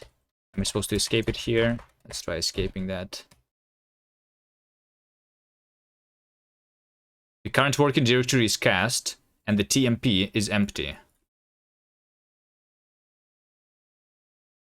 Okay, let's do then set into the vars so that I know all the environment variables before I run in the Dune build.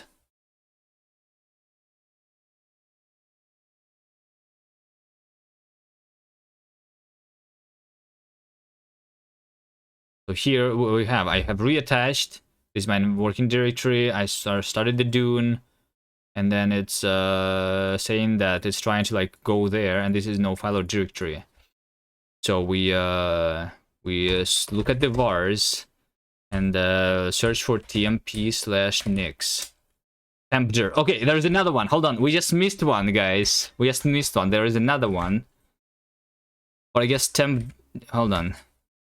/tmp nix. tmp dir without the underscore. Is there the one with underscore?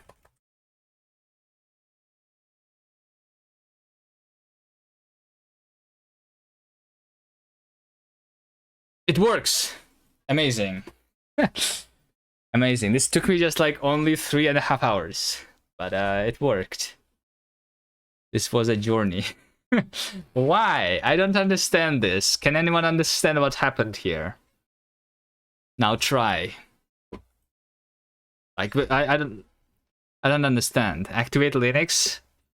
Yeah, I'm poor. Sorry about that. Sorry about being poor. Okay. I'm broke.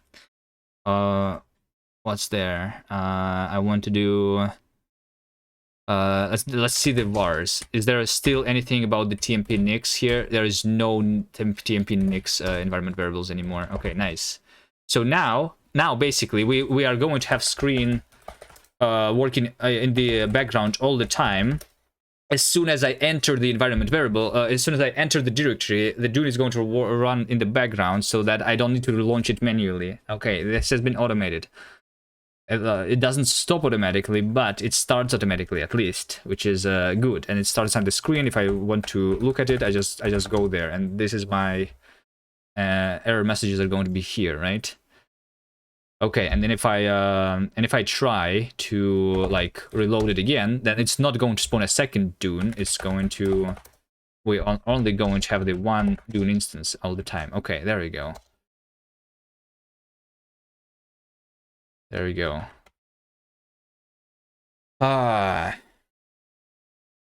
Then you have to manually attach the screenshots to see the debug info. No, I can in order to see the debug info, I am going to work inside my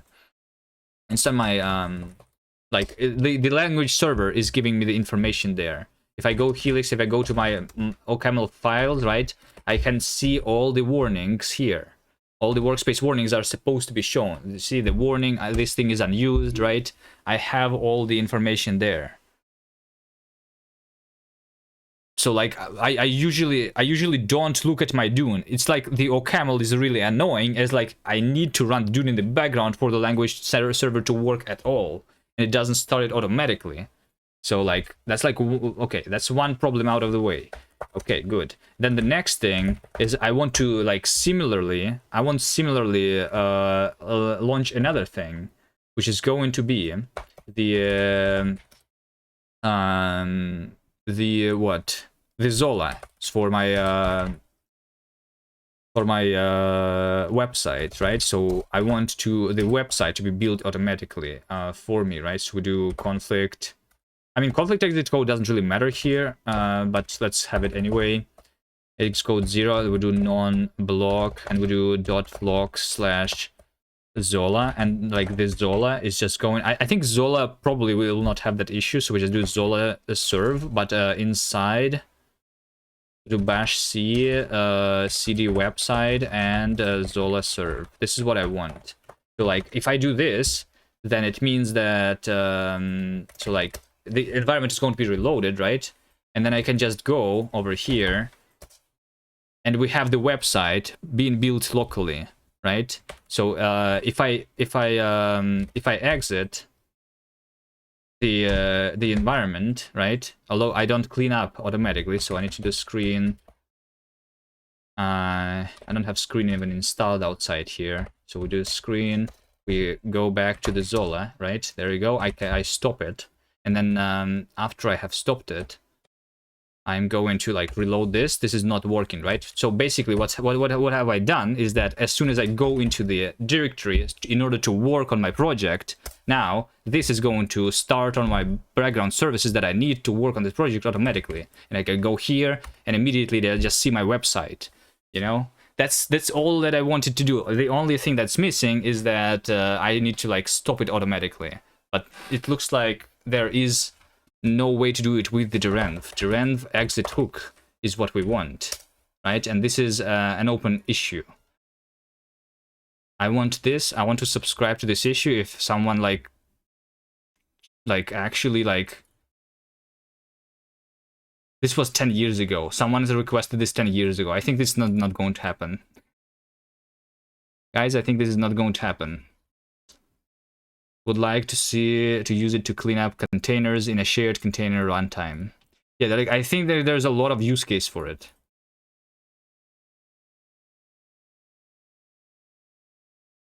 If you're using if you're using Zash, try this. Download the script from the Zash prompt source, post and load. CD to your directory containing any undervar C file. Observe the result. Post load func. Post load. CD to another directory not containing. Observe the result. Derenv pre-unload. This was a demonstration that you can definitely write your own Zash functions to handle the Derenv load unload event. Wait, what? What is this? Is this only working for Zash, not for Bash? I mean, I am using Zash, so maybe we have this thing. It is possible to either define derenv postload as a command or append an arbitrary function into the derenv postload functions array. Am I ready to look into this right now, though? I think I'm not going to like do the thing that I actually was going to do, which is like write down the comparison. So like the idea for today's stream was basically is that I have like an overview of the features that I want to implement. But in order for like people to maybe easier understand what I'm making, I want to like have a brief introduction for those who like are already familiar with another programming language, like Haskell or Rust are the ones that I'm most interested in. Rust is the one that I know. Haskell is the one that I read about, and like those, in my opinion, are the most important languages to compare with. Nazca's development stream today. I mean, yeah, sometimes you like you go into the Nix rabbit hole. Yeah, you don't use Nix Dev Ninja, right? You don't. Yeah, I can't really like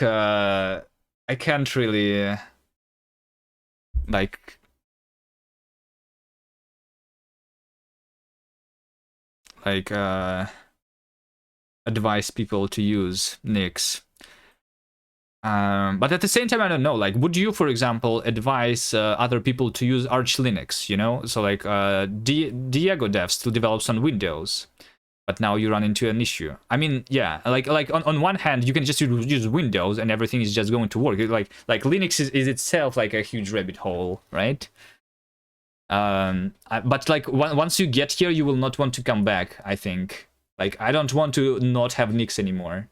But at the same time, it's so annoying to like, Windows work? Does it not work for you? I wouldn't recommend Arch. It derivates at all.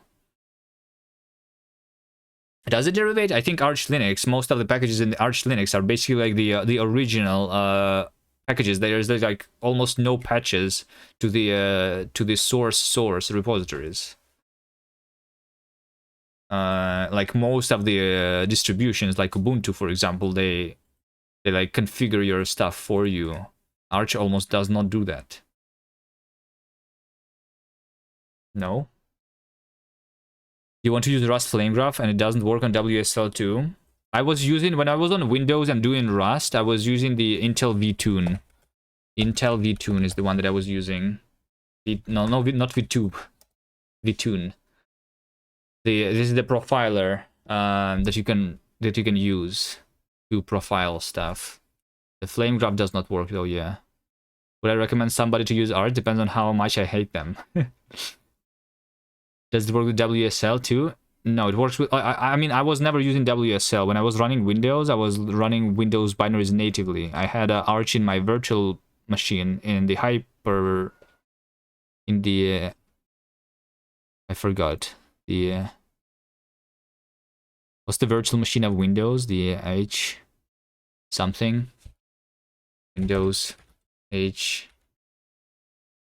Hyper-V, yeah. I was using like Arch in Hyper-V. Although I was developing my stuff directly in the Windows without using WSL at all. They're on my team. Do I want them to be productive or to be busy to commit changes? I think one of the things like nice about the like a lot of people, they use Docker as their development environment, right? Nix, basically, what we have here gives you the same stuff, but without it being like inside a virtual machine. If you are running a Mac or a Windows, it's a native solution for both Mac and Linux. Doesn't work on Windows though, I guess. And yeah, I see it like you can set up the development environment for your other for your like colleagues easily, I think. Like they don't need to understand it, but like you can set up the environment for them, and that's a good usage of Nix, I think. Docker better than Nix? Why is Docker better than Nix? No, Docker is the only plus of Docker over Nix is the Windows support, right? I think Nix is better than Docker. So like basically Docker works like this. You have in Docker, you have like the entire thing, which is like one layer, and then another layer. So like you run a command, you get another layer in Docker, right? And then you do this, and you get another layer. Sometimes you can do like you can like copy something from some other container, but that's not what most people do, and it's very annoying to write. Nix gives you like very easy support for like composing things together. I don't know. I like Nix more than Docker, since it's running one-to-one on every machine, no matter it's Linux or Unix. Well, that's no. It actually is not. It only runs one-to-one if you already have the Docker container built. If you want to build the Docker container using the source file, then it's not guaranteed to be the same, unless you like specify literally like the. No, it's not even going to like be the same if you like specify the same things. Like you're going to do something like apt update and then like apt install some software, and it's going to like, because you run it in a different time, it's going to install a different version of the same package. It's not reproducible. Like your usual Docker container is something like this, like from Ubuntu. Like even if you like, I mean, you use Debian usually, but it doesn't really matter. Like, even if you specify over here some specific like version here, but you do something like run apt update and apt install like I don't know, like some like GCC, right? This version of the GCC is going to be different if you run this in the future, because you don't specify the exact version here, right? Like how, like, do you actually specify the exact version here? Because this version alone is not enough, because this update is going to result in a different like database, right? Oh, GCC at version. Yeah, but like it's really hard to make it a guaranteed reproducible thing. Most of the stuff that I have seen has been absolutely not reproducible.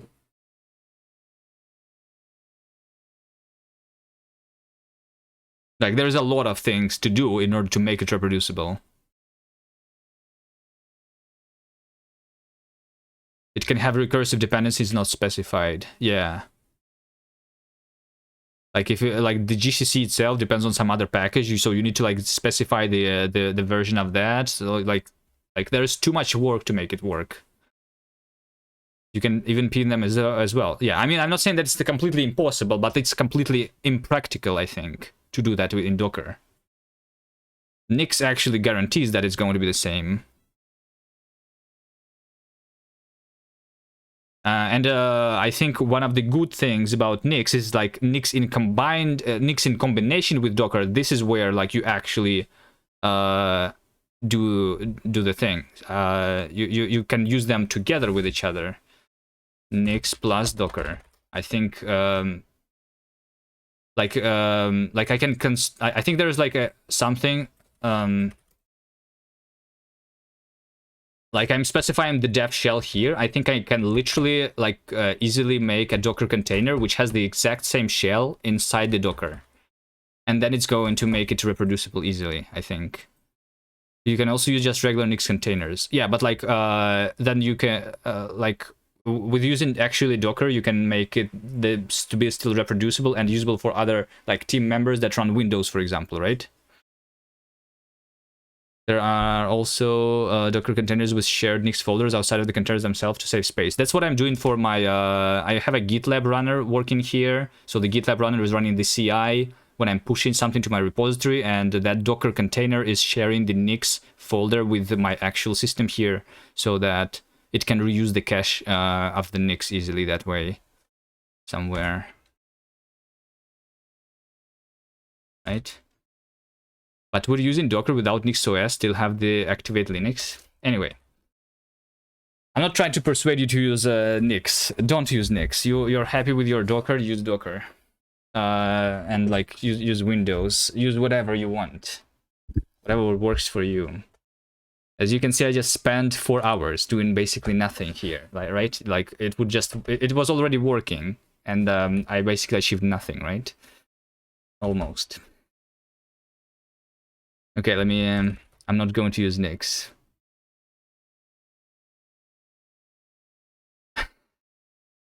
Okay, let's see. But I mean, I did try. So the flock needs to be git ignored. The flock needs to be git ignored. The dev env should not be here anymore. Flock, ignore that. Let's see. The dev env is going to be discarded. Dev env flake, discarded. Envarc, discard. This, yes. This, yes. No. This one actually, I only want to do, to like, specify the dash dash watch instead. Okay. Dev env block, remove. Dev env Nix, remove. Dev env block. This has already been removed. Oh, did I like commit the dev env block? Dev env YAML, remove. Lake Nix is good. TMP, remove. Vars, remove. Okay. Oh, there you go. It was just staged, not committed. There you go. These are all my changes now. What if I Nix FMT2? Okay, nice. That's a git. Auto start Zola and tune when entering directory using screen. Make cast to break fuck compiler. Does cast have reinterpret cast? No. Brainfuck compiler. You can do it yourself once I like give you the intermediate representation actually and being able to inspect it to write the compiler. I'm going to compile it to JavaScript first, and then to C probably, or maybe like we'll see. It's like first JavaScript and then either C or like LLVM or crane lifts. One of those depends on what is easier. Just compile to C and then it's C into brainfuck. Yeah, that would be the cast to brainfuck compiler then. I just think that JavaScript is going to be easier to implement than compiling to C.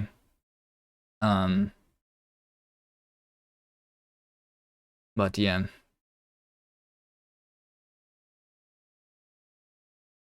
This is now nice. Right. Yeah, I don't have time to do the other stuff, but I still have a little bit of time. What do we do? Just spend 4 times doing nothing? That must be the filling of coding cast.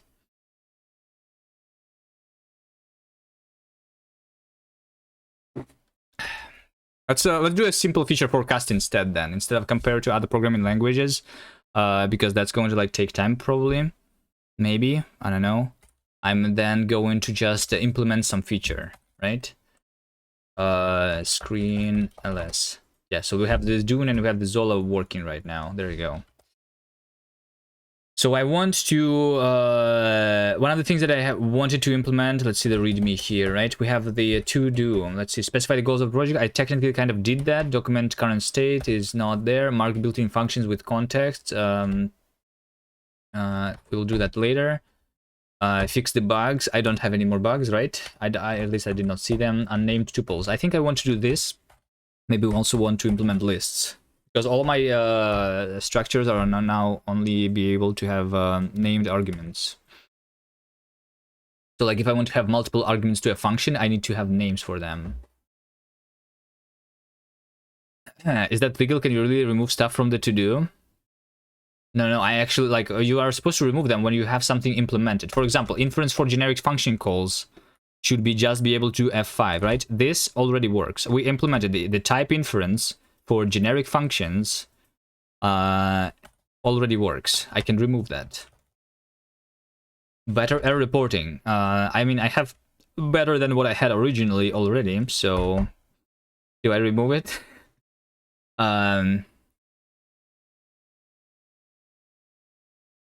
Borrow checker, tests, more examples, better error reporting, lists, unnamed tuple, let assert. I think this is just like a small built-in macro. Sometimes you have better syntax, mark build. Okay, yeah, the other things are still here. I think I want this one because it's a little bit annoying when you have a function with 2 arguments. Sometimes it's really obvious, like sometimes you want to actually have mandatory names when calling a function, but sometimes you just want to have a tuple, right? Error reporting, unit testing, and documentation is where your language likes right now. Yes, I don't think it's going to be unit tests though. The tests are not going to be a unit test. They're going to be like integration tests is what you call them, right? When you actually try to run the language with the example and they expect the same result. Maybe we can work on the tests actually first instead.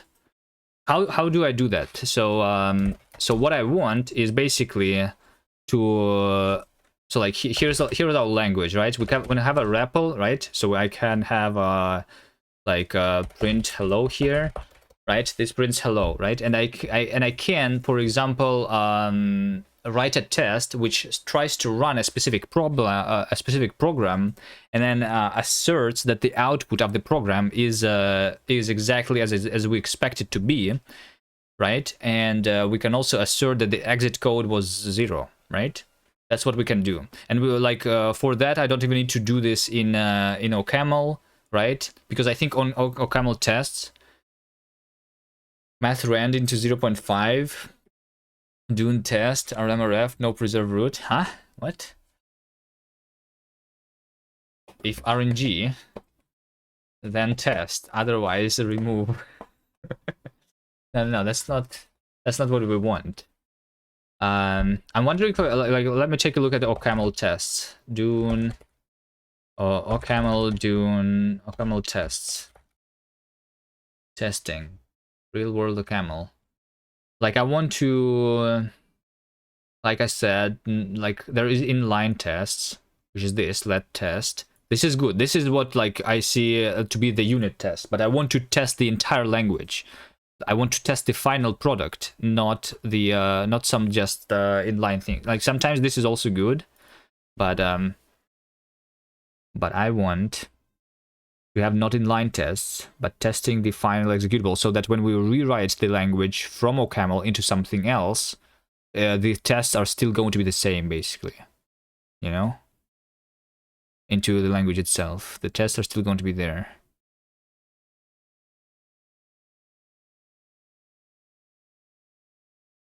So I think that it's almost like we can write a bash code for that or something.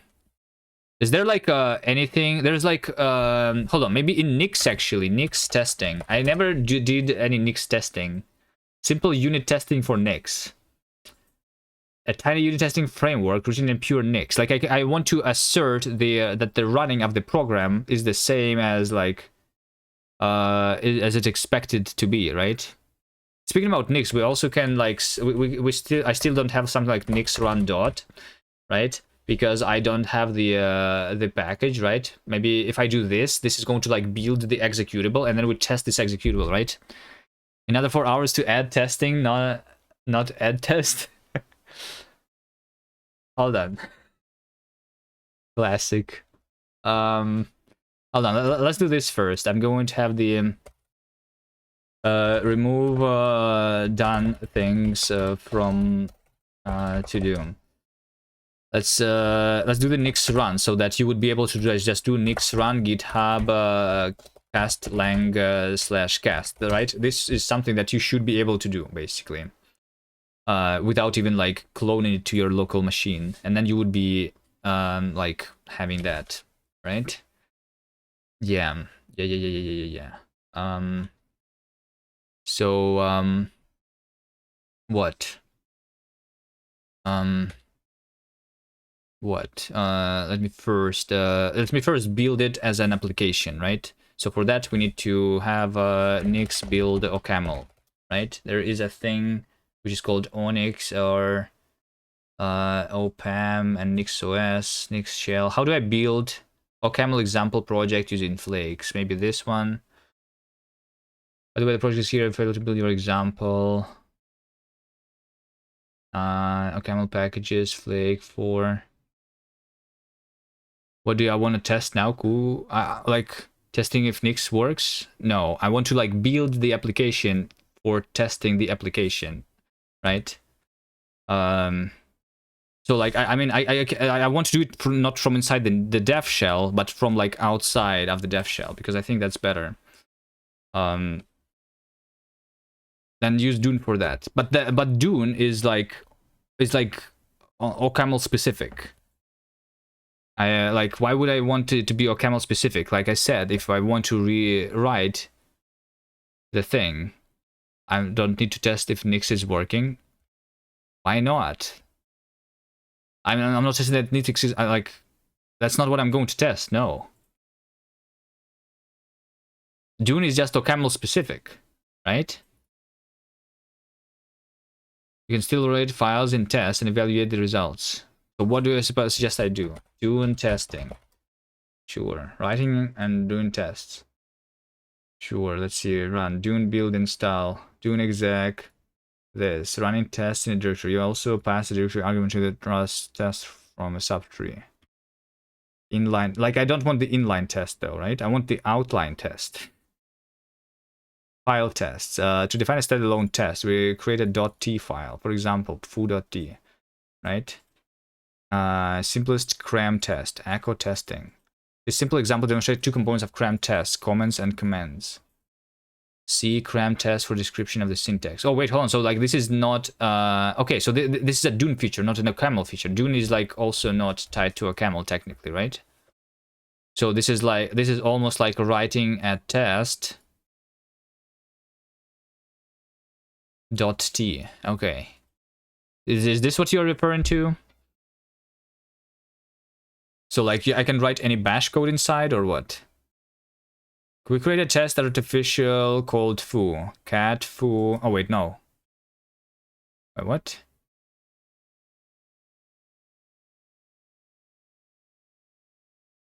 If you're back in 5 hours, not much have changed in the code. I'm going to stop the stream soon because I have other stuff to do today. But let me figure out how to like run. Cram, deps, bin, DC. Use this binary in the cram test. We should be do this. Since cram tests offering great intermediate effects, cram tests are executed in a clean environment. Cram tests are sandboxed. Test output sanitation.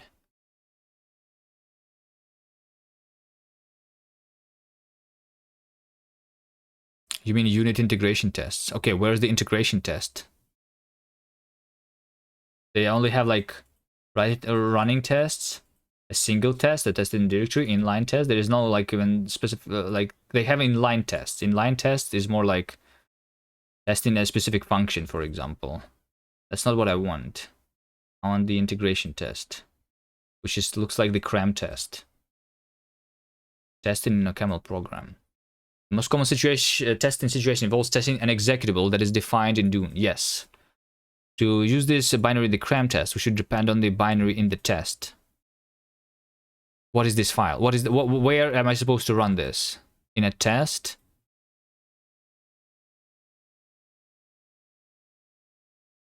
I don't understand what this says. At some point you need a file which reads a cast file and evaluates it, just like in REPL. Yes. You need a function. What do I mean? What do I need?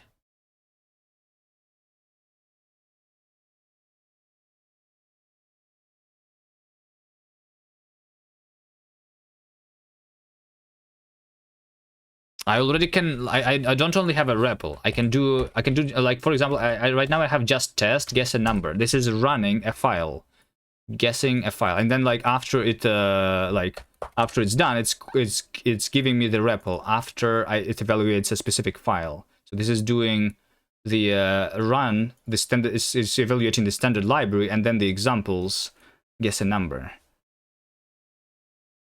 So like I already have this functionality. I'm reading the arguments, and I'm seeing if like I guess like the REPL in this case should not like be happening. I should like only evaluate the file, or like I was thinking that I would just write tests by doing just REPL from test 1, you know. So I would define what I want to run inside a REPL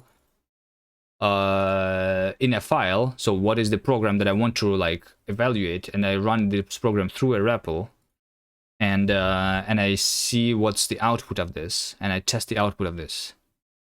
It would be way better to have unit tests. I don't think I agree, because unit tests is like unit, like I said, like this is not what I want to test. I want to test the final product, not something intermediate.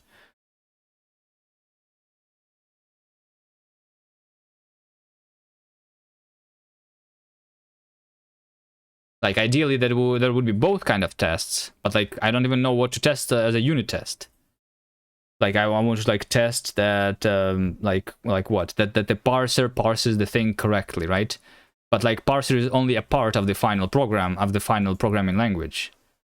You would imagine a Nix test would be for testing the Nix package that gets built. Yes, exactly. This is why I was looking into the Nix testing.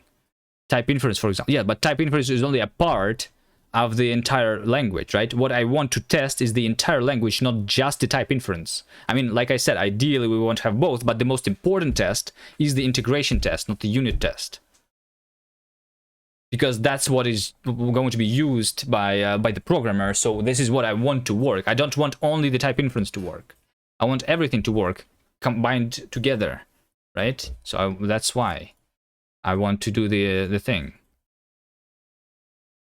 And you want to make sure that parts independently on its own are working. Well, the thing is that like the parts are not very much independent. There's like a couple of things that are independent, and then a lot of the things require like the inference requires not only the inference. It's not like a standalone thing.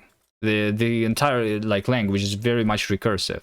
I have a compiler and I have an interpreter. Interpreter depends on the compiler. Compiler depends on the interpreter. Because while I'm compiling code, I might potentially want to run some code at compile time, which requires an interpreter, which in turn needs to compile the code that I want to run during compilation before running it during compilation. So like, I don't even know how to do that anyway for a lot of parts of the program. So yeah, that's not like if I could do that, that would be nice. But like I said, it's not the most important thing anyway. The most important thing is the final product, not the intermediate steps. So I think I don't know. I feel like I want to do the Nix way. I have half an hour left, and then I'm going to end the stream. Can I do it in half an hour? A Nix test example.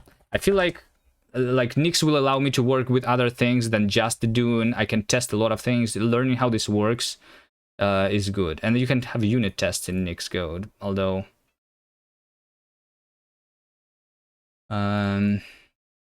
Nix test package. The integration test becomes more reliable when unit tests are there.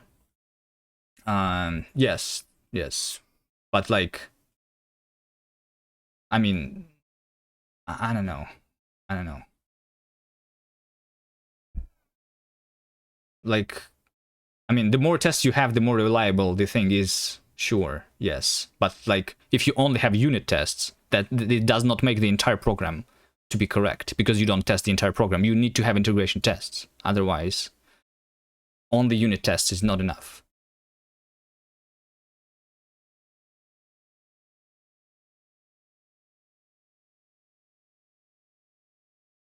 Create and debug packages.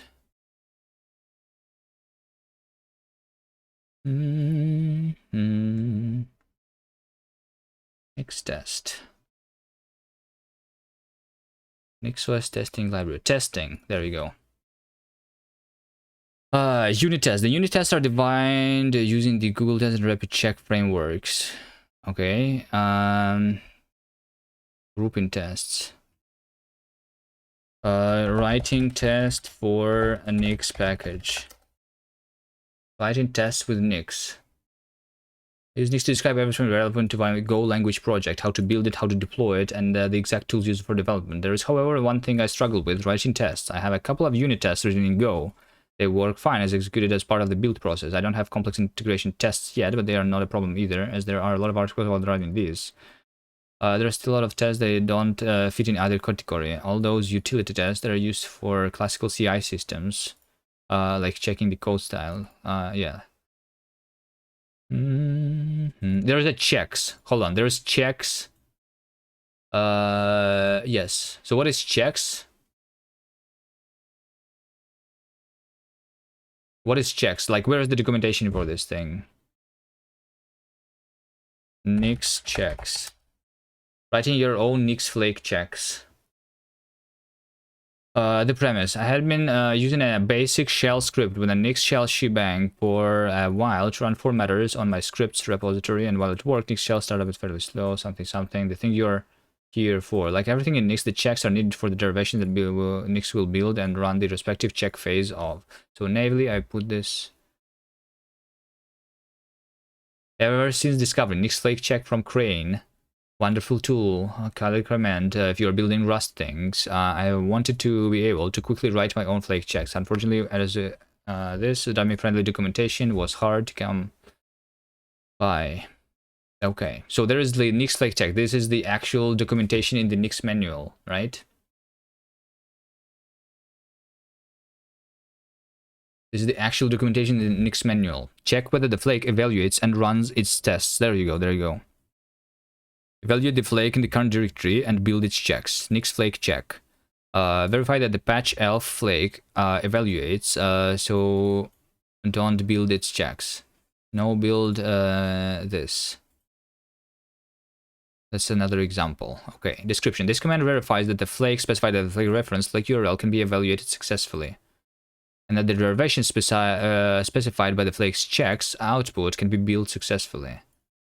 Yes. If the keep going option is set to true, Nix will keep evaluating as much as it can and report the errors if it encounters them. So like, what if I just do Nix flake check right now, right? It's going to say that by checking the flake output packages, Nix flake check. While checking the derivation, devenv up. Oh wait, hold on, devenv up. Yeah, there you go. See, I immediately see the problem because the devenv is not purged from my flake completely. Like you see that I have the packages devenv up. I don't need that. I don't use the devenv anymore.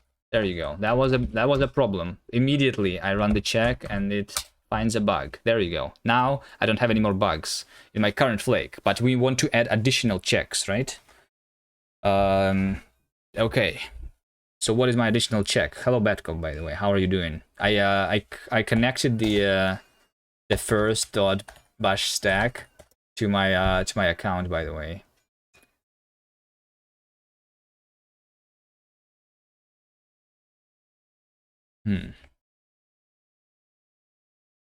So integration tests become more like you like developing against unit tests. Yeah, I like developing against integration tests, like I said. I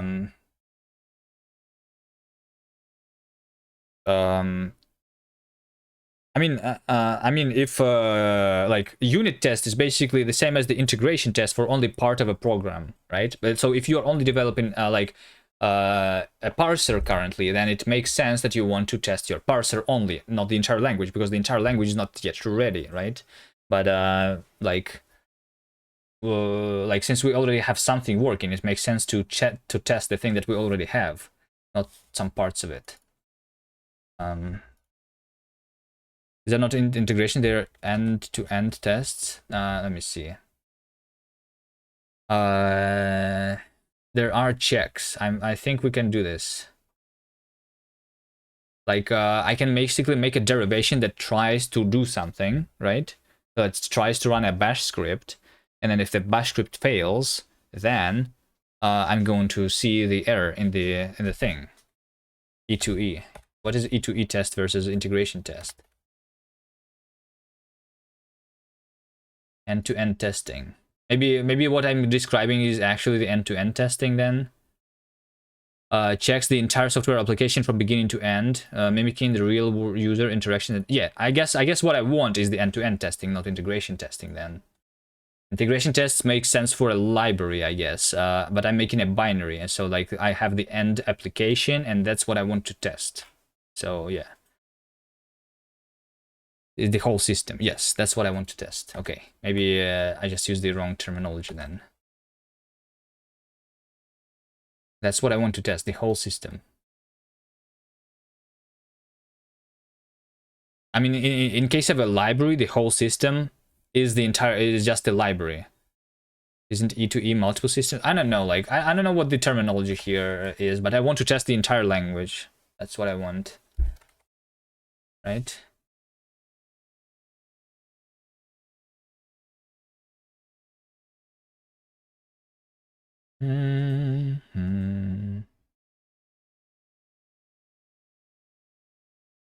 Is it like just plus is binary?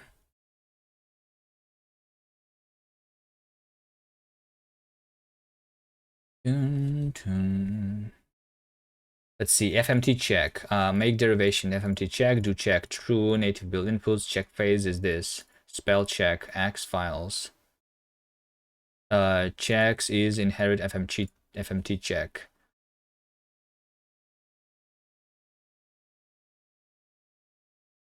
The final result. This is what the play looks like for me after the end. So you do something like checks is like an attribute set of the checks, I guess, and then every check is just a derivation, and then it just and it just like has the check phase, which is like a bash script, right?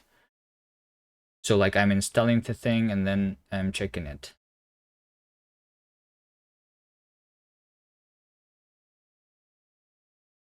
Am I testing Nix? Like, does the Nix like check here runs the check of the Nix itself? I'm checking a flake. I'm not doing Nix check, right? I don't know if that's the thing. I'm checking the flake here. That's what it's supposed to be, no? I'm not testing the Nix. Or Nix you're referring to here. And the flake needs dependencies which are managed by. So why don't I see? Why, like, if I was if I was testing the entire like list of my dependencies, it would run for a lot longer. No, I'm just testing the fact that my dependencies are like able to be built, which I need to do anyway. So that's the correct thing to do. Yes, my dependency is I mean, just is not my dependency. My dependency for like building the application itself is only the OCaml. So like I will need to like I will test the fact that OCaml is a thing that exists.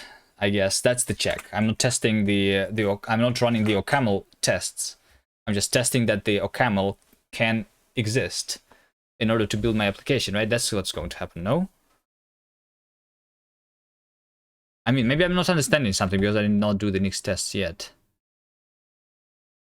I think what I need though, what I need is to have my flake. I need to specify the package. So I need to do packages dot system dot default is, and over here I need to like make my package. So like, how do I build the OCaml package first?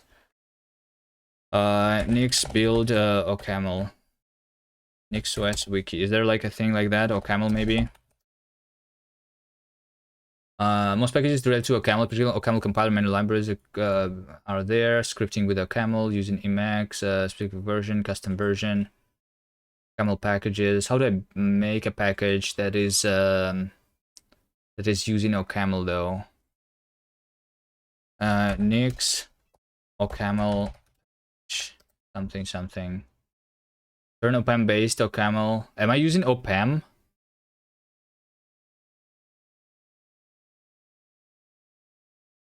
I'm not using OPAM though, right? Am I?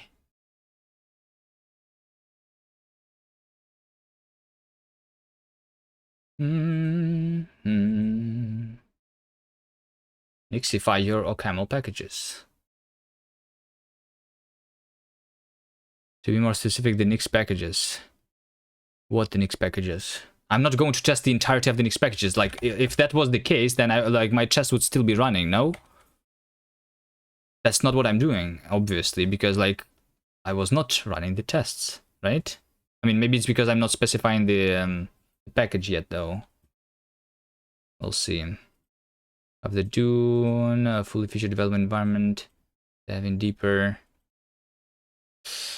OCaml, Nix package, Nix flake example. OCaml flake example. Let's use the example maybe. Find documentation is too hard. Flake. I won't have the outputs. I won't have the packages, default, self packages, system, hello. Hello is OCaml. Oh yeah, there we go, there we go, there we go, there we go. This is what I want. Copy paste. Copy paste. Okay, so packages default is just going to be the OCaml packages. Default is with packages, OCaml packages. Build Dune package. Yes. Build the Dune package. Name is cast version 010 sure. Dune version 3 sure. Sources is sources.ocaml. What is sources.ocaml here? Sources is OCaml with Nix filter library. Okay, they use the Nix filter here. I think I like the Nix filter. I agree. Let's use the Nix filter. Precisely filter files, copy this to the Nix store. Nix filter. Let's do that. Okay. So the sources is there's OCaml sources and there's like the Nix sources. For some reason they are different. Let me just do this thing for now. I think just give this source over here. This is going to be Nix filter library, and I am doing that, right? This is my source. So yeah, I have the directory bin, I have the directory lib, I have the test. Sleep in directory. I thought I was like when I was using this thing before. Let me see. CD projects cargo gang. I think I have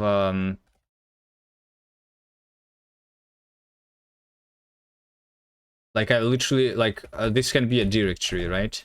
If I use the nix filter lib in directory, is that like something more like it's specifying that it's a directory for sure? Okay. Okay, whatever. So we have a camel format, Dune project, right? Do I have all of those? I have Dune project. I don't have a camel format, or do I? No, I do have it. Okay, and the Dune project is here. There's also playground.opam, but maybe that's the one that I don't need anymore. So maybe this should be good enough. And then I say the build inputs or camel package dependencies need to go here. I technically don't really need I don't depend on any camel package dependencies. So dependencies is true. Pre-build is Dune build. What is the pre-build here? Dune build. Hello opam. Dune build. Hello opam. Is this where I say is my opam file, playground opam?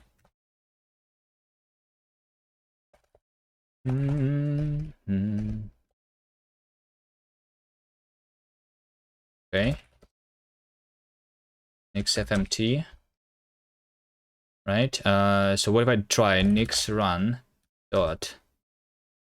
So this is going to say that we failed because I don't know about package cast. Pass through only packages. Okay, so like because the name I guess is not matching. Maybe I need to change the there's playground somewhere because that's what we had, right? Name test playground.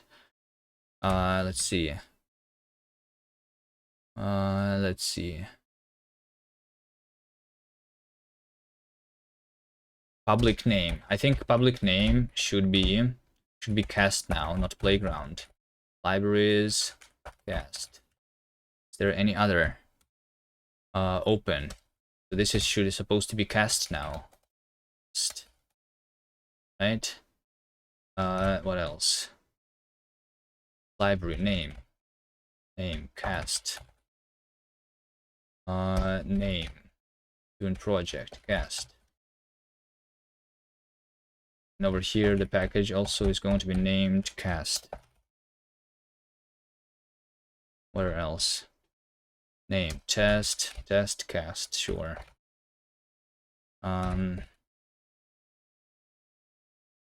there is one over here which is not needed, or like I guess I will exactly cast here. In case I will need that file, and over here we say we build cast.opam, which means that the I move the playground.opam into cast.opam, whatever that does, right? Let's do the nix run dot. Okay, and then it says that this is the last 10 lines. Okay, let's see the log.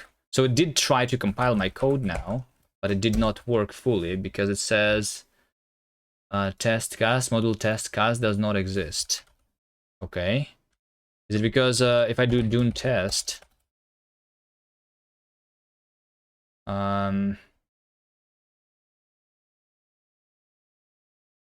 Dune test does not work, right? Because the running Dune instance is already there. But like I still have a test. Oh, it's because it's called test playground, right? I need to like move this file. I need to move test playground into test/test cast.ml, right? Even though it's empty right now. Okay, need to do that and then do nix build dot. Let's see. Does it work now? There you go. So now we have a result, right? Which is this thing. Remove result. I think I can do nix run dot. Let's see. There you go. We have a REPL, right? Nice. Okay, so there you go. We have a REPL now. Although when I'm doing the normal run, it's not doing it with the standard library. So I think I think what I'm going to do is over here, this package needs to be wrapped, you know, or maybe, you know what? Let's instead write the OCaml stuff here, the main ML. So like, here's what I'm doing right now, right? So I'm basically interpreting all the files that are given in the command line arguments, and then go into the std_in loop, which is doing the REPL here, right? Everyone murders me in Cave Rim. Why would it? Why you guys? Did you murder me in Cave Rim, Figurely? Why is everyone hating me? But yeah, so we want the I want basically if I like, is there a good like library for parsing command line arguments in OCaml? I don't think I'm ready to do that though. I think I want to have something like, let's do something like over here. If let's see. So this over here, the list tail of the args is like the cli args, right? Let's do this. Let cli args be that, right? Over here, I'm using the cli args, and then I'm saying that if cli args is all right. Let's see. I'm going to match cli args with something like, so if we have a dash REPL in the beginning, and then we have like the rest args, or like the actual cli args that are remaining, then I'm going to do like this thing, right? If I have then like this is this over here means eval files cli args, right? And then I say something like let eval files be equal to that. So I am just going over the files and interpret them in order, right? So we do this. If I have the empty list, if I have the empty list, in this case, if I have the empty list, then I just evaluate the files. We'll evaluate the files, which is like the std/library dot cast. Also, let's change the file extension to be ks instead while I'm at it. And that is it. And then if I have the dash, if I just have like the files, then I just evaluate the files. There you go. Or like maybe I can have like the std/lib.ks always here. Eval files, the list that, and then the std_in loop. See, let run REPL is this.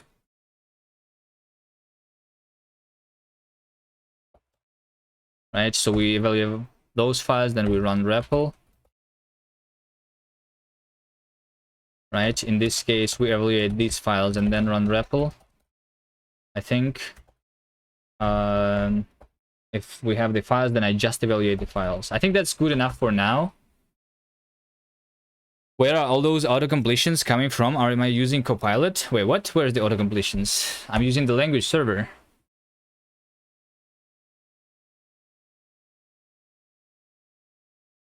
Beautiful. We have a rain.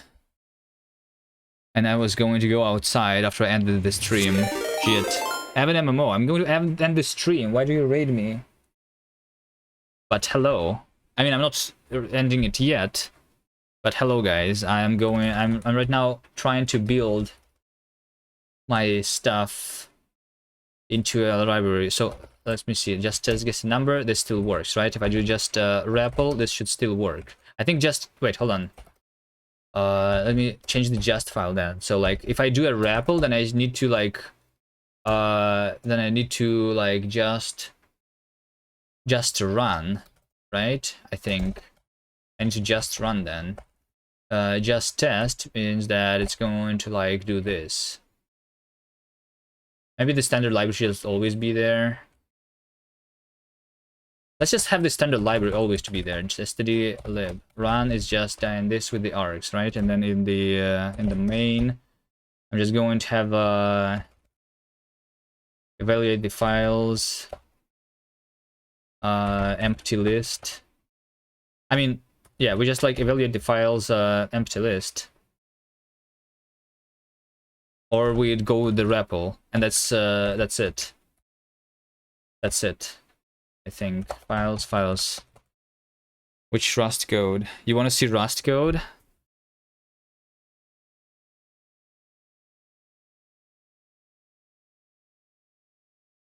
This is some Rust code for you, Evan.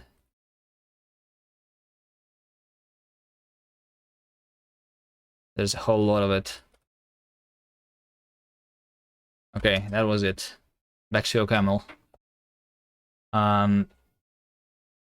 I want to evaluate files and run REPL, or don't run REPL. There you go. And then in the just file, if I do the REPL, when we do just run dash REPL basically, and that's it. That's what I want. And then testing is just going to like run the specific file. We do the KS extension. Okay, let's see, just REPL. This is not it. This is not it. Helix main. The args. Wait, what? Just REPL. Print hi. Yes, this doesn't work with the standard library. Is not there. Oh wait, I know why. I know why. Main. Yeah, it is the REPL, but I need to over here when I do evaluate the files. I want to have both all the files, but I also want to have the std/lib.ks, right? And then all the other files bind together with normal brackets like this. There visible screen update time in Helix.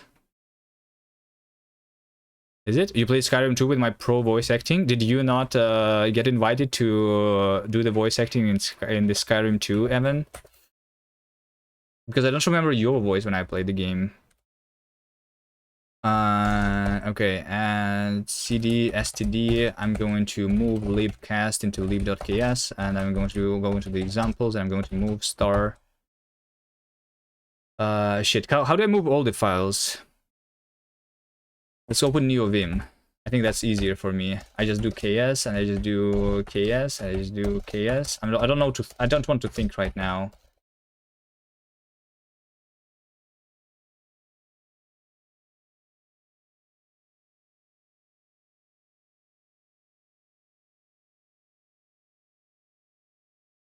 Just REPL, print hello. Okay, this works, and then I do just test guess a number. Is guess 5 greater 10. You have guessed the number, and I do exit, and it just exits it. Nice. Okay, so that works, and then we can do lazy git add everything, and I do nix run dot. This is supposed to bring me into. Wait, hold on. If the empty, then it's supposed to do the REPL immediately, right? If I don't give it any files. Let's do main ml. Once again, if we literally have the empty files, then all I do is run in the REPL. There you go. This makes sense, right? Nix run dot, and this is going to. Wait, hold on. It still is. No. Yes. No. Yes. Like almost, but I still want to run the before running the REPL to like evaluate the empty files, because that's going to like add the standard library into the REPL. Otherwise, it does not do that. Nix run dot, and then we do the and then we're inside the REPL. Print hello. There you go. Nice. That's good.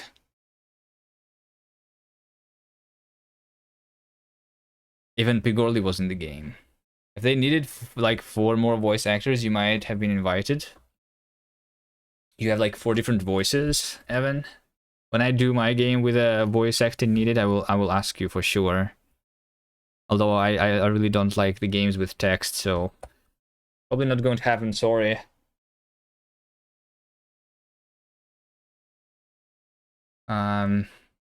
Wait, hold on. You played the Skyrim 2. Tell me if you stepped on a crab or not. Did you? You did, didn't you? Why would you do that? That's what Pigorli was talking about before you raided me, right?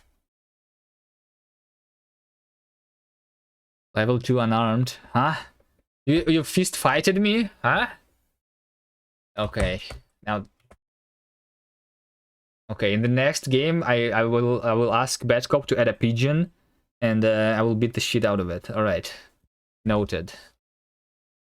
Noted. Okay. Okay, so we have the thing, and I am out of time. I mean, I think the fact that you can do the Nix run is already really good. So let's do that. And then the checks are going to be added to this package or something, right? Nix run works. Okay, so now basically, if anyone wants to try the language in the future, they don't need to like build them themselves. If they use Nix, they can just do Nix run github castlang cast. Although how like. So how do I like force this thing to be like not cached, by the way, if anyone using Nix knows, because it needs to like update it, right?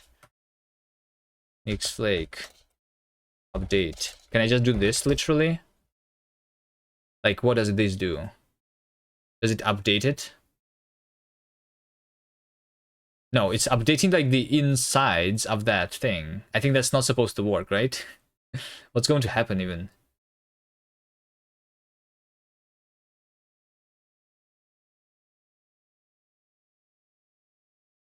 It's going to like try to like update the log file inside of the thing, right? Yeah. Can I try the modified log file? That makes sense. How do I make sure that when I push something to the GitHub that this picks up the updated thing? Well, now it did pick up the updated thing, but this required some time. There's like some cache in the Nix for the Nix run command or something, right?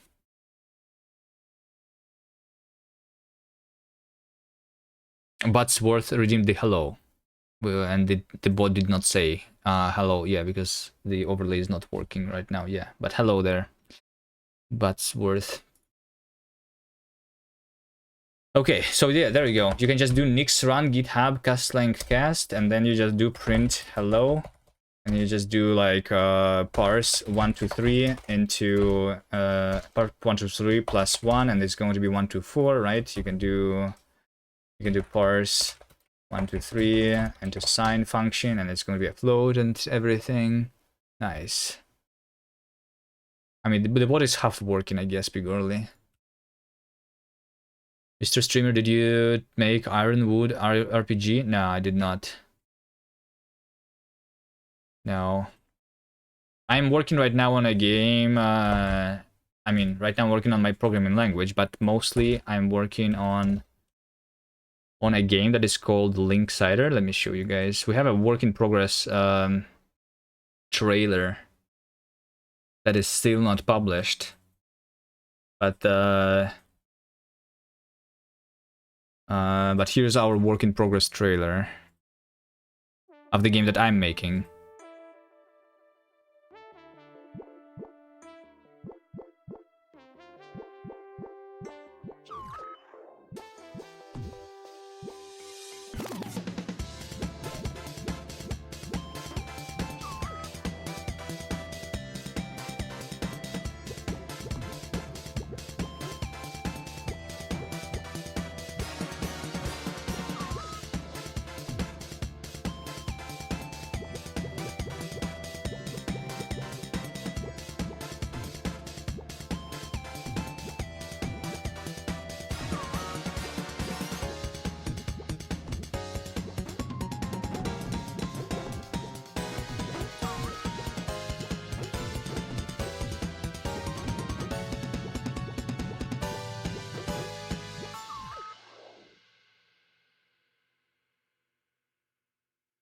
Yeah, so that's the game that I'm working on in Rust, usually, before we started the new project, which is the Gast programming language. What's up with file socket read write in cast? Here's the Steam link of the Linksider, by the way, if you want to wishlist it, although the trailer is a work in progress. It's not on the Steam page yet, and we will update the Steam page later. And the cast language is this, I guess. That's my second project that I'm working on right now. And yeah, that's going to be it. That's going to be it. I need to do other stuff today, like I said.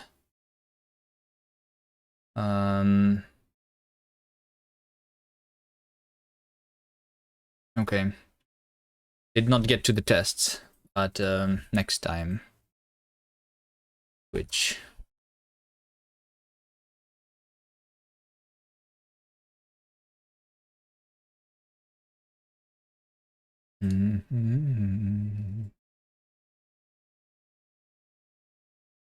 Infinite Coder is live. You want to see Infinite Coder? Trying out Emacs, rewriting the compiler again. Okay. So if you like seeing people suffer, try to learn something new, like writing Nix, or like trying out devenv, or like figuring out why the thing doesn't work. I mean, Emacs is like a thing that probably works though, right? Usually. Okay, so terminal version. Why no HJKL? I just literally just said why no HJKL. Okay, sure. Let's go to Infinite Coder or whatever. See you guys.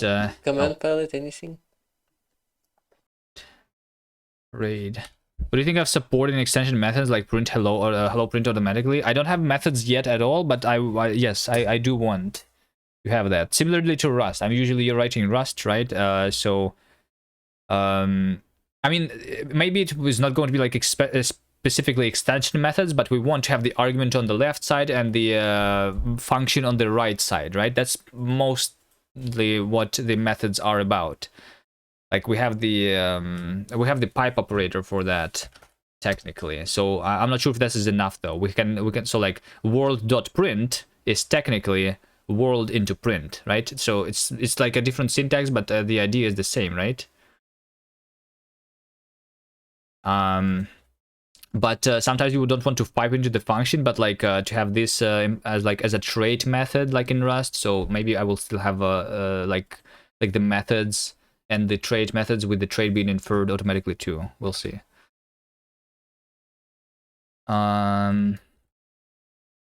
Monad wrapping on pure functions.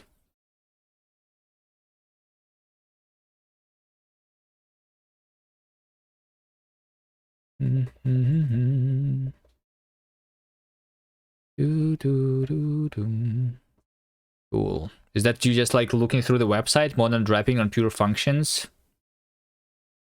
Like result is try. I mean, the functions, they are not pure, they have effects, but the effects, they are going to be like listed explicitly, right? Like throws and stuff. And then you can convert that into the result, and result is a monad, but the function is the effectful function. So yeah. We don't want to talk to speak the word monad out loud, really, though, when talking about my language. When like, because that's bad for advertising. People are scared of the word monad, I think. At least most people. Anyway, see you guys next time. Thank you for watching. Bye.